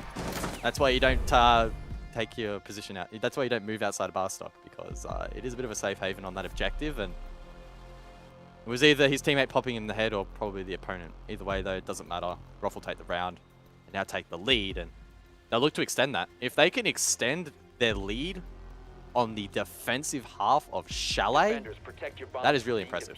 Well, this is already a win for Rufflecopter because they've gotten to 3 on the defense side of Chalet. So, and as you're saying, if they can now extend it to 4, that's obviously a real win, a big win. 3-3 is a half. I still would give them props for that rather than just like a bit of... It's not a draw. Like, you're kind of expecting Chiefs to be able to go, say, 4-2 on the attacking half in Chalet. Easier said than done. It's not as easy as like, well, they should get 4 attacking rounds. Like, yeah, Rufflecopter's playing some really good defense right now. And Chalet's not, you know, impossible to defend. It is just slightly attacker-sided. That's all. It's just slightly. And when you're at this sort of level of competition, you know, every round's very different. We are going to see Kitchen, though, for the first time. So expect to see a lot of the defense, though, being upstairs in Master Bedroom and Office. And that's why we're seeing everything get reinforced up here. Interestingly enough, we are not going to see Mirror Bort on this occasion. Kaid and Valk were banned out, so the mirror is available. And of all the objectives that we may see a mirror on Chalet, it is this one, used to increase the lines of sight that are generated up above, but instead Ruffle electing for a slightly more aggressive lineup. Bouncing on the Vigil, for example, quite aggressive. We also made the argument that the Frost is quite aggressive as well, placing down those traps and creating lines of sight with the shotgun, and also with the shield in hand as well. That was a Gemini. I almost thought that was not a Gemini, but yeah, why would Fast just run straight in? That would be a little bit silly, and Of course, it was a Gemini. Shut down, though, limiting some of the information gathering here for the Chiefs. They're looking to try and take from library across, quite common in regions such as North America, for example. So nothing really standing out so far as being wild. The action will really come down, I think, to this position that Bouncing's holding. This is where we often see the attack get quite easy access to that wall or that hallway into Piano, for example, and inside of office. But then it starts to get really challenging, and it's already being made hard. Bouncing does not make it easy. Wow. And Fisho is dropped, and that's the hard breacher, the one and only hard breach for the attack taken off the board, and that is absolutely devastating. Good luck to the Chiefs now. Yeah, and I'm glad you mentioned that, because that's going to make things so difficult in terms of being able to take control of Office and Master Bedroom. Now you've lost Worthy as well. Just more from a player's perspective, right? It's 3 versus 5. So if I'm the Chiefs, now I just go straight onto site. Like, that's all you can really do. Try and clear out site. But the problem is you don't have control above. So for Rufflecopter, they can now stay above Bedroom and Office, blow open all of the floors, and look down below onto site. So Chiefs have got themselves a tough task here, because they now can't really get control above, and that's why we're seeing them below. Yeah. Big round for Bouncing so far, and now he's in the power position, as you mentioned, lines of sight down below. And it should really be a case of just shooting fish in a barrel. I mean, the attack don't even have an infuser at the moment. Digital does find one with the frag grenade, but Goldlich has to win this. He does. He had to win that, and he does. Hot shot, OJ in the 2v3. 40 seconds left on the clock, and somehow Chiefs are managing the unimaginable. Hotshot has held his position inside of Dining. OJ comes up big, as he usually does, and has been doing so far on Chalet. God Legion with diffuser in hand. Partner in crime, Bast, is with him. That, this time, is not a Gemini. He goes down for good. They've got the numbers advantage, the Nitrocell, to finish him off. And God Legion knows the task is quite great here. One behind Dining, and there is a player over to his left. He does have the information, but he's running out of time. Trying to just clear things out, create something here. A bit of chaos, a bit of magic from God Legion. 5 seconds left. He does have the diffuser, will have to stick it. OJ's gone down into basement. He now has to come back up, does have a Nitrocell here. And he will be able to stop. No, oh, he's gone straight past God Legion. There's an opportunity that has presented itself here for the Chiefs. God Legion does it. Oh, a capitulation to end the first half from Rufflecopter. God Legion is pumped, and then so are the Chiefs.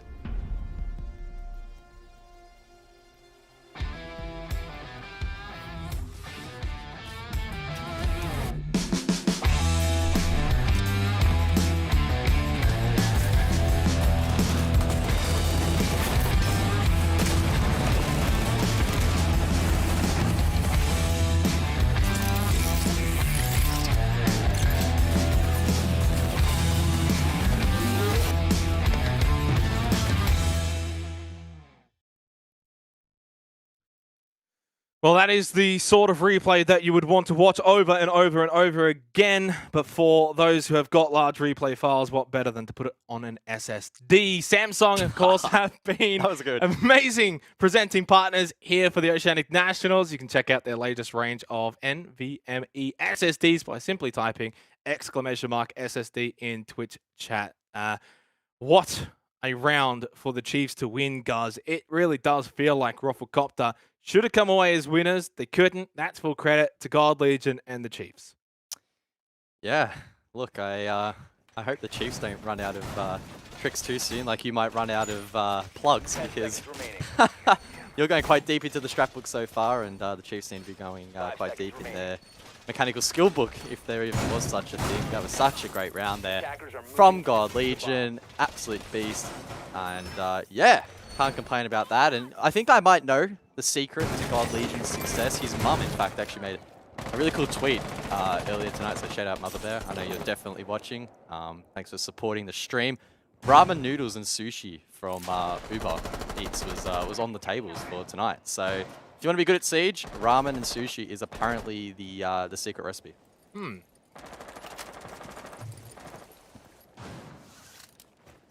Surely a future potential sponsor, you know, and just a little nudge there, Raven, you know, come on, hook us up, or Dev, whoever's in charge these days, I don't even know. I feel like I'm going to end up being in charge one day. No, I hope not. I hope not as well. 3-3, it's been a fascinating night for Oceanic Nationals though, guys. We had a 7-5, 7-5, and now we've got another close one. They've all been close without going to overtime, though. We'll see, maybe this one could be different. Rufflecopter on the attack now. Chiefs on defense. I think to summarize that first half, I think Rufflecopter probably still a little bit more happy than the Chiefs here. Boydie is just being a nuisance here as they look to open up this office wall. Gemini gets sent out. Boydie scouting ahead. Will ping out that deployable shield. God Legion in the power position, and rightfully so. He deserves to play in this position after that huge clutch last round to close out the half. More drones will get sent out here by Roffle. It's a bit of an awkward breach here, in fact. They will need to vault in towards the objective, which could make things a little bit more challenging. God Legion over towards the mezzanine, over towards this front balcony, rather. Trying to find a pick, trying to find something. He does deal quite a bit of damage there to OJ. No one from the Chiefs really able to support God Legion at the moment. He's all alone, isolated from the rest of his team. Vast will come across to try and help on the cross. But it's easier said than done. On the flip side, though, the attack not really able to clear this player out. Yeah, not just yet. God Legion, though, is taken very low. There's the swing coming in from Boydie. Advantage of Rufflecopter. 50 seconds on the clock. OJ's low, though, and Boydie's at about half health. So is Digital. Just holding over towards Piano. 40 seconds now. Time down here for Rufflecopter. Fast. Maybe missed drone there. Difficult to tell. Either way, though, he'll hold this position over towards Piano. Was he droned out? That's the question. I think the answer is probably not. OJ taken down. It's a 4 versus 4. Keep in mind, the objective is down below. Boydie swings to trade it back. Roffle with the man advantage, but they did falter in the previous round. 10 seconds. We're into red time now. 3 versus 4. Don't mention previous round in front of Boydie. He's got 3. Gets shut down by Digital, but it's straight back. Big round for Rufflecopter. This time they do not falter in the final clutching moments. And they will retake the lead.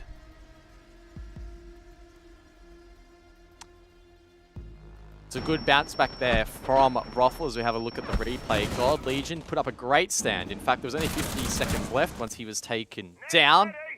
But it wasn't quite enough in the end. The rest of the team did fall apart a little bit. And Boydie went absolutely huge with the ARX. Cannot fault him on that. Bar Gaming, my favorite site on the map, will be up next on the platter. Is it really? Yeah, I think it's cool. I actually did not know that. I'm being generally serious here. No, I actually love it. Yeah. I think it's, I think ever since we saw teams innovate on this site in particular and do that extension above on library, sure, you can make the argument that it can get a little bit repetitive, a little bit tedious. I do think it's really fun to watch. It's quite creative. And yeah, I I'm agree. sure it will only innovate over time. And I'm sure maybe at some point, probably by next year, we'll be like, oh yeah, here we go, top library shield, mezzanine hold. It's the same thing, but you know, for now it's pretty fun and pretty cool. I actually really like Kitchen now. Originally, when Chalet came, you know, into the competitive map pool and we started looking at things, I thought, oh, well, this site isn't great at all. But the way that teams have innovated on it has actually been very fascinating. And I think there's a bit more playability to how it does end up playing out, more than even, say, Bar Gaming. But it looks like we are going to see the Goyo instructed to place these shields. There's actually 3 shields available because you've also got the Echo as well. So one shield, which is the Vulcan shield, over towards Chimney at the mezzanine, and then the one over towards top library stairs. And something we haven't had really tonight, guys, which unfortunately has popped up this very impromptu time, is a bit of a rehost here, as we can at least look at the beautiful faces of Rufflecopter for the time being. Bouncing and OJ, they are in the dark. OJ quite literally looks like he's in space. Yeah, I remember watching last night. He did actually have the back illuminated, so he's a man of the night this evening and embracing the darkness. So OJ is definitely a true gamer, bouncing as well, even Boydie as well to some extent. And yeah, both teams looking pretty cool, calm and collected. I mean, that's the thing. These teams will be used to rehost every now and again. It's just a part of the game. It's part of the pacing. You're gonna be used to it. So keep your spirits high. That's the important thing. Digital talking a bit of smack. I would love to get some player mics. Hopefully one day. Whether or not that be after the fact or live, I don't care. They've got mics. But you mean player comms? Be able to hear them. Yeah, hear the mics. That'd be good. I want a compilation of Digital's best calls throughout the season. I feel like obviously during, you know, live gaming moments, probably not ideal, but like maybe during replays or something, or a little after segment, that'd be kind of cool. Or maybe we could, oh, you know what we could do is we could hire a lip reader. Yeah, that's a thing. Well, of course it's a thing. If What you do had to, wait, what do lip readers actually do, though? Like, who hires a lip reader?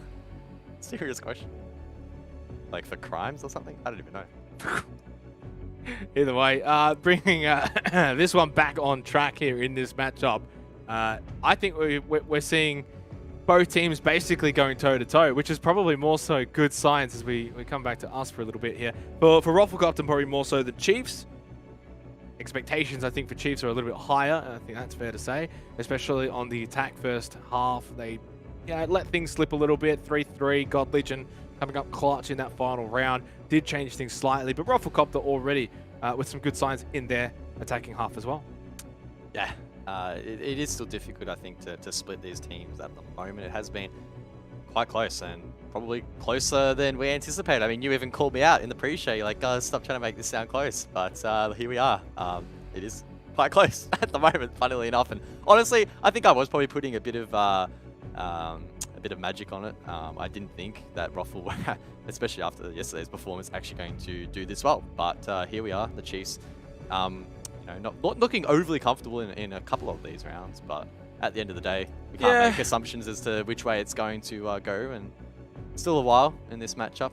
Could be, I don't know, however many rounds still left. So I think for the Chiefs, it's just about finding a bit of consistency in their approach here in this match. It's been a little up and down. Had some pretty good highs, but also some pretty low lows. You know, looking back to that particular round where Rufflecopter, OJ playing that top library stairs position and Digital just walking into the mezzanine. Those are some pretty low lows that you don't expect to see from a top team that, won OCN last stage, but then some pretty good highs as well. God Legion cool in those clutch moments. So for Rufflecopter though, in terms of what they've been doing well, it's a team effort from them, and that's sort of becoming a bit of a theme here from some of these teams that maybe in previous iterations and previous seasons did maybe rely on one or two players in particular, have realized the best teams, the Knights of the world and the Elevates, for instance, are very evenly spread across the board. You need all 5 members, contributing. Yeah, I'm not sure if the Knights is the best example after tonight, but I know what you're saying. I know what you're saying. 100%. You need to be a well-rounded team, and every player needs to put in a solid performance, and no one is really carrying anyone. Honestly, on either of these teams, both the supports, the entries, etc., are doing their jobs for the most part. Not at a majorly highly consistent level. There's definitely been mistakes made across the board, but at Siege, that's inevitable. It's an incredibly complex game. But yeah, the point is no one is carrying the entire team. No. For either of these rosters, which is always fun to see. When it's closely matched like this is when you tend to see better Siege, because everyone's sort of playing their own role. So we get back in after the rehost. 8th round coming up here very shortly. Unfortunately, this does mean those stats do reset. KDAs, guys. Digital was popping off. 10 and zip. Can you believe it? Wow. I thought it was 15. 15, was it? Okay. Yeah. Defenders, protect your Well, it's up to the Chiefs now on the defense here to respond. They are going to go to Bar Gaming, of course, and reset up the way they were going to do so before. Worthy on the Goya. It's going to go place a shield over towards the mezzanine. They do have the option of the deployable shield from Digital if they want to put that top library, or they want to put the Vulcan shield from Worthy. So they're going to have, 3 shields basically to play around with here, which might actually be one too many, or one more than you would actually need. Yeah, well, they're placing the one chimney, one top library, but they are placing that 3rd default deployable shield actually inside of that Sawyer gate facing in towards Piano. That, alongside those aggressive reinforcements from Fusho, would suggest that the Chiefs will try and get in the face of Ruffle a little bit more. So they've also got the Vulcan shield over at the half wall along with a bunch of ADSs, so they haven't got a shield at all top library. This is very aggressive. Yeah, often the defense will just freely give the attack that side of the map. I mean, we saw that earlier when Ruffle were holding this objective. They allowed the Chiefs to take the bedroom side. Hold that thought for a second. Bouncing. Yeah, engagement there. But on this occasion, the Chiefs... Oh, bouncing, let me say my point. The defense is trying to get aggressive in the face of these attackers on the other side of the map. It doesn't quite work out for Vast, but assuming that the pressure can be reapplied on Bedroom, it should slow down this attack.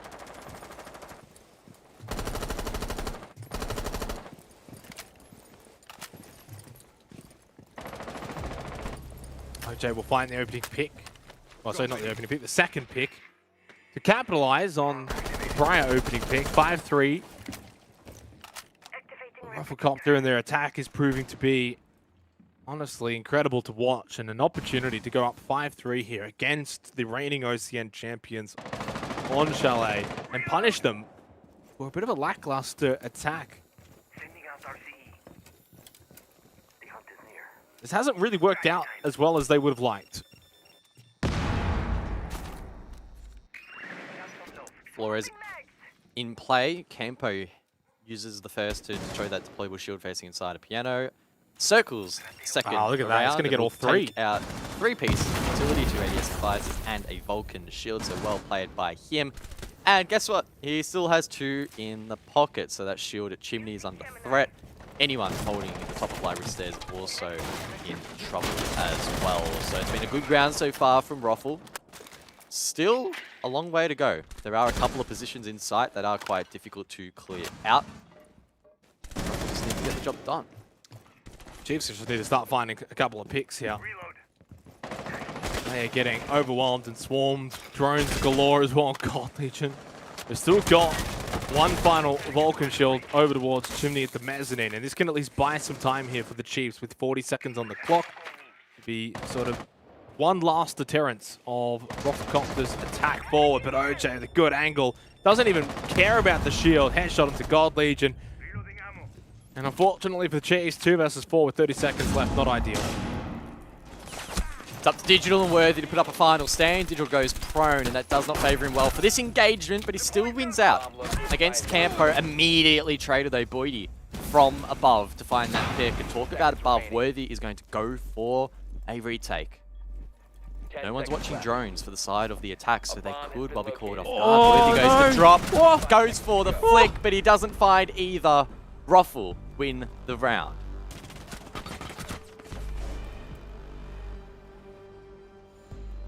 Just wonder if he went a little early there. Could have played, I mean, honestly, could have played that differently, but I mean, that's the benefit of hindsight, isn't it, really? So it's always difficult in that clutch situation, guys, when you're making decisions on the fly.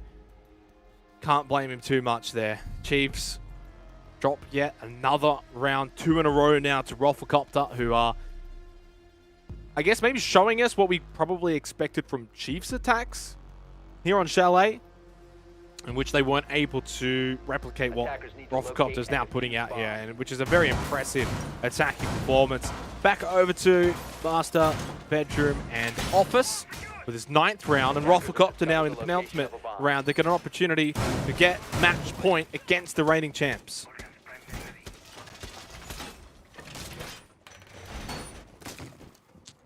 Oh, big storyline that. The Chiefs haven't even talked about that yet. They literally won stage 1. And again, OCN showing that results can be volatile. Again, this map not decided, but the fact that Ruffle, not one of the strongest teams in the comp, and so far in stage 2, finding things a little bit tricky after losing yesterday, are well and truly taking it up against the champions of stage 1. Ruffle on the favoured side of the attack with a 2-round buffer at the moment. One more round, as you mentioned, Jake, will be enough to secure them some points given the new OT format. So it's a very, very critical round for both teams.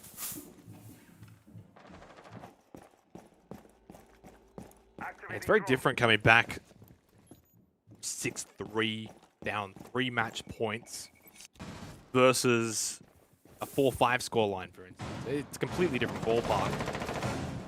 I mean, a 6-4 scoreline we've seen actually so many times teams are able to sort of win quick 2 in a row and send it to OT.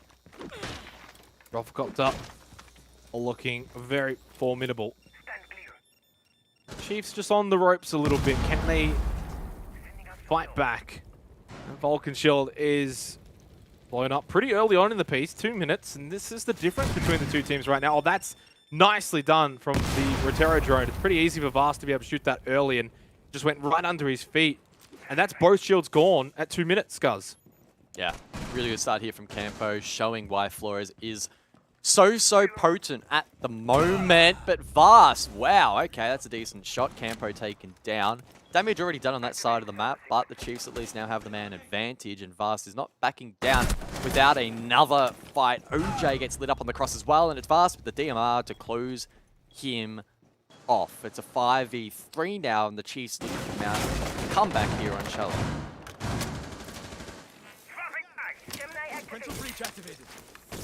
You know, 15 seconds on the clock.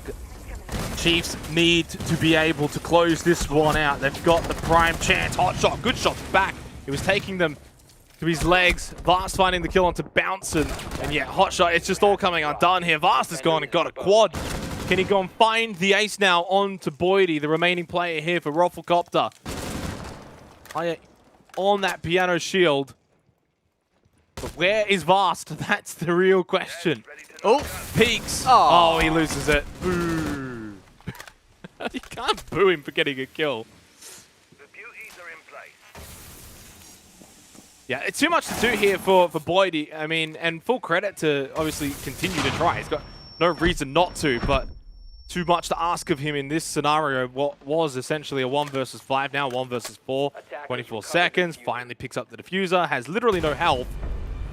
Good game sense to actually know that there's that player there.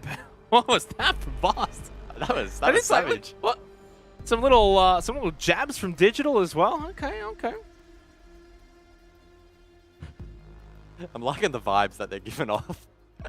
That's why I wish I could hear what they were saying, because it looks like they're having a fun time. And I mean, if you're not winning in an official, sometimes it can be tough to bounce back and can be, you know, difficult to look at the positives. So it's awesome to see that the Chiefs off the back of that round are looking quite positive and ready and raring to go, because we could still have quite a marathon ahead of us on this map, presuming we end up going to overtime, or even just to get to regulation will be a few more rounds, which can be quite an extended period of time in Siege.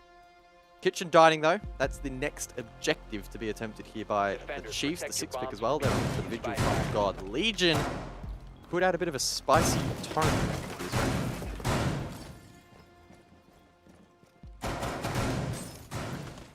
Yeah, and as I was saying before, 4-5 versus 6-3. It is a stark contrast between the two score lines, for obvious sakes.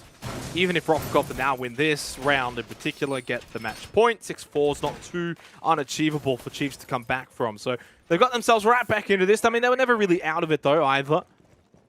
They are, of course, a top team and deserve all the respect that they can come back from these unfavorable positions. And Rufflecopter's a team that, of course, deserve the respect to be able to go on and win from the position that they found themselves in, up 5-3.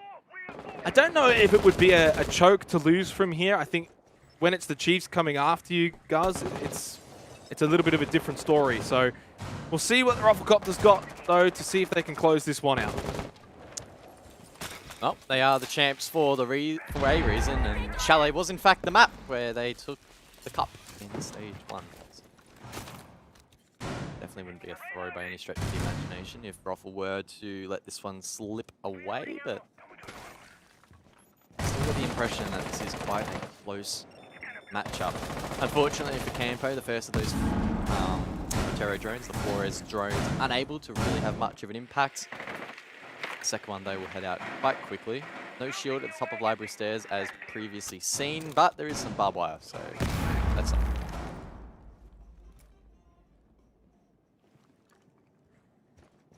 And for the first time maybe in a couple of rounds, it really does feel like that sort of stalemate between the two teams. Well, it's not 5-5 in terms of the overall scoreboard. It is a very close affair, and it matches really the night as a whole. When we look back at the prior results, 7-5, 7-5, now being 4-5, it has been a very close night. And if any of the games were to have gone to OT, right now I'd say this one's the most likely of them. Bouncing though. Nice early pick onto Fisher Guy. And this is where we see what Rufflecopter's made of, because Chiefs are obviously going to give it their all to get back into this, to tie up the scoreboard. But if Rufflecopter can just keep them at arm's length, get to this match point, and then they've got their chance to be able to close it out. Bouncing is just on a mission right now. Hunts down Digital inside of the kitchen, but above, God Legion answers back from bedroom. Through the hatch. With a minute left, it's 4 versus 3. Never mind, 3 versus 3. Worthy takes out Hotshot.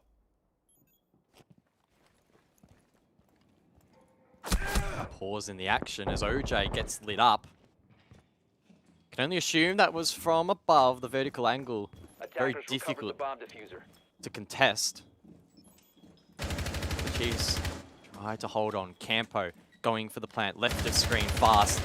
Hears it. Thinks about the drop, but he doesn't need to. God Legion supports from above. The diffuser is not stuck in the end. And they fall apart. The Chiefs take the round. And they may eventually take more than that if Roffercopter's not careful. What is Digital doing? Look, this is what you expect from the Chiefs. And from Bouncing, though, we expect good things too. And he delivered more than he needed to. A 5-on-3 advantage from that point. Obviously, very shortly after, we saw the trades back to the Chiefs, which made it 3 versus 3. And then they were able to win out in the clutch scenario. There's a real opportunity that Chiefs maybe close this out and we get yet another 7-5. It's either that or eventually we will get our first OT of OCN Stage 2. This is as close as it can get. 5-5, both teams throwing everything they've got at it. And I almost feel like an OT would be the deserved story that we eventually conclude with, guys. Yeah, I feel like we so often say that. In Oceanic Nationals, all these matchups end up being super tight, super exciting, and do warrant overtime. And so far, I would agree that this is probably one of those said matches. Back to bar we go, however.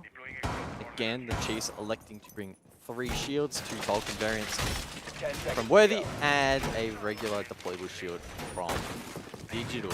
So far, it is looking like they are going for a more conservative setup as opposed to reinforcing far offsite over towards office and bedroom. They are exclusively just reinforcing off office as we would typically see. Remember, last time the Chiefs lost 2 members early, so instead they're just going to reel it in a little bit here in Digital. In fact, actually using that 3rd shield inside a library, so we'll see it play at first up.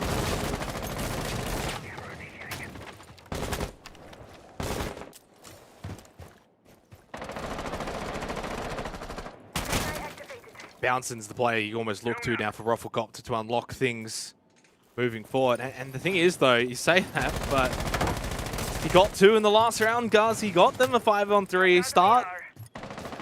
Do it again. This time, though, you'll have to actually fulfill it and capitalize. This is the thing as well about Chalet. Yeah, it's slightly attacker favored, but if the defensive team's set up nicely and they find a couple of opening picks or they make it really difficult to get into the building, kind of like Consulate light, then the defense can actually have a pretty decent foothold. Upside down rappel here from Bouncing, trying to counter that deployable shield that was earlier placed by Dig. Map control slowly being gained here by the attack again.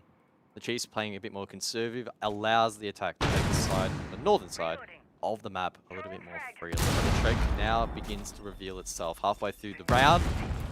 Roffercopter need to start thinking about how they're going to clear these shields out. They're going to do it with Flores. Easier said than done, but it is not that hard in the end. Vast was unable to shoot that drone. Flames are now pouring out, and Vast will likely need to rotate back to its side.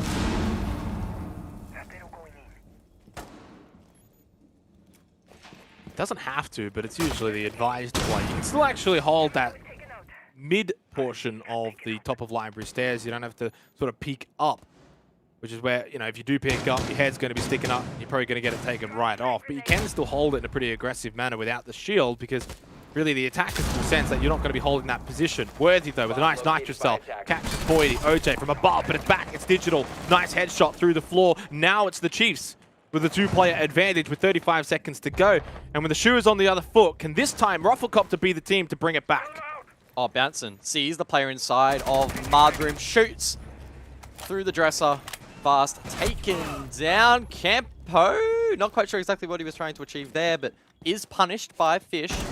Bounson and Hotshot with 15 seconds left to try and get the diffuser down. 15 seconds left.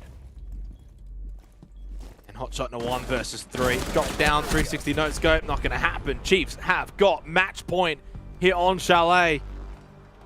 Is that a prayer from Digital? I'm not entirely sure.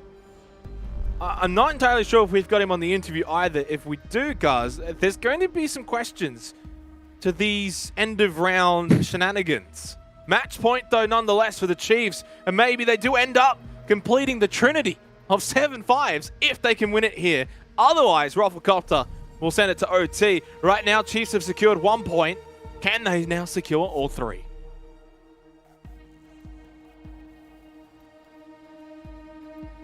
Well, bedroom and office will be the battlefield Defenders, protect your bombs from being defused by attackers. for the 12th and potentially final round in this matchup. Would be, as you said, 3 7-5s in a row for OCN Stage 2 Playday 2. Who knows, though, whether or not that will be the case. God Legion with... Okay, this is quite the setup. So inside of the hot tub, they have a deployable shield and 3 ADS devices. That cross can be covered deep from that rappel, I guess, on the exterior of the library stairs on that little balcony to the top left of the screen. But you still need to be able to pressure that player out of that hot tub. So who knows if they will be able to achieve that. Rufflecopter, of course, that is. To locate a bomb and defuse it. Yeah. Very interested to see how this round in particular plays out, because the stakes really have amped up to another level. The Chiefs want all 3 points and want to bring this match to overtime. Well, yes, they do. That's it. You're spot on. Thank you. Great analysis.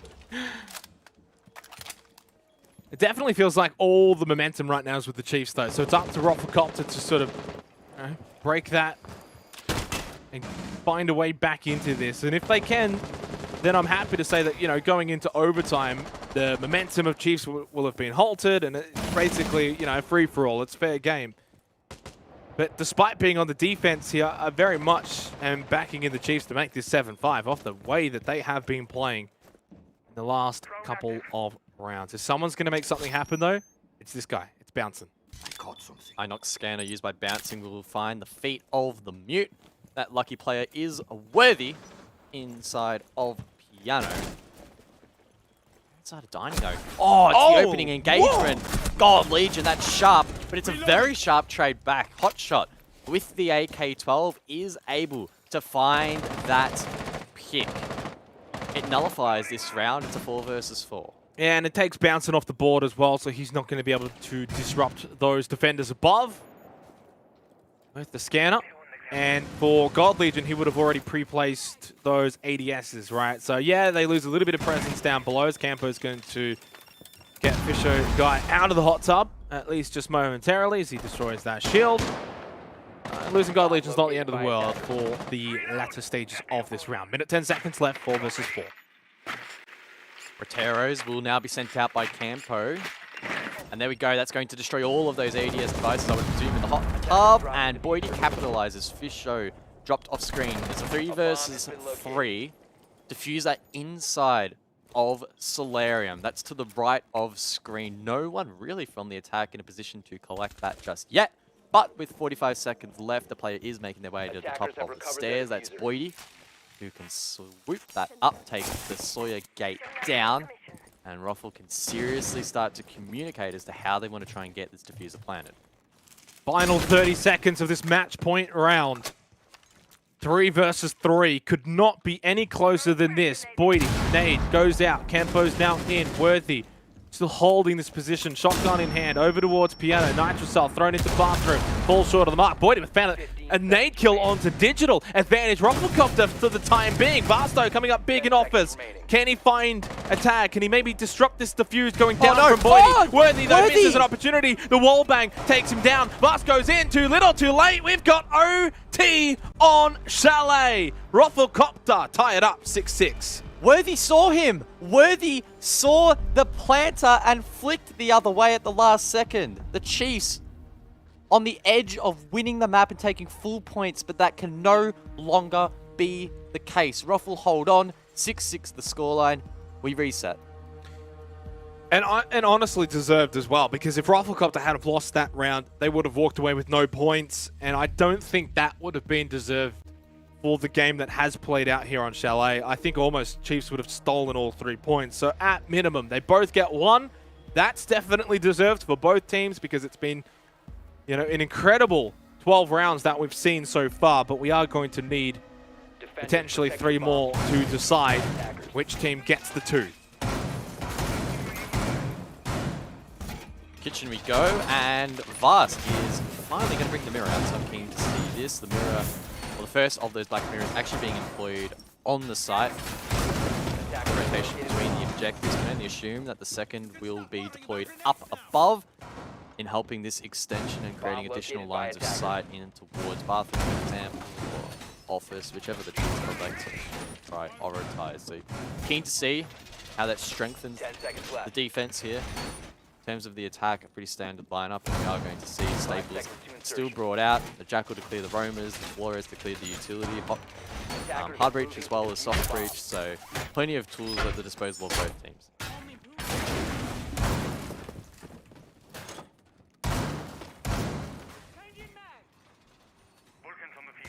The Chiefs back on the defense, of course, straight away, which I'm probably fine with, because it's about, I guess in a way, keeping that defensive momentum despite losing that prior round. They were doing pretty well beforehand. First Rotera drone making its way in just to open up this wall, and does so pretty comfortably. Oh, bouncing with the opening pick. OJ opening up the floorboard. I thought for a second we were watching one of the same, but it's not. Rafflecopter with an advantage. It's God Legion taken off the board early. 2 minutes to go, in fact, so super early into the round here for overtime.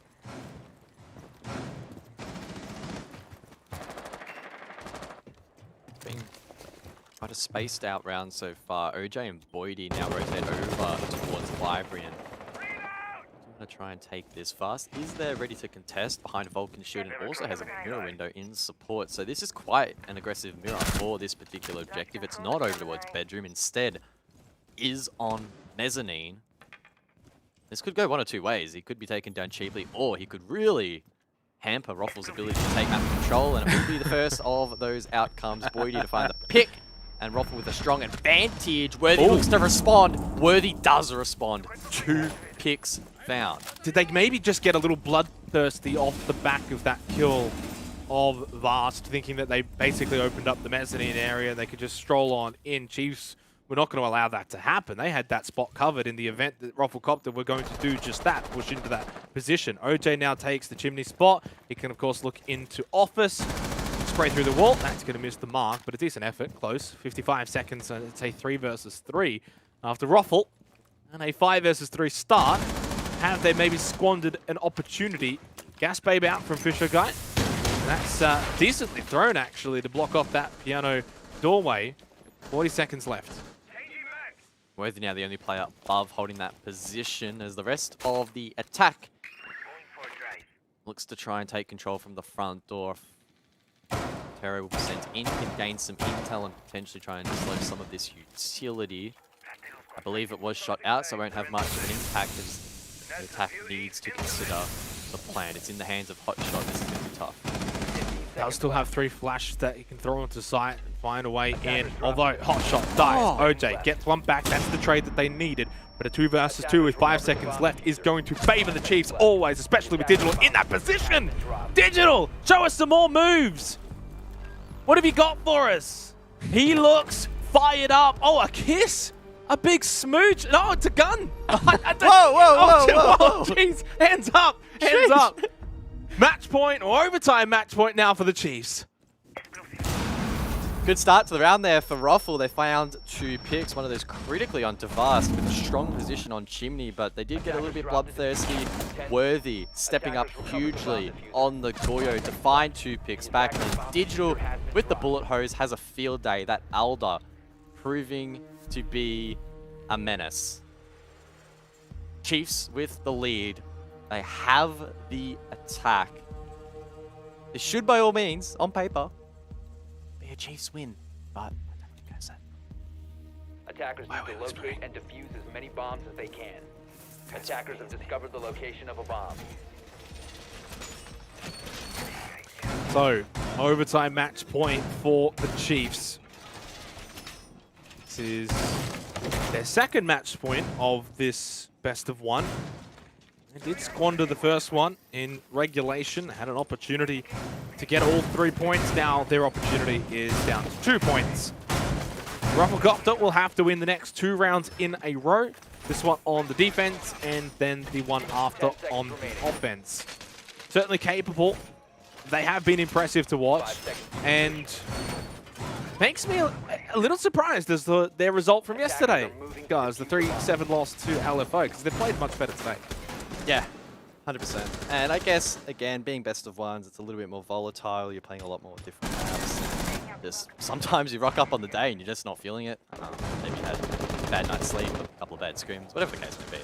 1,000 different reasons why you may not perform on the day, and that is just the case here. And I think Ruffle can, regardless of the result, hold their heads pretty high. They've put up a good fight against, again, the current reigning champions of OCN. The Chiefs are not to be underestimated. And I do believe that yesterday was maybe just a one-off, just a little bit of a blip on the radar, as I like to put it.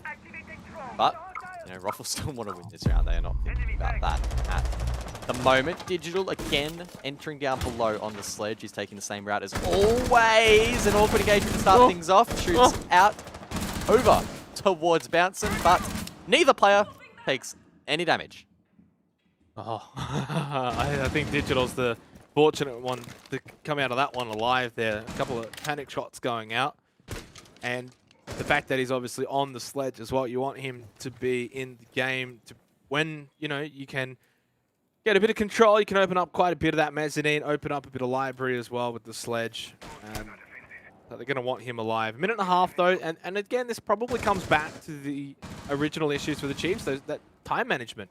You know, they've still got to clear a lot of the utility.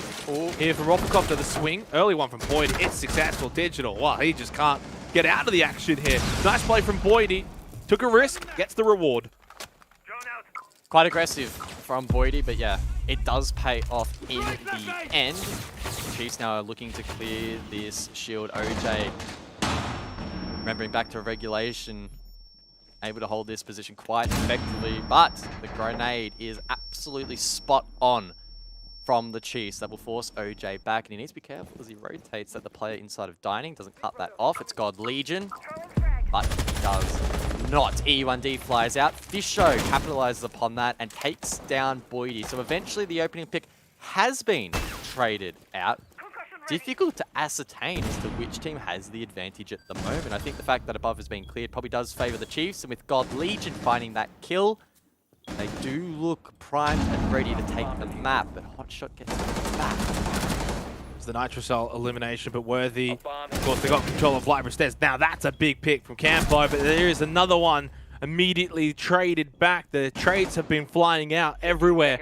2 versus 1, 10 seconds. Hotshot. 10 seconds to go. Inside of games. Now Gold Legion is down. Worthy is low health. This is very winnable here for Rufflecopter. In fact, due to the time, it is so winnable that Worthy's got no chance of winning it. Rufflecopter are going to send it to a final round. Very unconvincing round for both teams. Milo has decided to sub in for Rufflecopter, so that's a big change of events there. What? Milo in the bottom right. Yeah, I'm not worried about that. I'm just that end of round was a little bit odd. It was a bit. I can only assume that the Chiefs didn't have enough intel into its side, and Worthy was also low on HP, so it made it quite tricky. Either way, that's the result in the end. 7-7 the scoreline, and now the Chiefs statistically find themselves on the unfavored side. That said, in this matchup, it has been quite even, and the defense actually has been holding out all right. So can't look into the numbers too deeply. Digital 6 picking onto the Clash. Ooh. That is a very, very big call to make in the final round of this map. On bar games as well, where do you position the Clash? Usually on Chalet, if you're going to be picking the Clash, it's for Snow Wine.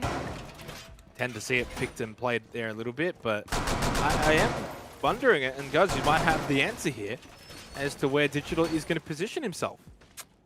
Wow, I guess there's a lot of options. You could see the Clash play quite aggressively inside of Library. If Ruffle attempt to enter from there, you could even see him extend a little bit more towards Piano and slowly fall back. I think that the mantra he likely adopted in this round is, let's find out where Ruffle are pushing from and let's just send Digital in that direction. I don't think necessarily having a pre-planned fixed position is probably the best use of that shield. Instead, play reactively or even proactively and know where the attackers are coming from. Position the Clash there to try and bleed time. I do wonder if he could play top of Library stairs as well, right? Based on the positioning of one of those Vulcan shields being placed over at that Piano doorway, it means that they don't have a shield at the top of Library stairs. Well, if you don't have a shield there, why not just put your actual shield player there as well? Well, this is going to be bouncing, maybe finding an early kill. Never mind, it was Gold Legion, but Mighty found one too. Campo, this is a nice early rush from Rafflecopter. It's all over. That's it. Digital is not going to be able to save the day. The round didn't even start. It's over. Oh, they have just caught the Chiefs with their pants down. Well executed from Rafflecopter. Fly high with your 2 points that you have banked off the back of this win. Whew. Wow, literally blinking, you miss it. I looked down for a second, I was sussing my notes, I was like, oh, you know, trying to think of something exciting to say. I look up and you're yelling and I'm like, what's going on? Discombobulated just as the Chiefs were, and bang, we're on the final scoreboard. Wow, what a finish by Ruffle. They will be absolutely ecstatic with that result. They certainly should be. 2 points for Rafflecopter, 1 for the Chiefs based off of the OT format. Both teams putting on a bit of a show there on Chalet. But only, of course, one winner in the end. It went down to the 15th and final round, and that did not last very long. That was a very, very quick round, guys. In fact, so quick. I really didn't actually see what happened. It looked like a Library rush, and they just picked up kill after kill in quick succession, and Chiefs just didn't have time to be able to react to that. Full credit to Rafflecopter. Great play, and deserved winners. Yeah, I literally have no idea what happened in that last round, so I'm going to have to go back and watch the VOD for that one. Like I said, blink and you miss it. And I mean, it's great for Ruffle, don't get me wrong, but it also feels like a bit of an anticlimactic finish to what was such a swinging game. It was like a seesaw, right? It started off, it was all about the Ruffle, right? It was a bit sloppy from the Chiefs, their attacks went great for their utility in particular, and Ruffle were like, hey, we're here to really make a statement. And then, come the change of halves, the Chiefs went, hey boys, come on, like, we're the reigning champs for a reason. Then it really narrowed down all the way to the final round, where Ruffle just absolutely out of nowhere played super explosively and managed to close it out. I think you're just sitting there waiting to see what this final replay of the final round is going to show you for us there. Of course, prior to that was a chance for the Chiefs too, when they were up 6-5 to close out in regulation. They had 2 overtime match points and couldn't close out there either. Some really good moments from the Chiefs, but ultimately also some really good moments from Rafflecopter. I like this from Boydie as well. Aggression, right? You're down overtime match point and you're making that sort of play over towards the big window on the mezzanine. And yeah, this was the rush. We literally did not capture much of it at all. So it looked like it was a bar rush and a Library rush at the same time, and they just picked up all of those kills in quick succession. Bouncing with 16 was, of course, a highlight. Boydie ended up coming to the fray as the game went on to 14-10, ultimately 8-7. And our first overtime as well for Stage 2 of OCN. And what a performance there from Bouncing. +6 on the entry. Also was maining the Jackal and was gaining quite a bit of information for the team. So it's all well and good to have a passive Jackal that enters and finds feet, but to also be backing that up in the frag department, particularly the entry department as well. Super duper impressive. It's really high cost as well at 93%. So he was the standout player for Ruffle statistically, but again, it was a team effort. I mean, you can even look at the bottom of the scoreboard. You look at Campo, 0.51, you think, oh, he had a shocker. But just think about the impact that he was having with those Vetero drones. He was having a huge impact just on that isolated gameplay alone. And for the Chiefs, well, they let this one slide. They did win yesterday, so now they will be on 4 points. Not the end of the world, of course. They don't necessarily need to finish first at the end of the season. This won't help, but it's not, as I said, end of the world. To be dropping to a team like Rafflecopter, who, lost to Alfo yesterday. So this was at least their first points. They go to 2 points now on the season after the first 2 games played, so averaging 1 point a game for Rufflecopter currently. But at least they're on the board. You know, they've gotten off that 0. I know it's only Playday 2, but it's something. And against a team like the Chiefs as well, guys, good signs ahead for them. Rufflecopter actually, though, do have Knights as their next game, so maybe not too far ahead. We are going to go and have an interview, then a quick little chat, though, with OJ from Rufflecopter off the back of their big win against the Chiefs. Firstly, congratulations on that win, but I do have to ask that the rush at the end, perfectly executed. That was so quick. Yeah, so I realized that every round that we'd attacked that site, they kind of kept extending further and further off site. So it was actually my call to take credit for it, but yeah, no, we kind of just hit site. We spoke 15 seconds about it, and we was like, if we're gonna go out, we're gonna go out swinging, so we'll have a go.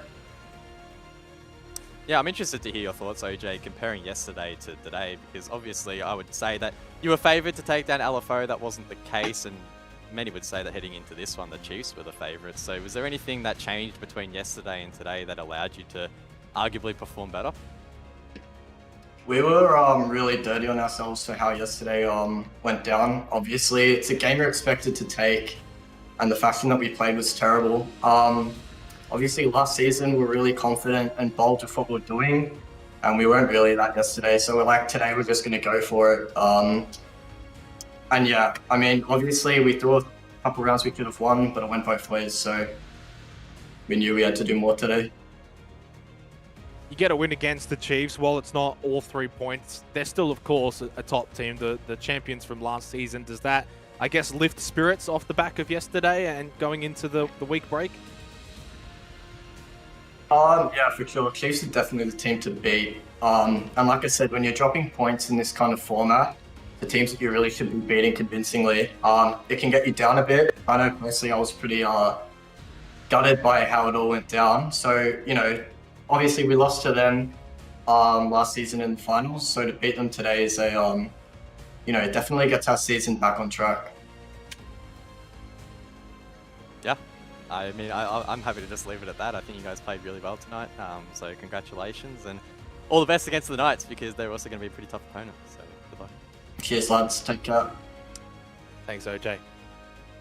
Well, big win for Rufflecopter. They're flying high off the back of that one, taking down the Chiefs. As I said, not all 3 points, guys, but still 2 very valuable points against the Chiefs. You probably would take that at the start of the game. Of course, these teams have very good and high aspirations. They would have said, no, we want all 3 points, but let's be real. 2 points against the Chiefs. You bank that, you take it, and you move on, which, you know, they got the Knights next. And I think that almost, you know, I hate to be a downer here, but puts a little bit back over to losing to LFO, right? Because you got such 2 tough matches early on in Playday 2, Playday 3. Then it really opens up a bit after that. Probably could have been in a position where you had 3 points from LFO, and then you get 2 points against Chiefs, and suddenly things are looking great. Didn't work out that way, and it is, you know, the way it is and the way it plays out. Still, big result on Chalet against the Chiefs, and they look good. Yeah, I mean, that's just the way the cookie crumbles. There's no point dwelling too much on previous results. I think it was good the way that OJ sort of framed it is, yes, he was annoyed and didn't like how yesterday played out, but instead of letting that dwell and, I guess, manifest into negative thoughts, instead that sort of fueled them tonight. And we saw that in the server. They played really well. It was a close matchup, and you could argue, you know, some people are going to say that they cheesed the last round, but whatever. I mean, they made the big call. Why would you go for a rush in a 7-7? Like, no one ever does that. So the fact that they did it, committed to it, pulled it off, is really impressive, and they managed to defeat their demons from the playoffs, as OJ himself said as well. So that sets them up really nicely for the rest of the stage. We've got one more game to play out tonight before we close out the first week of OCN. Coming up, it is going to be Rhythm versus Wildcard.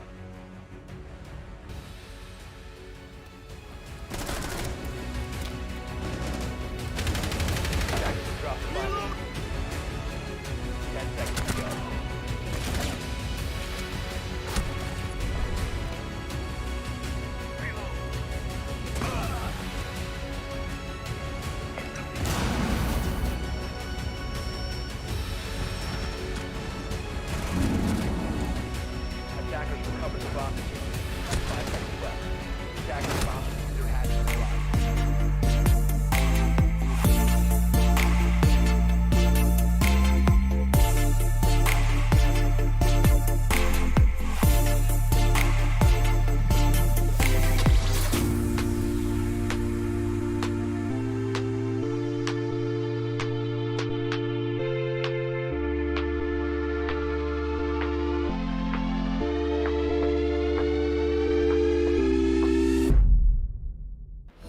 My name is Patrick Wines. I play support for Wildcard, but what you don't know about me is that I'm a very average skier.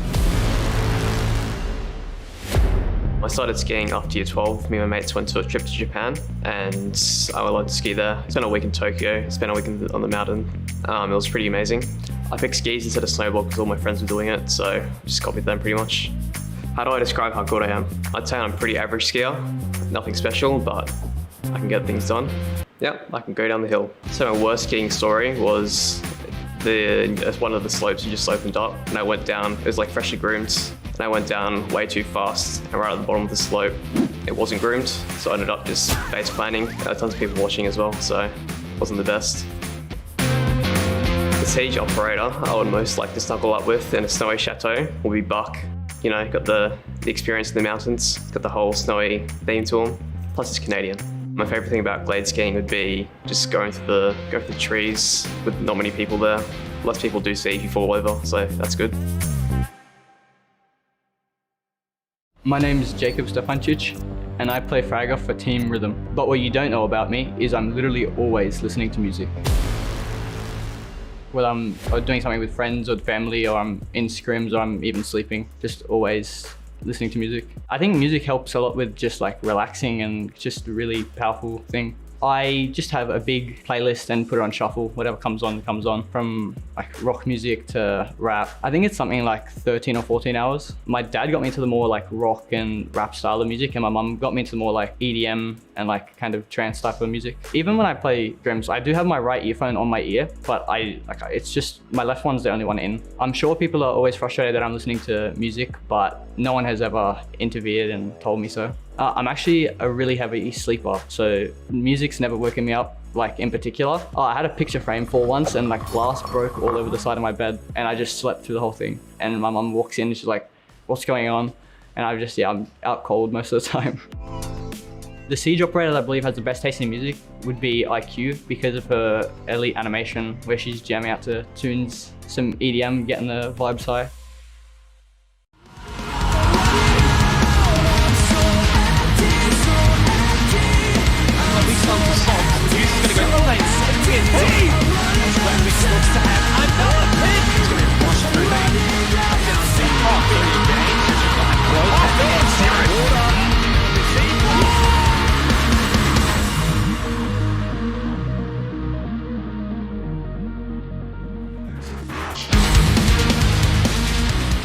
One more game to go tonight for OCN Playday 2 Rhythm Wildcard coming up very shortly. Welcome back from the break, ladies and gentlemen. Of course, we are presented by Samsung here for Oceanic Nationals, one of our many amazing partners. It's been a great night so far tonight, guys. We've had plenty of close matches. 7-5 Order LFO, with Order taking out that one. 7-5 Knights versus Bliss. Bliss coming up winners and causing a bit of an upset there. And then 8-7, a banger 15 match burnout between Chiefs and Roffle Copter, as Roffle came away with the win. So Chiefs and Knights both in the losers list tonight.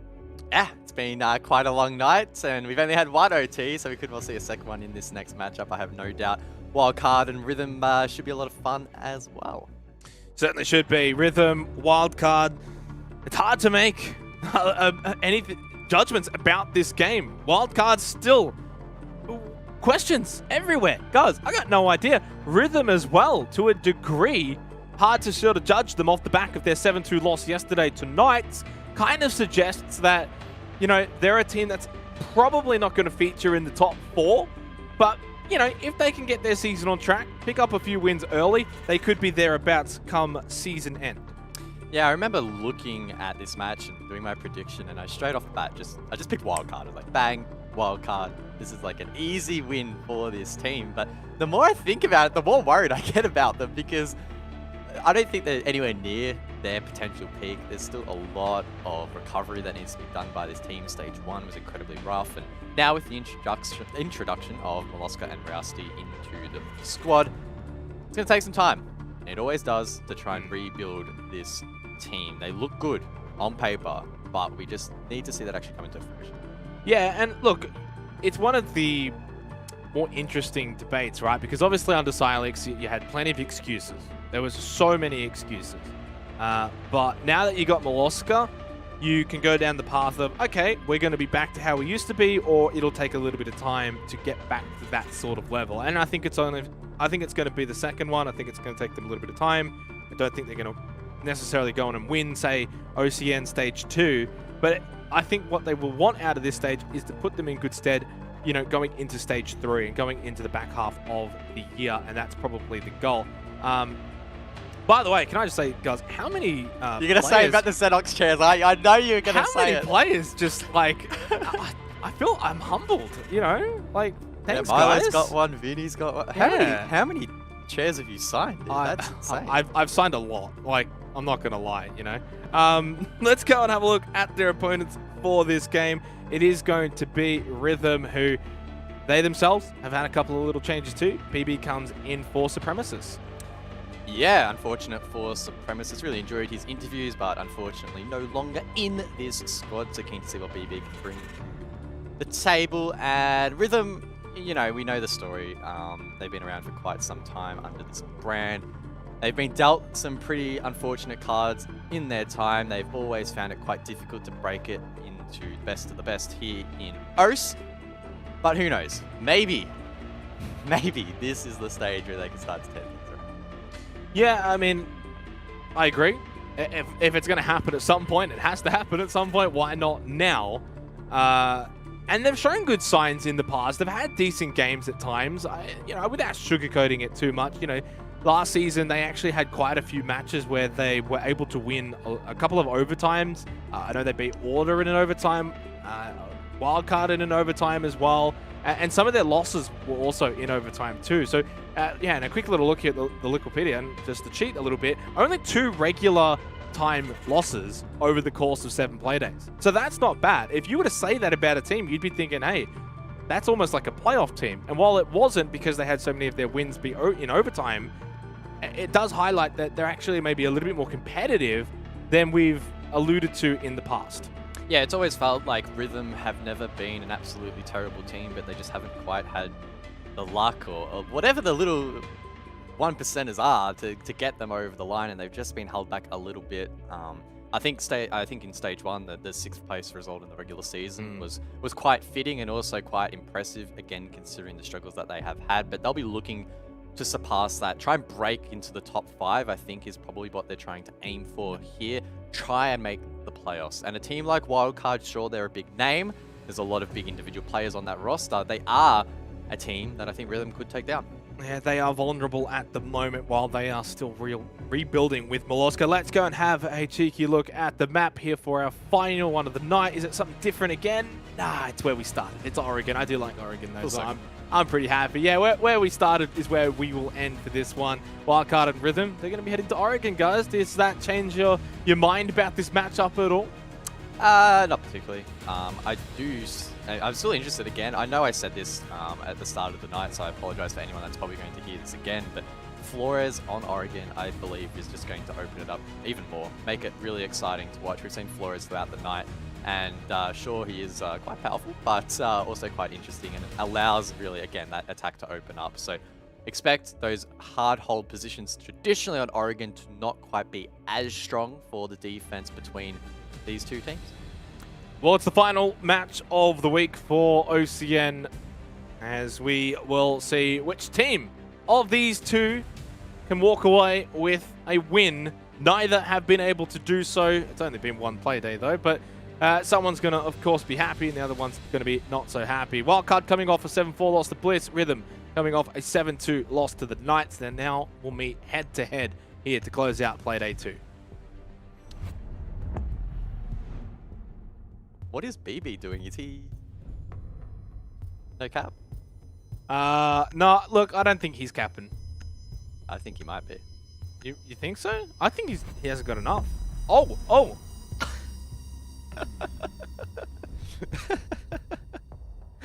How many has he got? 1, 2, I think it's 4? Ah, he got rid of it. That's a shame. Do you think he's got hat hair? It looks like it. I think half the team's going to have hat hair because both Lem and Drex are wearing beanies as well, so that can't be boding well in the hair department, but well, it is what it is. Imagine talking about the hair department and not mentioning Imarine. Come on, guys. True. Emarine does have the best hair in the region.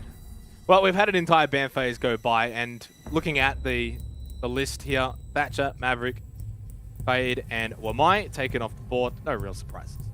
No. Most importantly, though, Flores again has made it through, so that should make things quite spicy. And Wildcard will need to be on their toes, quite literally, because they don't want them blown straight off. And yeah, Novak straight away picking the Flores, which is cool to see. Outside of that, though, nothing too unexpected as we head to basement.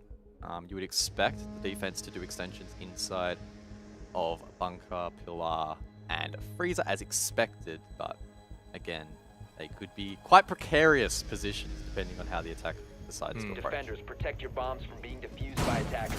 The final match of the night, Rhythm, Wildcard. What have they got? And it feels like a must-win for arguably both teams, right? The community vote suggesting that it is quite even, 56% to 44%. Not necessarily, honestly, going to disagree with this. I think Rhythm's a team that is more than capable of defeating Wildcard. And for Wildcard, they're going to have to find wins, right? In this stage, you don't want to see a bottom 2 placing again for them in stage 2 now that Molosca's joined the team. That would be disastrous. Completely different stages when you've got Molosca in or you've got Silex in. So they need to be, at the very least, in my eyes, 5th or 6th at minimum, guys. Ideally, they, of course, would like to be in the top 4, but they need to be dispatching of teams like Rhythm if they're going to do that. Yeah, I would agree. Top 4 should be the goal, and I think it is realistic. These players are incredible. Milo is a great pickup. Emarine's been around forever. Pat and Gio have really combined into a dynamic duo, and Vinny as well, teaming on as well. So a lot of good signs for Wildcard, but as I mentioned in the pre-show, it is going to take time inevitably for this team to mesh, for everything to feel right. Don't know how long that process is going to take. It could be the case of a couple of playdays. It could be the case of a couple of months. It could be 6 months. We just don't know how long that's going to take. But for Wildcard, for the team, for the fans, the sooner the better. What do you think of Novax's name? It's had a couple of name changes over the last year or so. Well, I think it was Drex that stole his 9, so that was a little bit rude, but... Good old Nova 9. Definitely less confusing now. Rhythm on the attack, Wildcard on the defense here for Oregon, which, if we call back to the Order Alfo match, was, I believe, a 3-3 half in the first half. So Wildcard could maybe go for the more standard 4-2 defensive half on Oregon that you would expect. Vinny, please do not give us a seizure there with the reticle spam. Ankle grip. I can only ADS time or decreased rather. Increased in speed, decreased in time taken to ADS. Bit of a mind bender. Is that how you like extend your essays? It is actually. Don't tell my tutors. BB playing off the Gemini, thrusted in front of him by Leb. Ooh, Vinny playing his key position behind the box. Could boost up and try and deny the stairs, but instead is playing a little bit more passive, and that's probably the play. BB with the 2x would win that engagement 9 times out of 10. Everything just frozen in time, as is the case typically for a basement attack on Oregon. Everything's nice and slow. We expect it to go from 0 to 100 pretty soon. Yeah, especially with 35 seconds left. Looking down, it's going to be a freezer push now from Rhythm. Pat close here on the smoke. You can throw out these gas babes. Vinny loses out his fight inside of freezer. Swings in on Pat. He couldn't quite find his target. Swings again with a shotgun. The Vax is able to grab Ema, and that's the shotgun being to good use from Pat. He now thinks about what he wants to do next. Unfortunately, though, Ghoul has the angle covered, and Molosca's left up into a 1 versus 3. Not ideal for the new member of Wildcard, especially with that diffuser down. Nice headshot, though, onto Drex inside of freezer, but it's not like Ghoul or Novax need to move much. Milo needs to go big. Doesn't get covered on the cross initially, but is taken down by Ghoul. Close range with the bearing 9. A little bit awkward, but the attackers will close it out.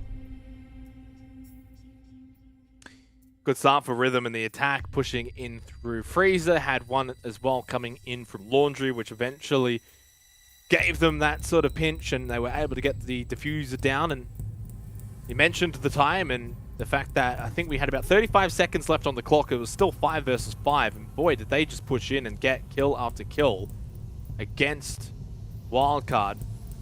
Vincier was holding inside of Fraser. Pat was trying to help him afterwards, and unfortunately neither of them could really have that much of an impact. They will repeat though, down in basement. Yep, back down below we go, and both teams bring similar lineups. Geo electing to bring the Goyo into the server. 2 Golden Shields using sight. Some interesting lines of sight actually established here by Pat. Looking up into the top of the big tower, rotation towards attic. Hatch popped, and this indicates that we may see Wildcard get quite aggressive here on a roam of sorts. I don't think it will necessarily be a heavy team roam. You might see 1 or 2 individual players up above. If I had to hedge my bets, it would probably be someone like Milo, but we'll have to wait and see. Locate a bomb and defuse it.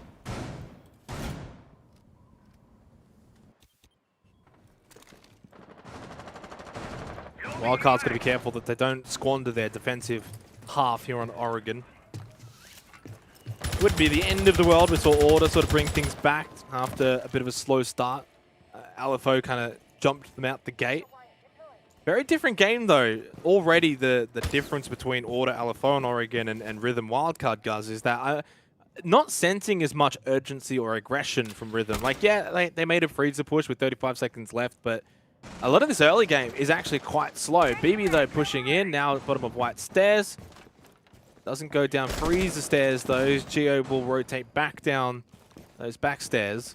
But again, not really too much happening. I guess that's also a part of Wildcard's game. They're not really giving Rhythm much above. They're pretty defensive at the moment. That roam no longer in place. Instead, those defenders will make their way back towards the site, and Vulcan Shield's still being repositioned as Wildcard try to ascertain exactly where this attack is coming from. At the moment, though, Rhythm taking it quite slowly, quite safely, just making sure that they can, I guess, dot their I's, cross their T's, etc. Make sure that above is clear. Cool gets the call that it is. 4x Kairos pellets on the security hatch, and I would assume he's going to follow that up with 4 on the meeting hatch as well. And that is his job for the most part done in this round. And now I really think the spotlight will be put on towards Novaics. Those drones will be critical in helping clear out the next wave of utility. Minute 15 on the clock. They now rotate over towards Blue Bunker. Still got to clear out the deployable shield at elbow, but of course that now being reinforced. No one's playing that position. It's not really going to matter too much. The Rotero drone will go in and it will look to find some utility. Grab a few of these ADSs, grab these shields. He's got 4 of them, so he can take his time. Still 50 seconds on the clock, but you can see the positioning of Wildcard, guys, so defensive.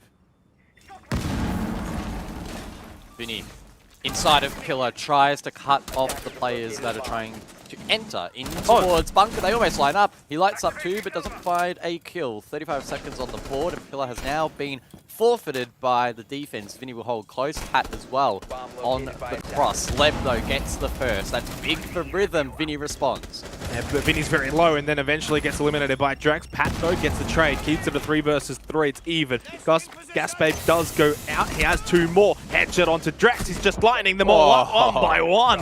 Eventually, though, Novaics will swing and is successful. Ghoul is down. Moloska, Imarin, they both combine. And Wildcard will take the second round. Another messy end to the round, but Wildcard able to capitalize upon those rotations established earlier. Rhythm not holding drones in those positions, not watching drones in those positions. And at the end, Pat holding on site. Milo late, sweeping through, able to close it out. A close round, but Wildcard do edge out. Yeah, and they needed to as well. You wouldn't want to be losing basement twice in a row to open the account here. And now they can head upstairs for kids' dorms, 1-1. Further good signs from Rhythm, though, because they're winning a lot of these trades, guys. Kind of slow in terms of their attack. If we compare it to, say, Alfo, I think Alfo is maybe a good comparison in terms of team likeliness, in terms of their positioning, in terms of standings. And it's like completely different though, right? Like we can compare them in terms of standings, but in terms of their playstyles, it's like they couldn't be further apart. Alfo is all about go, go, go, fast attacks. Chaos, and Rhythm are actually a little bit slow in their play style, and they will then go for that push, not so much at like 20 seconds, but around that 30 to 40 second mark, then they'll make their push on the site, and they have done really well in getting some trades, Wildcard just winning out that time. 5 seconds left before insertion. Fun fact, this is the first time Wildcard has played Oregon in 2021. And that is a cool start. So there you go. They haven't played it since the November Major in 2020 against Akami, where they lost 5-7. Feels like a lifetime ago now. And since then, yeah, they just haven't touched it. So it's been a little while. Rhythm, on the other hand, have played it quite extensively. Alfo, Knights, Order, Ruffle, PK, all in 2021 and late 2020. So this is a bit more of an unknown quantity, I guess, for us as an outsider trying to ascertain whether or not Wildcard are any good, but also for Rhythm, as they don't really have much to work off either. And this is another good site as well for Flores. Basement's really good for Flores, so is Kids Dorms. I mean, you can argue basically just as a map, Oregon is, in my opinion, I think one of, if not the best map for Flores. It's definitely up there.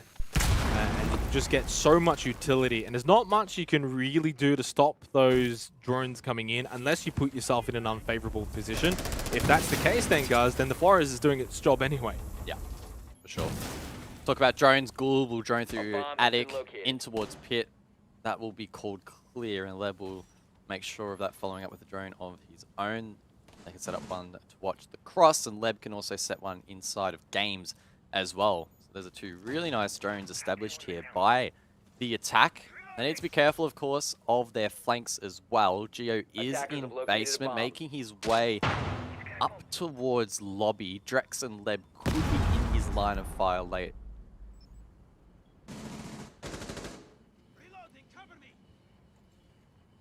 And again, this slow approach from Rhythm. There's nothing wrong with it necessarily.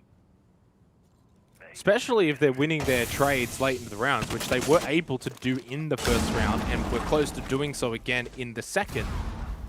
But Kids Dorms is a different beast compared to Basement. There's less sightlines.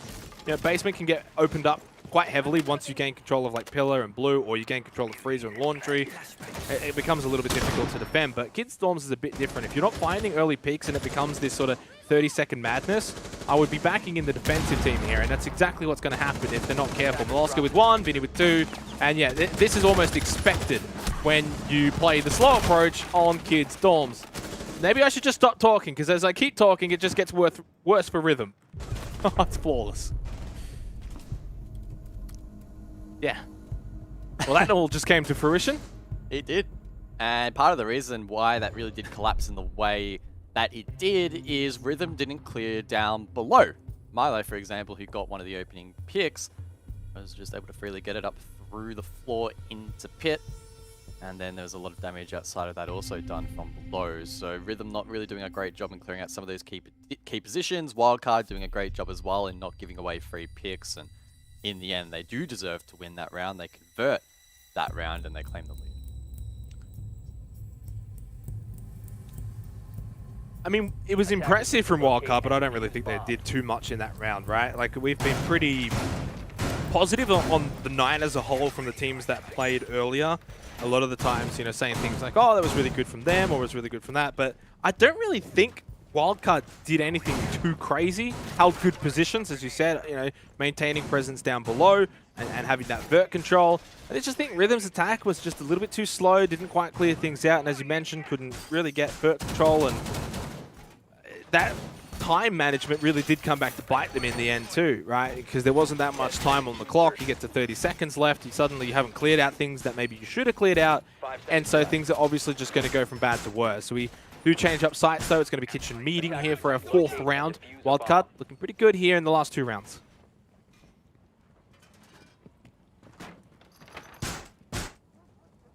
Emorin at the start of this round jumping straight away onto the default cams, and he'll call out that the attackers spawned on the southern side towards the front door. We would assume that Rhythm will go for a map clear, take above control, and then transfer that over towards Attic and Pit. Will be contested, of course, by Wildcard, Geo at the top of White Stairs, as well as a couple of other players above potentially as well. It will be droned down by Leb. Milo is the second player.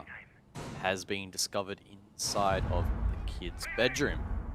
Leb with a foothold inside of Truth. You can start to think about pressuring that location. The rest of the team actually pushing horizontally, trying to hit site directly from dining.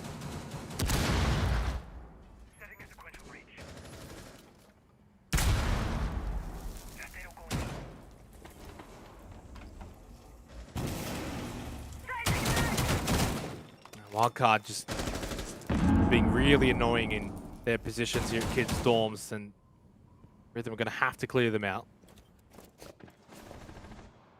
So keeping control above vertically of kitchen and meeting is the goal here. That Gemini gets shut down immediately. A little bit of information, at least, onto Molosca's position now is gathered for Rhythm, and they are looking to pretty much capitalize on this immediately. But Geo's position wasn't well known, and he's able to swing out and catch one at White Stairs. He does get traded. Now Pat can get involved, and a lot of the fighting is happening around kids' dorms, despite this being kitchen meeting. It's the way it goes as Ghoul got one, but traded again. And this has just been a common theme. Molosca, oh no, Milo. That's not what you like to see. 2 versus 2, minute on the clock. And a chance gone begging there for Wildcard. It's up to Vinny and Imarin versus Drax and Ghoul. Yeah, Milo seemingly tasked with creating rotates, I can only assume, earlier in that round with the CSG. Didn't have many bullets to work with at all in that engagement. That's why he was using the pistol for the most part, and it does catch him off guard, unable to inflict enough damage to find that pick. Nonetheless, though, Wildcard do still have the advantage with HP, and Vinny and Imarin are very well skilled and very well versed winning out these kinds of scenarios. I can only assume that Imarin has intel as well, but he doesn't see that. Ghoul gets a quad, but gets shut down by Emo! A double to close things out, and Milo chucks on the glasses, because that was a damn cool clutch. That was cool. And Wildcard looking pretty cool as well in the last couple of rounds, and now take a 3-1 lead. And I liked a bit more from this round, at least from Rhythm's sake. They got into their rhythm just a bit quicker. Ghoul with a quad. Vinny just unfortunate with that positioning, but Imarin had him covered, and then he was clean with the transition headshot. 3-1 start now for Rhythm inside of the first 4 rounds, 3 in a row. They're looking pretty good here on Oregon defense. If they can get a pretty substantial lead here on the back of their defensive half, well, they'll be confident going into their attack. Wow, Emo just doesn't lose those. My word, that was quite the clutch. And Wildcard now looking to establish a strong lead and try and really put things off on this defensive half. Back down below we go. Wildcard shut this out quite well last time. Thinking back, Pat inside of the B bomb site, playing close with the shotgun, and then Milo sweeping out on the rotation late round to really close things off for Rhythm. I think in order for Rhythm to be a little bit more efficient this time, they need to try and take map control a bit faster, drone things out a little bit quicker, and really start working those hatches and applying pressure to pillar, to bunker, really early on. And I think they need to lean a little bit more again into that Flores, and they should be trying to utilize those drones a little bit earlier. Yeah, and it's good that you mentioned the Flores too, because that's been the highlight really of the night, not just on Oregon, but almost on all of the maps really. Oregon, Consular, and Chalet, of the maps that we've had tonight. The Flores has been so impactful when used correctly. I'm not implying that the Vex is using it incorrectly, but it's just compared to some of the other matches, maybe we're not seeing it as impactful as it maybe could be. In saying that though, we're on Oregon and Wildcard's on the defense. There's only so much you can really expect from Rhythm here. Probably 2 round wins is what you would have expected at the start of this map and this match, but they've got a couple more rounds, 2 more in fact, to see if they can get more than 1.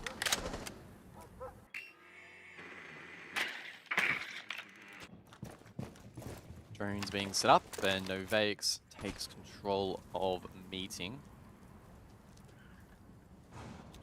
player to watch here really is Ghoul, and not only did he absolutely pop off in the frag department in the last round, but here in round number 5, those ex-Kairos will be really important. Just caught out of the corner of my eye. Vinny, in fact, on the top floor.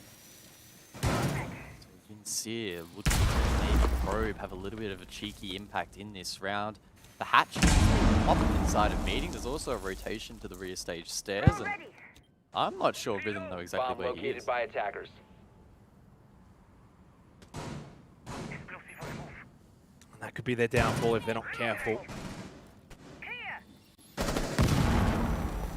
Getting close to that minute mark. We're getting close to that time again where Rhythm, around that 30 to 40 second margin, will make their push. They did favor Freezer last time. Freezer and Laundry Pinch, which was effective in the first round. Vinny though, oh, this just changes the game entirely. He gets one, he takes out Nevaix, no more Rotero drones. And with 40 seconds left, guys, that's going to make things very difficult for Rhythm, down a player. Very tough indeed. Emo, again, having a huge impact to shut down Drex. 30 seconds left on the board. Lev tries to get something going over towards Pillar and does find a foothold. Just sends it down the long hallway, but Geo says, no, that's not happening on my watch. And now Ghoul and BB are in the 2-on-4. Yeah, and not much time here to make this happen. So it's 4-1 for Wildcard over Rhythm. Unless BB can make some big boy plays, it's not happening. Vinny inside a Freezer. Clutches up, and so far it is job done for Wildcard at 1-4. They're just going to keep on keeping on against Rhythm.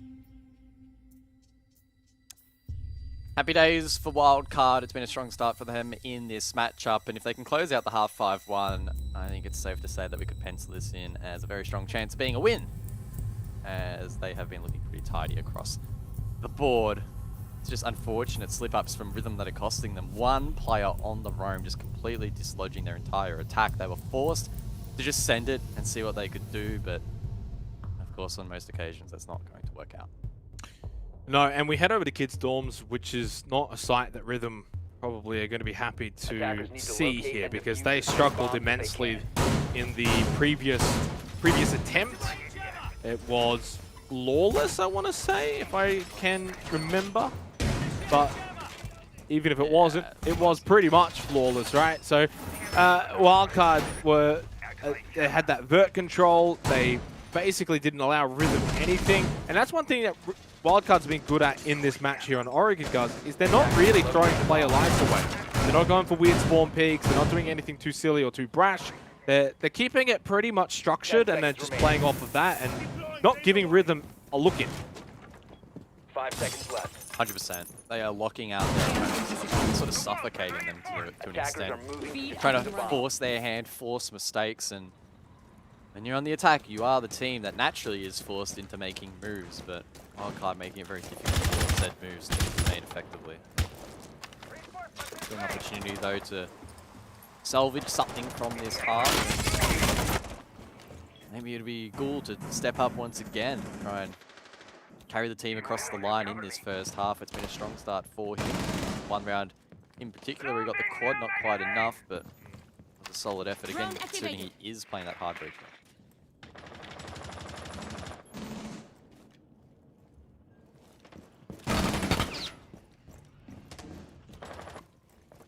Oscar on the roam over towards backstairs. You'll most likely make his way over to the other side of the map momentarily.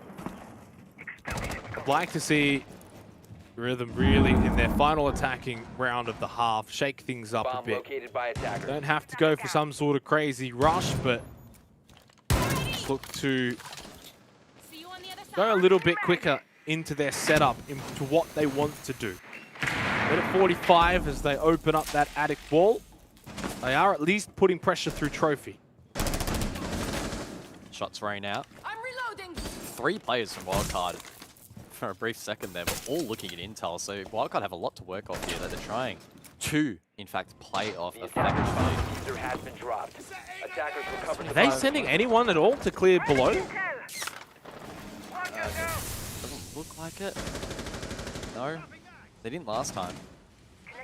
That was a bit of a downfall for them, but they're going to try and commit to something here, Rhythm.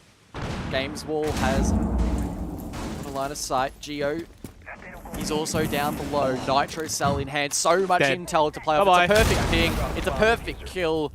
And that's the lead early in this round for Wildcard. He goes back and he escapes. He runs as fast as he can over towards Freezer Stairs. Ledge following, but it's too late.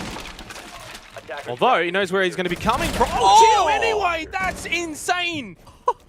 Lab was waiting. He knew exactly when and where he was coming from. NS in the chat. You can only throw your hands up after that shot from Geo, who was full steam ahead of momentum. BB in a 1 versus 5, and just like last time, guys, on Kids Dorms, it's going to be flawless again. And it is. Wildcard to close out the half.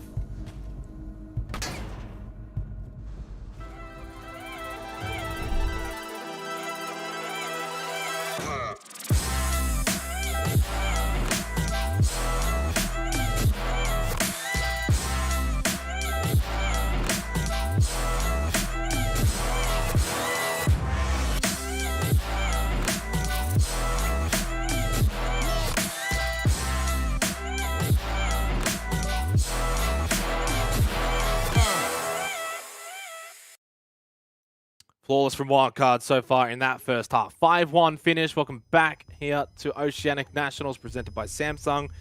Not just Samsung, but also Livin. And that's something that Rhythm are struggling to do right now, which is to stay alive. But Livin's been a big, big sponsor for OCN over the course of 2021. We're excited to have them back. And we're excited to see Wildcard playing in this manner as well, guys, because this is, you know, the Wildcard that we haven't seen for a little while after their roster issues. Yeah, it has been a while, and we have to look way back to, wow, like what, early 2020 to think about the Wildcard that we used to, you know, back into every single matchup of every single tournament that they played in. So it has been a bit of a delay in the action, but they're back slowly. Again, it is against Rhythm, so we don't want to get too overly hyped that this is like absolute peak resurgence of the Wildcard dynasty, but it is a good positive sign because Wildcard have been struggling against a lot of different teams in recent history. So this is a good start for them, but they will be tested on their attack, don't get me wrong. Oregon likely will still lean into the side of the defense, and Wildcard needs to try and buck that trend. It also says a little bit more about yesterday's result, right? The 7-4 Bliss win off the back of Bliss defeating Knight 7-5.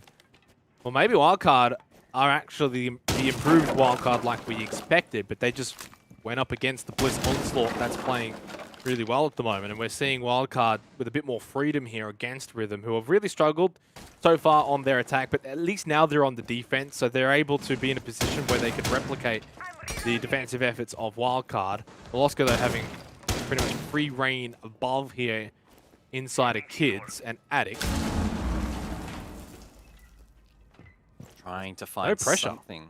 Yeah, this is the issue. Rhythm are sort of being forced into uncomfortable positions, and Wildcard allowed to pretty freely move around, create angles, and make them feel very uncomfortable. Vinny's trying to assist in this pinch, and off the back of that pressure from above, can try and enter in towards Kitchen. He does. There's a player inside of security that he doesn't quite see. Flicks, but misses. Fortunately, though, he will survive, and Emarin elsewhere will drop Drax.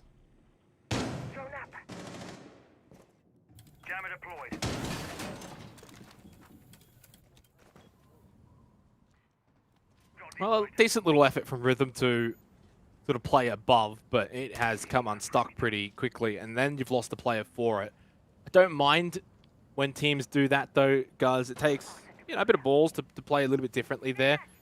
It's very easy on a site like, you know, Basement here on Oregon to just turtle up on site, play defensively, and allow basically Wildcard to do whatever they want. But that little kitchen and security setup and look for something and to stall out Wildcard a bit, I like that from Rhythm. Especially when you're down 5-1, you want to obviously give yourselves the best chances of winning, and that's to play a little bit differently, not to do the same old. Diffuser will be collected though by Wildcard, and it looks like they'll try and set up for a laundry push. Ghoul and Novakes rotating down below in expectation for that to occur. It's Could be a tricky execute. Wildcard needs some pressure inside of Freezer to try and pinch these players out. Milo with the diffuser in hand will be the player to watch. Clear that shield first. 20 seconds left. But of course, they've got that man advantage. So at this point, it's a little bit different. But Avax is going to at least even things up, at least for the moment. They should be able to take care of Leb. Never mind. He literally just walked straight on top of him. And Vinny got the team kill onto Moloska. It's a bit messy at the moment, but Gio is coming up big when you want him to do so. Only 2 seconds. And Gio does not have the kit. And that is going to be the round win for Rhythm. Close there in the end. If Gio swings a second earlier, they probably would have won the round. Wildcard. But Ghoul says, pew pew. I'll take that under my wing, and they managed to close out the round. It was a pretty messy execute there from Wildcard in the end. Milo getting popped in the head by his teammate really did not help out whatsoever, but it is what it is, just one of those things, and they'll look to move on.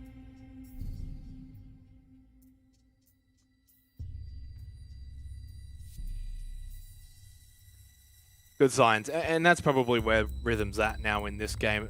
You go down 5-1 deficit, it's hard to bring it back. We've seen it, of course. Oregon's a good map for it too. Without even going into that infamous 6-0 comeback in APAC South, it is just that sort of map where if defense is impenetrable, you can go on a pretty hefty run and collect quite a few round wins in a row. And that's basically what Rhythm's going to have to bank on here against Wildcard, who have obviously already got to 5. They only need one more to get that match point. I think generally when teams get that match point, it's almost like the perceived pressure suddenly just rises that little bit more, where you don't even have that one slip-up opportunity. Whereas right now, Rhythm can technically slip up and then it only goes to 2-6. But when it is that match point, you lose, you're done. So chance here for Rhythm, though, as they go up to Kids Storms, which was flawless for Wildcard.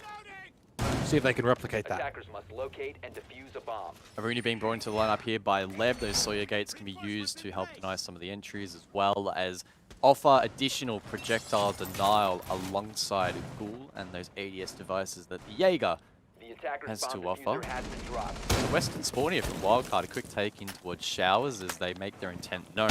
Unlike their counterparts in Rhythm, Wildcard want control below inside of Kitchen. Probably a wise decision, as there are a couple of players situated underneath the objective. BB and Ghoul ready and waiting. Wildcard wanting to find these kills, because not only will it give them the man advantage, but help them in obtaining objective control. Sightline opened up for Vinny. Ooh, early swing. That's nice from Rhythm. Just puts the pressure onto Vinny, causes him to question a few things here. And it's very similar to the setup that they had in the prior round, but this time, of course, rather than being in basement, they're above Kids' dorms. Now they're going to fall back. It's kind of job done. Waste a bit of time here for Wildcard, but Wildcard are a little bit more concerned about establishing vert control than Rhythm were. When Rhythm were on the attack, they were a bit more horizontal take. Wildcard, of course, want to get control of Kitchen. Ghoul and Z looking to try and hold this position, or at least find some drones. 5 taken down already by Rhythm, and 5 remain for Wildcard. Ghoul's been looking red hot at times in this matchup, but now's an opportunity for him to really make a name for himself. If he can find the likes of Milo or his counterparts alongside Vinny, it would really change the tide in this round, but it's a bit of a standoff at the moment. No one really wanting to make that first move. He's going to be the first one to find a pick. There's a second from Gio shortly afterwards to follow it up. Minute left, 2-man advantage now for Wildcard, and it's seemingly cruise control from here, you would have to think, for the remainder of this round with this advantage. In saying that, though, Kids Storms, as I mentioned before, is a site that can be difficult to crack at times if the defense are hard to dislodge from the site. The Gemini will go out, get a bit of information. They know there's one inside of Kids. Storms is clear, though. 35 seconds. Gio wants to try and get in towards the objective here. Pat as well will want to get that diffuser planted. He can throw out a smoke canister to try and cover the vault in. It does work successfully, but he gets shut down by Novax, hidden in the corner. Emorin gets the call, but he himself is also killed. Gio, on a lick of HP, needs to try and clutch up, but he as well will be shut down by Novax. It's Vinny to try and clutch up, but there's nothing he can do and Rhythm hold out the onslaught. And I'm so glad that I mentioned that even at a 3-5 deficit, Kids Dorms is not exactly that easy to take. You can hold those positions, find some picks pretty comfortably. It was a good start for Wildcard, and if you're going to be taking Kids Dorms, you would want that two-man advantage. They all just funnel in through big window. Geo Pat just taken down too easily. I think even I might have missed Nevaix sitting in the back side of Dorms originally, and maybe Wildcard have done the same there. Very unfortunate result for Wildcard, but well played by Rhythm. And look, they're coming alive here on the defense, as you would kind of expect here on Oregon. And yeah, attack pause for Rhythm. They're just going to get their thoughts together and make sure everything's in check. Of course, if they lose the next round, then they cannot get full points in this matchup, so it's quite an important one. At that, I think they can be quite happy with how the last round played out. Nevaix really did step up. I would have been a little bit more concerned for Rhythm had Nevaix died there. Wildcard probably would have been in a good position to close it out, but they didn't in the end, of course. And actually see Ghoul seems to be the one leading the charge here with the comms, so interesting to see that. And yeah, I honestly did not know what if Ghoul was taking on, I guess, a bit more of an IGL leadership role, and that, at least in this tactical timeout in isolation, would seem to be the case. That tactical timeout now has expired. Full credit to Rhythm. It's pretty easy to just sort of roll over when you're down, 1-5, but they've been able to win the last 2 rounds and show that they are just as capable on their defense here on Oregon as Wildcard were. It's a good opportunity to really put pressure on Wildcard. If this continues to snowball, guys, and you make it 4-5 and then suddenly 5-5, you have to wonder if Wildcard are going to have the attacking prowess to be able to break through the Rhythm defense. Now, we head over to Meeting Kitchen. If Wildcard's going to find a site to win, I would hope it's this one. Yeah, well, they are employing an interesting decision here, Wildcard, that is bring the Kali into the lineup. A sniper with the Lancers that can clear utility. And I gotta say, that is a little bit peculiar. We don't often see Kali on any map, but Oregon in particular doesn't strike me as a map where Kali would see a whole lot of play, even as a pocket pick. So definitely something to keep our eye on. Will Aimery be effective in shutting down lines of sight with a sniper, or clearing utility, or both?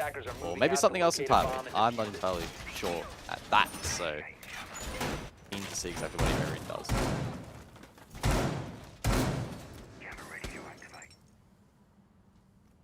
Looks like Ghoul might be setting up for a 3rd floor big tower defense with those ADSs. We saw Bailey from Order earlier tonight, playing a similar position at times. Mixed results. I think those ADSs will help. Drone, not long for this world. But despite its early death, it did at least gain the information that there's a player up there.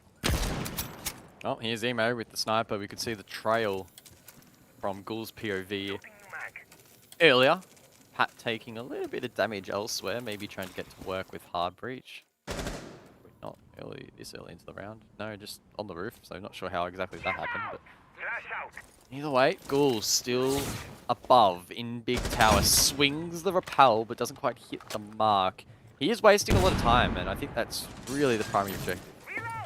Time and utility. And this is what we were seeing from Bailey as well for Order. And at one point, he wasted like a good minute or so, maybe even a minute and a half. And another one, he did get killed pretty early on in the piece. So it can play out both ways. And it is kind of tricky for Ghoul to get out of this position once they've got him sort of pinned down. While Oscar finding a pick elsewhere. That's going to be Leb. Ghoul, he's right there. Oh, yes. No. Okay. I was going to say, if he didn't kill Marlo there, it would have been a little bit concerning. Geo not in a position to this is so messy. Vinny, Wildcard falling apart. Ghoul is going absolutely huge, but he is eventually traded. Pat comes along and says, boys, if you can't do it, I will. The 5.56 with the 2x does prove to be the play, and now it's a 3-on-3. 50 seconds left in the round as well, so plenty of time still here for Wildcard. They've still got Pat alive. All those exothermic charges. And the Rotero drones as well for Geo. Now that that's been opened up, he can go in, he can clear things. The utility. It's a frost mat there as well, just at the bottom of the stage. Got to be careful. Emo in though. I don't think the Vex was expecting the swing through the Sawyer gate. Fortunately though, Drex was watching behind him. BB above in attic. The last two players for Wildcard, Pat and Geo down below. Nice shot though from Geo. Can he get a second one? He just falls off. They have the information. That's all they need. They know where Drex is going to be coming from. They have him pinned down. Geo will finish what he started. Wildcard have got match point. Geo's just too good. He doesn't lose those. And Wildcard are able to claim match point. That was a big round. He's right there. And it pays off. It was very messy at the start. Ghoul did great. But Pat did really well, I guess, to bring that back. And then he over in that really calculated aggression despite getting traded was also a fantastic decision. And then Geo just at the end. Two really clean shots. Drex narrowly misses the SMG. That does cost them the round.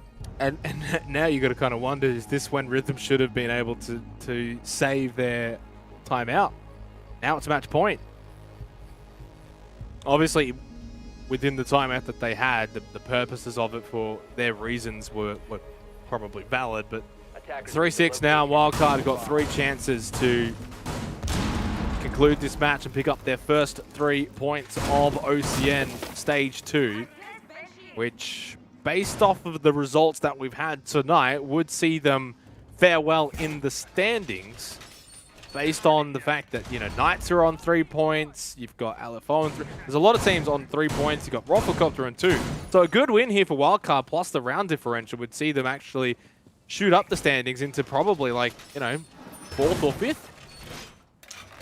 Yeah, and outside of just the standings boost on paper, I think mentally it would be a nice break for the team, which for the most part has been struggling, and it'll give them some semblance of normality or confidence that, hey guys, like, you know, we can go in and beat these other teams within OS, which is something that they have been struggling with recently, again, with the departure of Diesel early this year and Salix having to step in. But now that Milo has filled that spot over the transfer period, things are starting to look up for Wildcard, and this could be the first time we really see that to fruition. It's been a solid map for them so far, but the job is still pretty far from done. A lot can happen on Oregon attacks. A lot can go wrong, and they'll be looking to make sure things are tidy. Pat with the entry onto Drex. Oh. They're in the site. They are in the site. Yes, but they've been also beaten up already, and they've just lost 2 players in Pat and Uma, and Roloska's down. Vinny and Geo need to start getting a couple of kills back. Ghoul even got a knife kill. Geo got one, but he loses his life immediately afterwards. And the rush from Wildcard proving to be ineffective. But Nevaix and Ghoul, half health. Vinny, there's a chance here that he could pull off the miraculous, but that's still what it would be. Banshee there, he has to get rid of it. Of course, can now shoot it when it's opened up. Needs to, of course, now get this diffuser. Has a minute 40, as this was off the back of a rush. And yet, well played from Rhythm. Trigger discipline and position discipline. All 6. Alright, God, jeez, what did I do? Yeah, that was quite interesting there from Wildcard. Now, I don't know if that was a premeditated play, if that was calculated off the back of some site intel and drones inside of lobby, but ultimately, either way, it wasn't really the play. Freezer cross, the long haul cross was enough to just completely shred that attempt. And it's unfortunate for Wildcard, but we may well get the map closed on the 2nd floor, which is always dope, because the 2nd floor is the best site on Oregon. But it is an opportunity now. There is an opportunity for Rhythm to start crawling this one back. They've been given a bit of a lifeline by Wildcard. Attackers need to locate and defuse. Just need to actually capitalize upon that.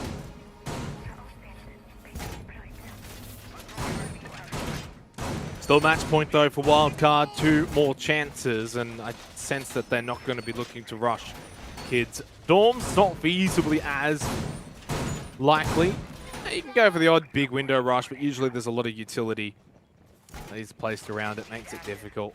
I think that they will go for the more structured approach, probably clear out kitchen, security, get control below, and make their play from that.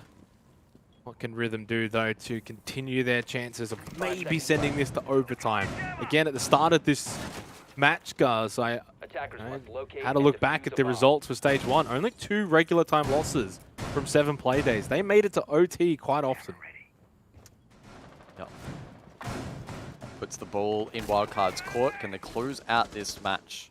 You would assume that with the amount of experience on this team that those mental demons wouldn't be quite as strong and they should be feeling quite cool, calm and collected, quite comfortable getting this 7th round.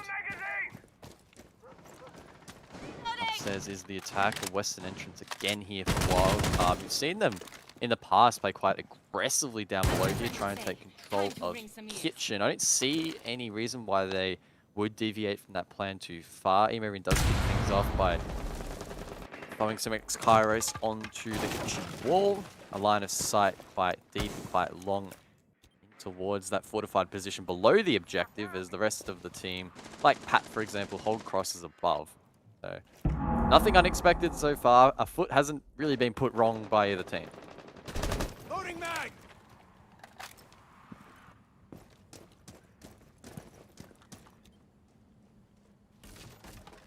Yeah, in stark contrast to the previous round from Wildcard, whereby I think at this point the round was over. Not a surprise to see them go back to normality or this second attempt at closing out their match points.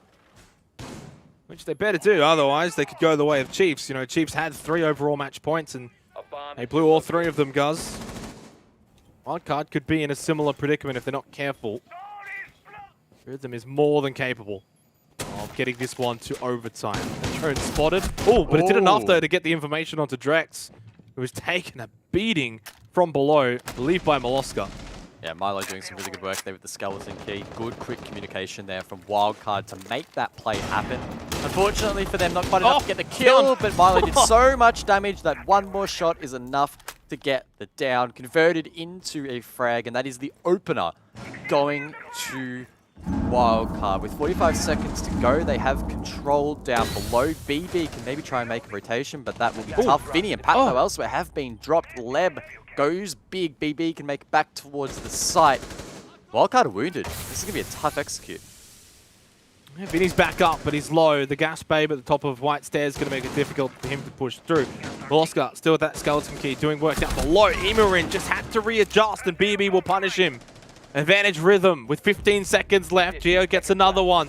The barbed wire is just slowing down Molosca, but now he has to just move forward, push into bedroom. Now in towards Trophy. BB though's there. Oh, the nice little swing. 2 versus 1, but no time. Molosca, unfortunately, will have to get Nevax in goal, and he hasn't got any time on the clock. Rhythm have now made it 5-6. 1 more to go. Any more signs, Ghoul? Yeah, there it is. Right on cue, and Rhythm able to hold on right on cue. Wildcard doing a great job to establish control below, but they didn't open game's walls. They didn't pressure from pit. And that meant that a lot of their effort was over towards White Stairs, where they got mowed down, and Double Window, where they also found it really difficult to get things going. Milo left isolated in the 1-on-2, didn't have really any time to work with. A little bit concerning for Wildcard, but, you know, they don't look too frazzled. Just got to refocus and get the next round over the line.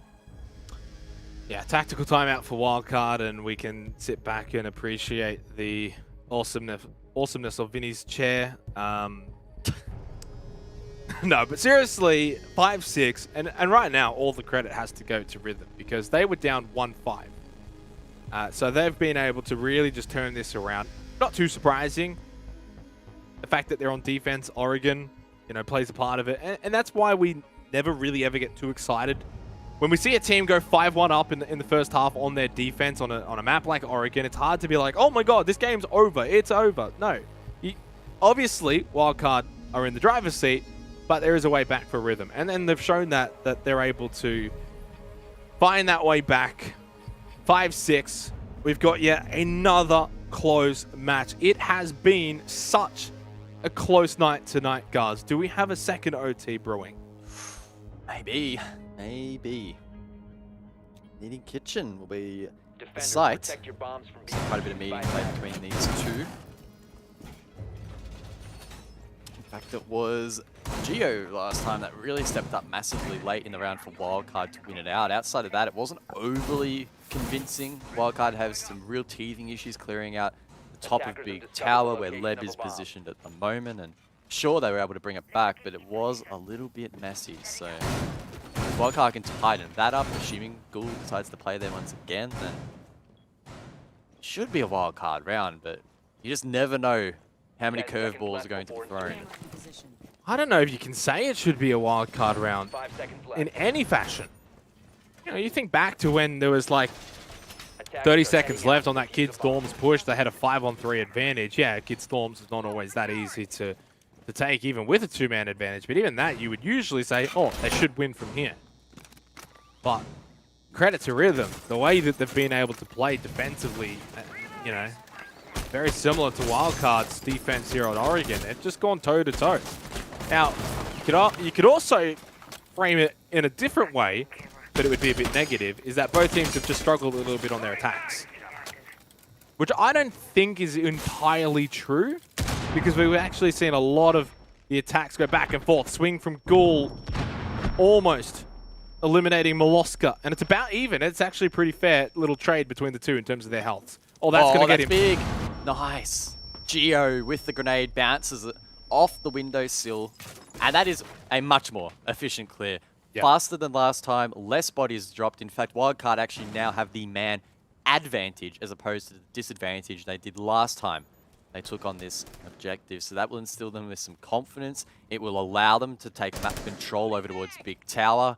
And that's a great start for Wildcard. Would not be counting out Rhythm from here, though. Down a player. They have been so impeccable on their defense. Lafrost mats in some positions that might catch player of Wildcard. Drex wondering if he wants to be the one to take a swing. The Gemini runs by. And he just blows it up immediately. Vinny's watching that hallway. Minute 15 on the clock. Match point for Wildcard. It's their final one. You lose this, and you can no longer get all 3 points. Remember being able to send out a lance, and that does enable Pat to place an exothermic onto the wall and open up the rear stage as a player. Quite aggressive on that angle. It's Drex. He is punished. It's a clean shot for Mimo, and it's a 5-3-man advantage for Wildcard. They still have 9 drones to work with. Quite a bit of utility as well, such as the 2 smoke grenades from Pat, which will prove really important in cutting down rotates later into this round. But BB does make a last-ditched attempt to get his team back into this round. Milo has been dropped, and he'll be on drone duty for the remainder of this one. And Leb just repositioning now over towards Attic and could actually make the flank at the last moment here. Or spotting the head of Geo. Geo's aware, though, of Leb's presence over in Attic. They haven't quite cleared it out yet, so that's a bit of a duel that's happening. Geo losing out at the moment, but he is fighting until the end. Emo with another pick onto BB. That diffuser didn't quite go down yet, but they're fighting the pick. The Vex, though, 1 versus 3. Now 1 versus 2. Can he make it a 1 versus 1? He's got too many times to look at. No. Oh, the Vex has won it! The Frostmat! Overtime! Frostmat plus Novaix! Wildcard have ballsed it up! What has happened there? No! All you can do is laugh. That's what Rhythm are literally doing. They are laughing. That round was Wildcards. That was their round. They started off perfectly. It was a 1 versus 4, and then Novaix steps up hugely. It was a team kill as well. From Vinion to Emo-Rin, they just choked at every single available opportunity. That is a choke. Simple as that.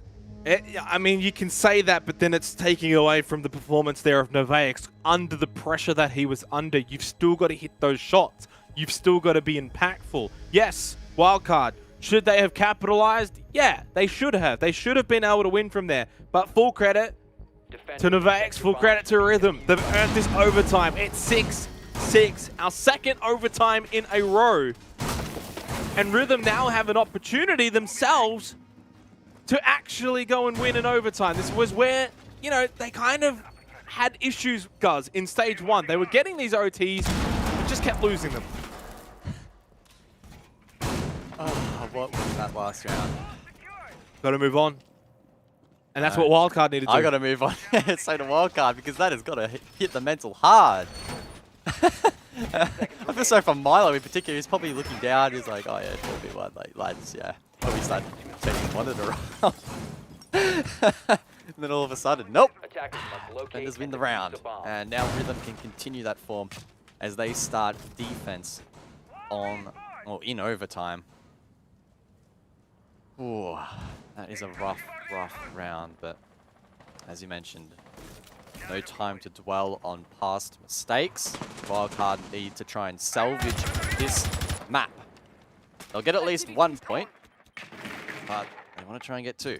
Yeah, and that's the thing. Without harping too much on the previous round, what this does do is now Wildcard have got to make sure that they keep an eye on their mental state, because you can no longer get 3 points. And that's a little bit demoralizing. Whereas for Rhythm, it's that relief. You've secured 1 point, and now you can just sort of follow up on all the work that you've done in the last couple of rounds and go and get that second one. For Wildcard, it feels like they're leaving points on the table. For Rhythm, it feels like they're snatching them. So it's different mental aspects on both sides that are coming into play here, coming into the overtime. So Rhythm on the defense, this is a big round. You win this, and you've basically put yourself in pole position to win the map, because you will get a second chance at defending later. Lab with the opening pick under Moloska with the Nitrocell, and they just keep on keeping on here with the momentum here for Rhythm. They can feel the rhythm. Milo taken down, limits some of the soft destructibility available now to Wildcard, but that said, most of the rotations have already been made, and being basement, there's not a whole lot of top-down vert that can really be meaningfully established. That was an interesting setup there from the defense. A deployable shield facing towards the showers corridor, but no one, of course, holding that at the moment. Rhythm have voluntarily fallen off these positions, instead playing in towards site. And Wildcard will need to try and formulate a plan to tackle that quite quickly. It looks like we may see Freezer and Laundry squeeze, but again, at the man disadvantage on a basement attack, it's always tough. And Drex also has a really powerful mirror positioned facing in towards that A side as well.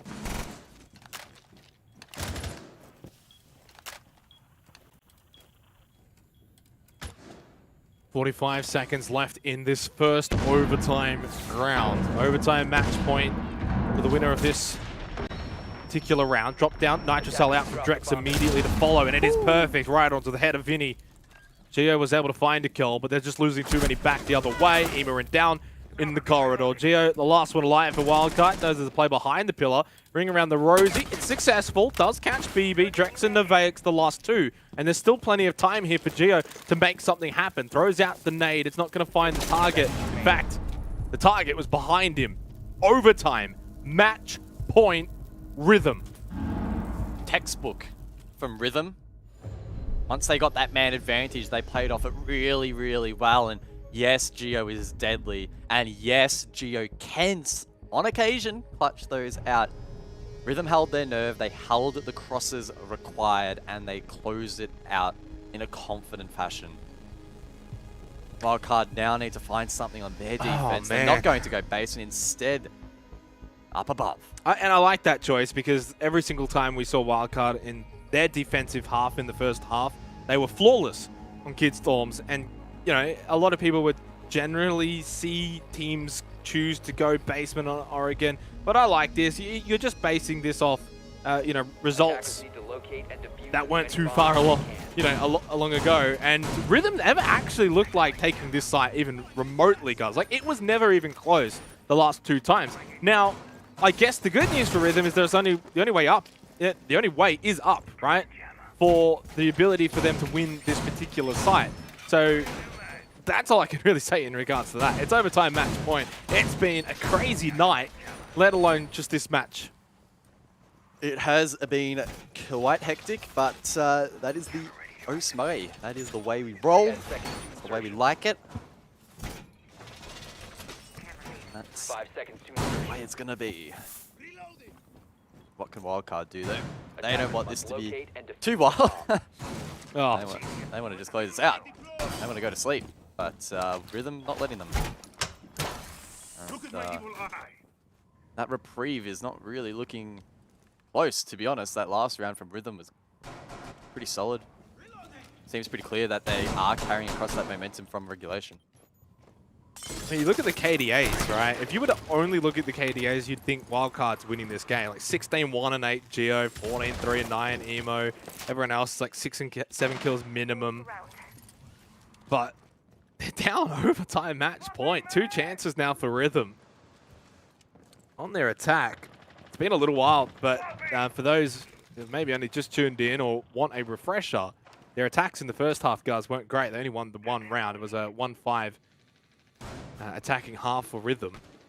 They're going to have to find a way to improve on that here if they are going to win in this particular round. But they don't need to. You lose this, you then go back on the defense. Attic being opened up here by Ghoul. When push comes to shove, Vinny inside of Pit might be the one to contest that, but instead will retreat back in towards Kids. He has a deployable shield with 2 ADS devices covering this, so quite defensive from Wildcard. Not too afraid to let Rhythm take a little bit of map control, or at least make Rhythm think that map control is clear. Now, importantly, down below is not being taken again by the attack. Milo is left to his own devices once again. He can sit below, watch the vert, and there's no one really contesting that. Lines of sight have been created on the 2 most common plant spots for the attack. And if Milo isn't dealt with, I don't really see Rhythm being able to take this round unless they're able to just flood sight. Gas Babe has been deployed. Just buy a bit of time here with a minute left in this overtime match point round. Drone is able to avoid that, of course. Does do damage to players as well as utility. It's just better though from Rhythm, the fact that they haven't actually lost a player here on their attack, so in fact they actually did end up getting the opening pick onto Geo. In fact, they traded, guys. Yeah, a bit of an awkward trade to kick things off. 30 seconds left. Those smoke canisters are starting to dissipate for the defense. Vinny does find one. Maloska still uncontested down below. This will be very, very tough for Rhythm to stick. 15 seconds remaining. 3 versus 4. Favor for Wildcard. BB pushes in, gets one. The pass with a trade over at top white. Goal is the last one alive at 1 versus 3. Be making some shooting signs all night, but he can't shoot anything at the end of that round. Wildcard, send it to a 15th round. Just like our last match. Maloska still cool even under the pressure, Gus. Yeah, look, I'd say I'm pretty good friends with Milo, and we talk every now and again and play and whatnot, and yeah, he's a pretty cool, calm, collected sort of dude, doesn't get too worked up very easily, so yeah, he's definitely, he's playing into it a little bit, but he is under the surface still pretty cool and calm, and seems to be adopting that mantra once again, which is good to see. And to be fair, Wildcard on that particular objective haven't really looked threatened every single time. Rhythm are just doing the same thing over and over, the same attack pattern, not contesting down below. And Wildcard are just holding on. And it hasn't been particularly difficult for them. But now comes the real challenge. Wildcard jump onto the attack. And we'll have to see what they can do. Wildcard themselves have been duplicating a pretty similar sort of approach. They've been spawning junkyard to the west, taking down below in towards kitchen, and trying to mount attacks from the current on meta sort of position of top wide and double window, and it has been pretty mixed. The results have not been great for Wildcard. Yeah. I don't think that they will be happy that they're even in this position, whether they walk away with 1 point or 2 points. Not ideal, especially off the back of the fact they had a 5-1 lead. But as we've sort of already spoken about it at many lengths, there's a lot of different factors that go into it. It's not as cut and dry as like, oh, they had a 5-1 lead, they should be winning. Only 2 more rounds needed. No, there's a lot of other factors that do go into it. And Rhythm is a team, and I'm so glad that it's almost played out this way, because we mentioned it a few times, but they're a team that, you know, in Stage 1 got a lot of overtime performances, It was just more so they could never quite get those all full important 3 points. And also, I'm going to correct myself. I said before that they stumble in overtime. They actually don't, guys. They have a 3-1 record in OT in stage 1. So usually they get here. It's just more so they could never quite get the wins in regular. Molosca with a quick entry in towards Armory. Can pop open this wall and establish a rotation into bedroom. Slowly trying to weaken the trophy position that lies between them and the objective. A deployable shield has been positioned there. Looking to hold it a little bit hard. Nothing really standing out as being too wild. Rhythm do have 2 players down below though, and unlike previous rounds, Wildcard are not being sucked in as much to that kitchen clear. In fact, they're taking at it. They're looking to take Armory across in towards bedroom and then games, and that does nullify those positions down below quite significantly. So BB and Ghoul are really not going to see anything. They'll be forced to rotate back towards side, and Wildcard could potentially capitalize upon that and try and cut them off. Minute and a half remaining here in this final round, not only of this match, but of the night for OCN Playday 2, Stage 2. Both teams, of course, have been up and down in this match. Feels like it's been a little bit more up for Rhythm. They are slightly still the underdogs, despite Wildcard's roster predicaments. They're in a much different position, though, as to where they were in Stage 1. There's definitely less excuses for Wildcard now, as BB makes the transition over towards laundry stairs. 50 seconds on the clock. No one on the defensive drone, so BB will need to try and hit a C4 blind if he wants to attempt that. He will, and it... He will! He ran into it! Oh no, that's so unlucky!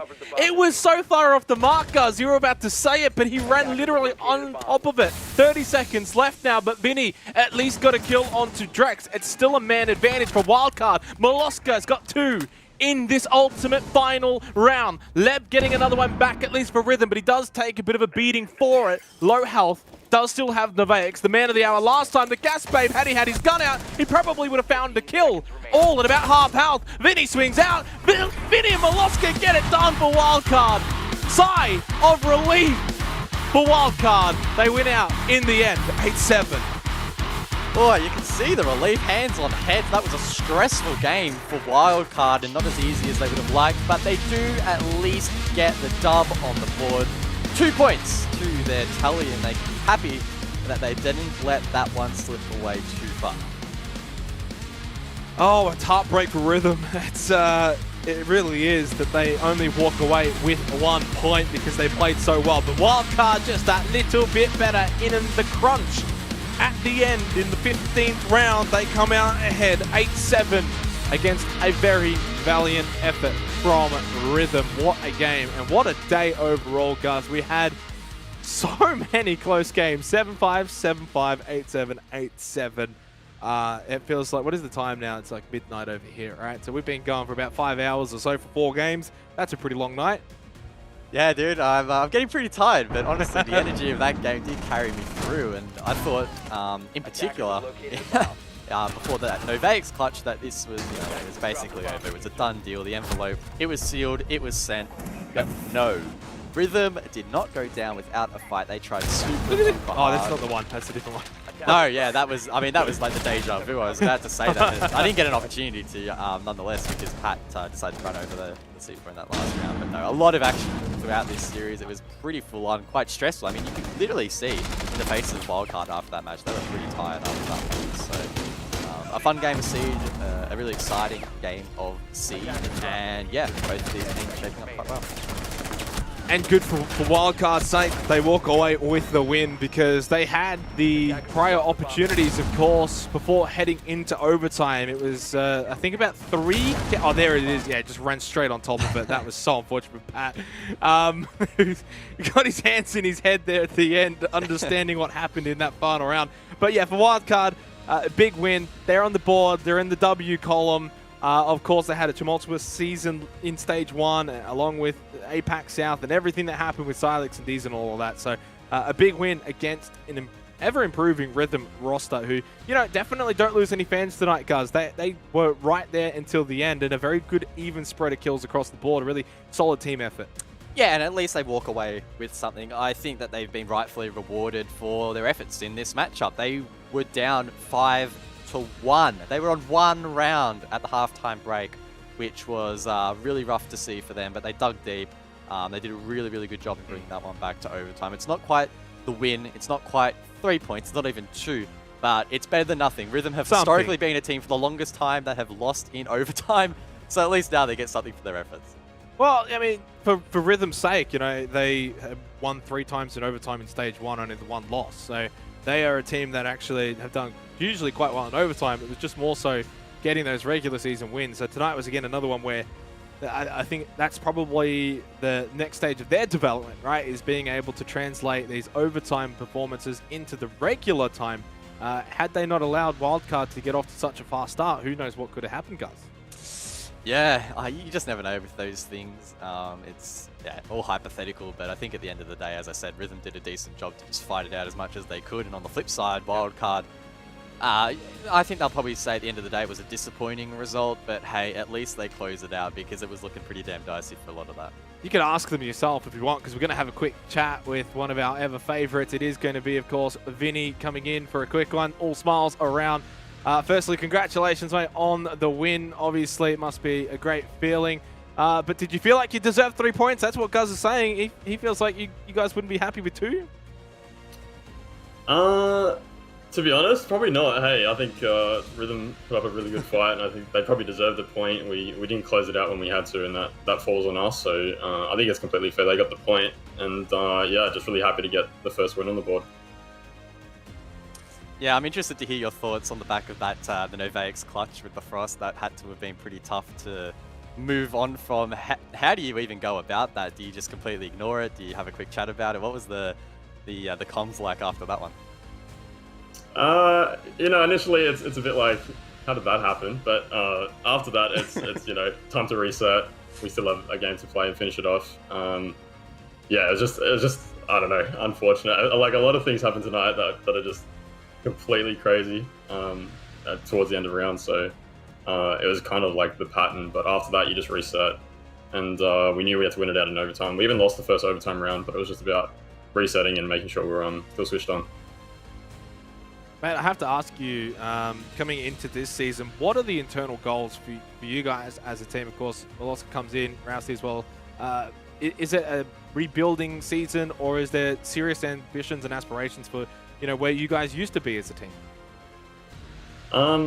Yeah, I think, like, obviously our goals are still set pretty high. We know as a squad we're still one of the best teams in the region. And, you know, it's a bit of a rebuild with Milo because the way that the roles have kind of been switched around. Since Diesel left, it kind of meant Pat went onto that more support role, and he hasn't been playing that for a while. So it's a little bit of a rebuild, but it's still really high hopes for us. I think we still have the potential to put up some really good results this season. Yeah, next week you'll be taking on Order, and that's a pretty big matchup, I guess, in the context of the standings. They obviously won today in regulation, so they jump ahead of you guys just a little bit. What are your thoughts heading into that one?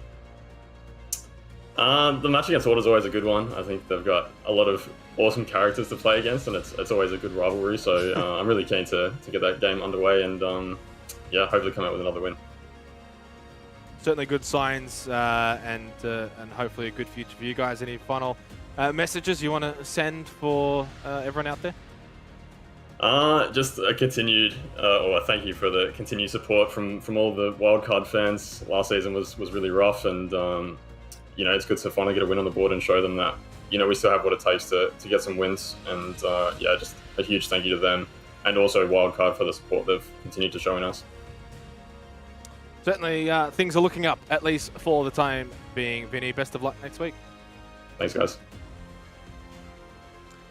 All smiles around for Wildcard in the end, guys. It was a bit of a relief moment considering how close it was. Rhythm pushing them literally the entire way, all the way to the 15th round, which was the second game actually do so tonight. Chiefs and Roffle, of course, went the distance earlier as well. What a night overall, though, that we did have. I'm not going to lie, I was probably not anticipating for tonight's games to be all of them this close. The results as well a couple of them a little surprising. The Bliss over Knights won, the Rafflecopter over Chiefs won, and kind of like we alluded to in the pre-show, it was likely that the caster predictions would probably go about 2-2, except for old mate Sky, who obviously went Bliss.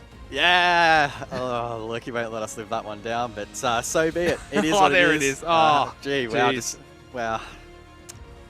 Throw us under the bus, production, but look, it is what it is. I'm sure there's a great opportunity for us to bounce back, and look, I really don't care that much. It was a fun night of Siege, it always is here in OCE, and yeah, goes to prove once again that a coin flip is good enough.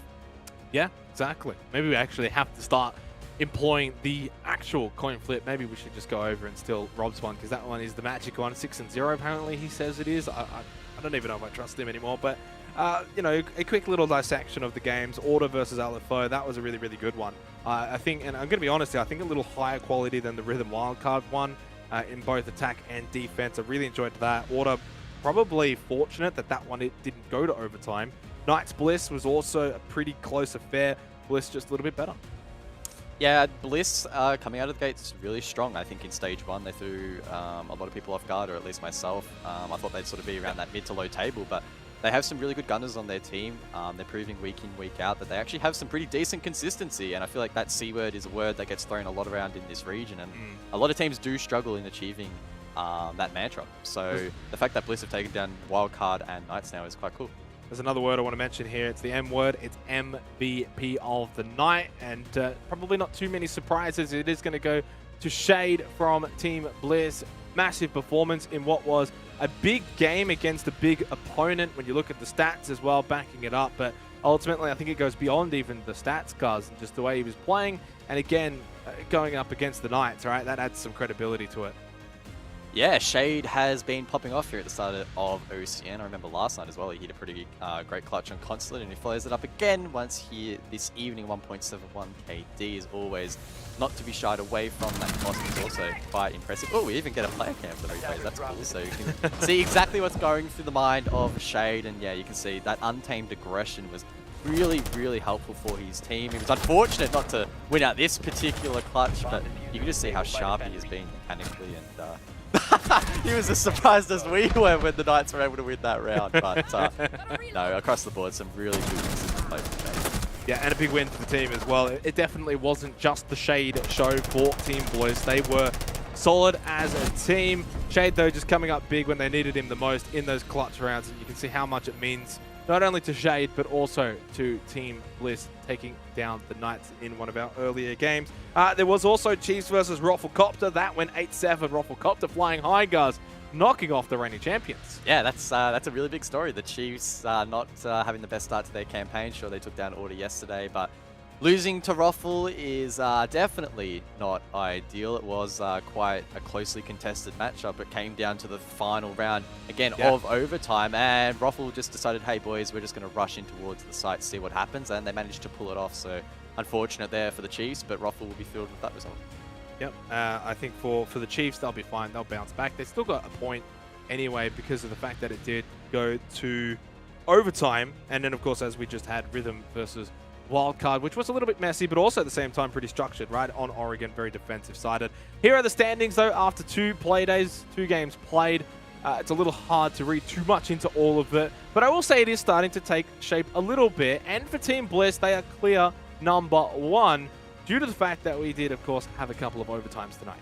Yeah, of course. Only 2 play days in, so can't make too many big calls. But Bliss, they were actually in this very similar position last stage, where they're at the top of the standings and then faltered towards the back end and dropped down a little bit, and arguably that cost them in their playoffs run because they started a little bit more shallow into the gauntlet. So they'll be looking to, I guess, maintain that consistency. They are currently the only team with 2 regulation wins, which is really impressive. And in fact, the only team that hasn't gotten a win is Rhythm. God bless their soul. I hope they bounce back. They were close. They were very, very close. They went the distance with Wildcard. Well, that was an amazing night, an amazing week 1 for OCN. Thank you, everyone, for tuning in. Of course, we'll be back next week. 3 versus 5, as Bailey has just got them lined up one by one. He takes them down 3 for the round. 1 versus 4. Smart Glass can perfectly counter the flashes. It's a double from Sushi. I don't know how he managed to hit that. And now it looks a little bit more achievable. Josh can jump on the hit. Shape force wide. He does find Juice, but Josh keeps sticking. Josh keeps sticking. Can Shape find the kill? No! Not quite. The nice zone fake potentially open now for Team Bliss. Not many numbers alive here for Knight. Shade though on site into Piano. How do you lose that one? He got the down onto Worthy. As I said, he didn't really need that much to land. Bounce it as soon as he swings. Oh, he swings perfectly. The head of Fisher guy making his way in. Yeah, unfortunately, for a second I thought that might have been the Gemini. It's not though. Townsend doesn't get the kill, and he's completely lost it. Oh no! Oh, I'm just watching, and I even can believe it. And he will be able to stop. No! Oh, he's gone straight past God Legion. There's an opportunity that has presented itself here for the Jays. God Legion does it. Oh! Left following, but it's too late. Although he knows where he's going to be coming from. Oh, anyway, that's insane. They're losing out at the moment, but he is fighting until the end. Evo with another pick onto BB. That user didn't quite go down yet. They're finding the pick. The Vance though. 1 versus 3. Now 1 versus 2. Can he make it a 1 versus 1? Got too many times to look at. Oh, Phoenix has won it! The Frost Mat!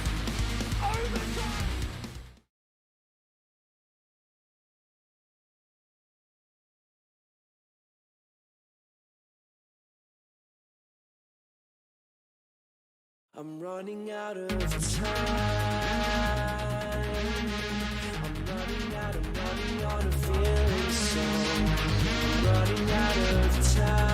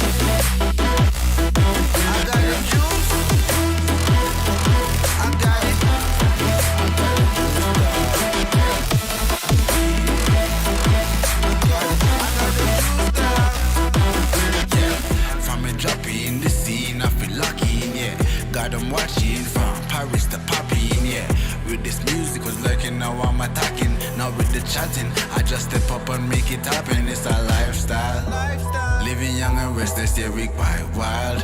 If I want it, I'ma get it talking right now. And I ain't got no regrets, it's my time now. Lights out when you see us talking moves.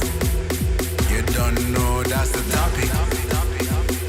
And if you talking juice, well damn you know I got it. Damn you know I got it. Nobody got it like me.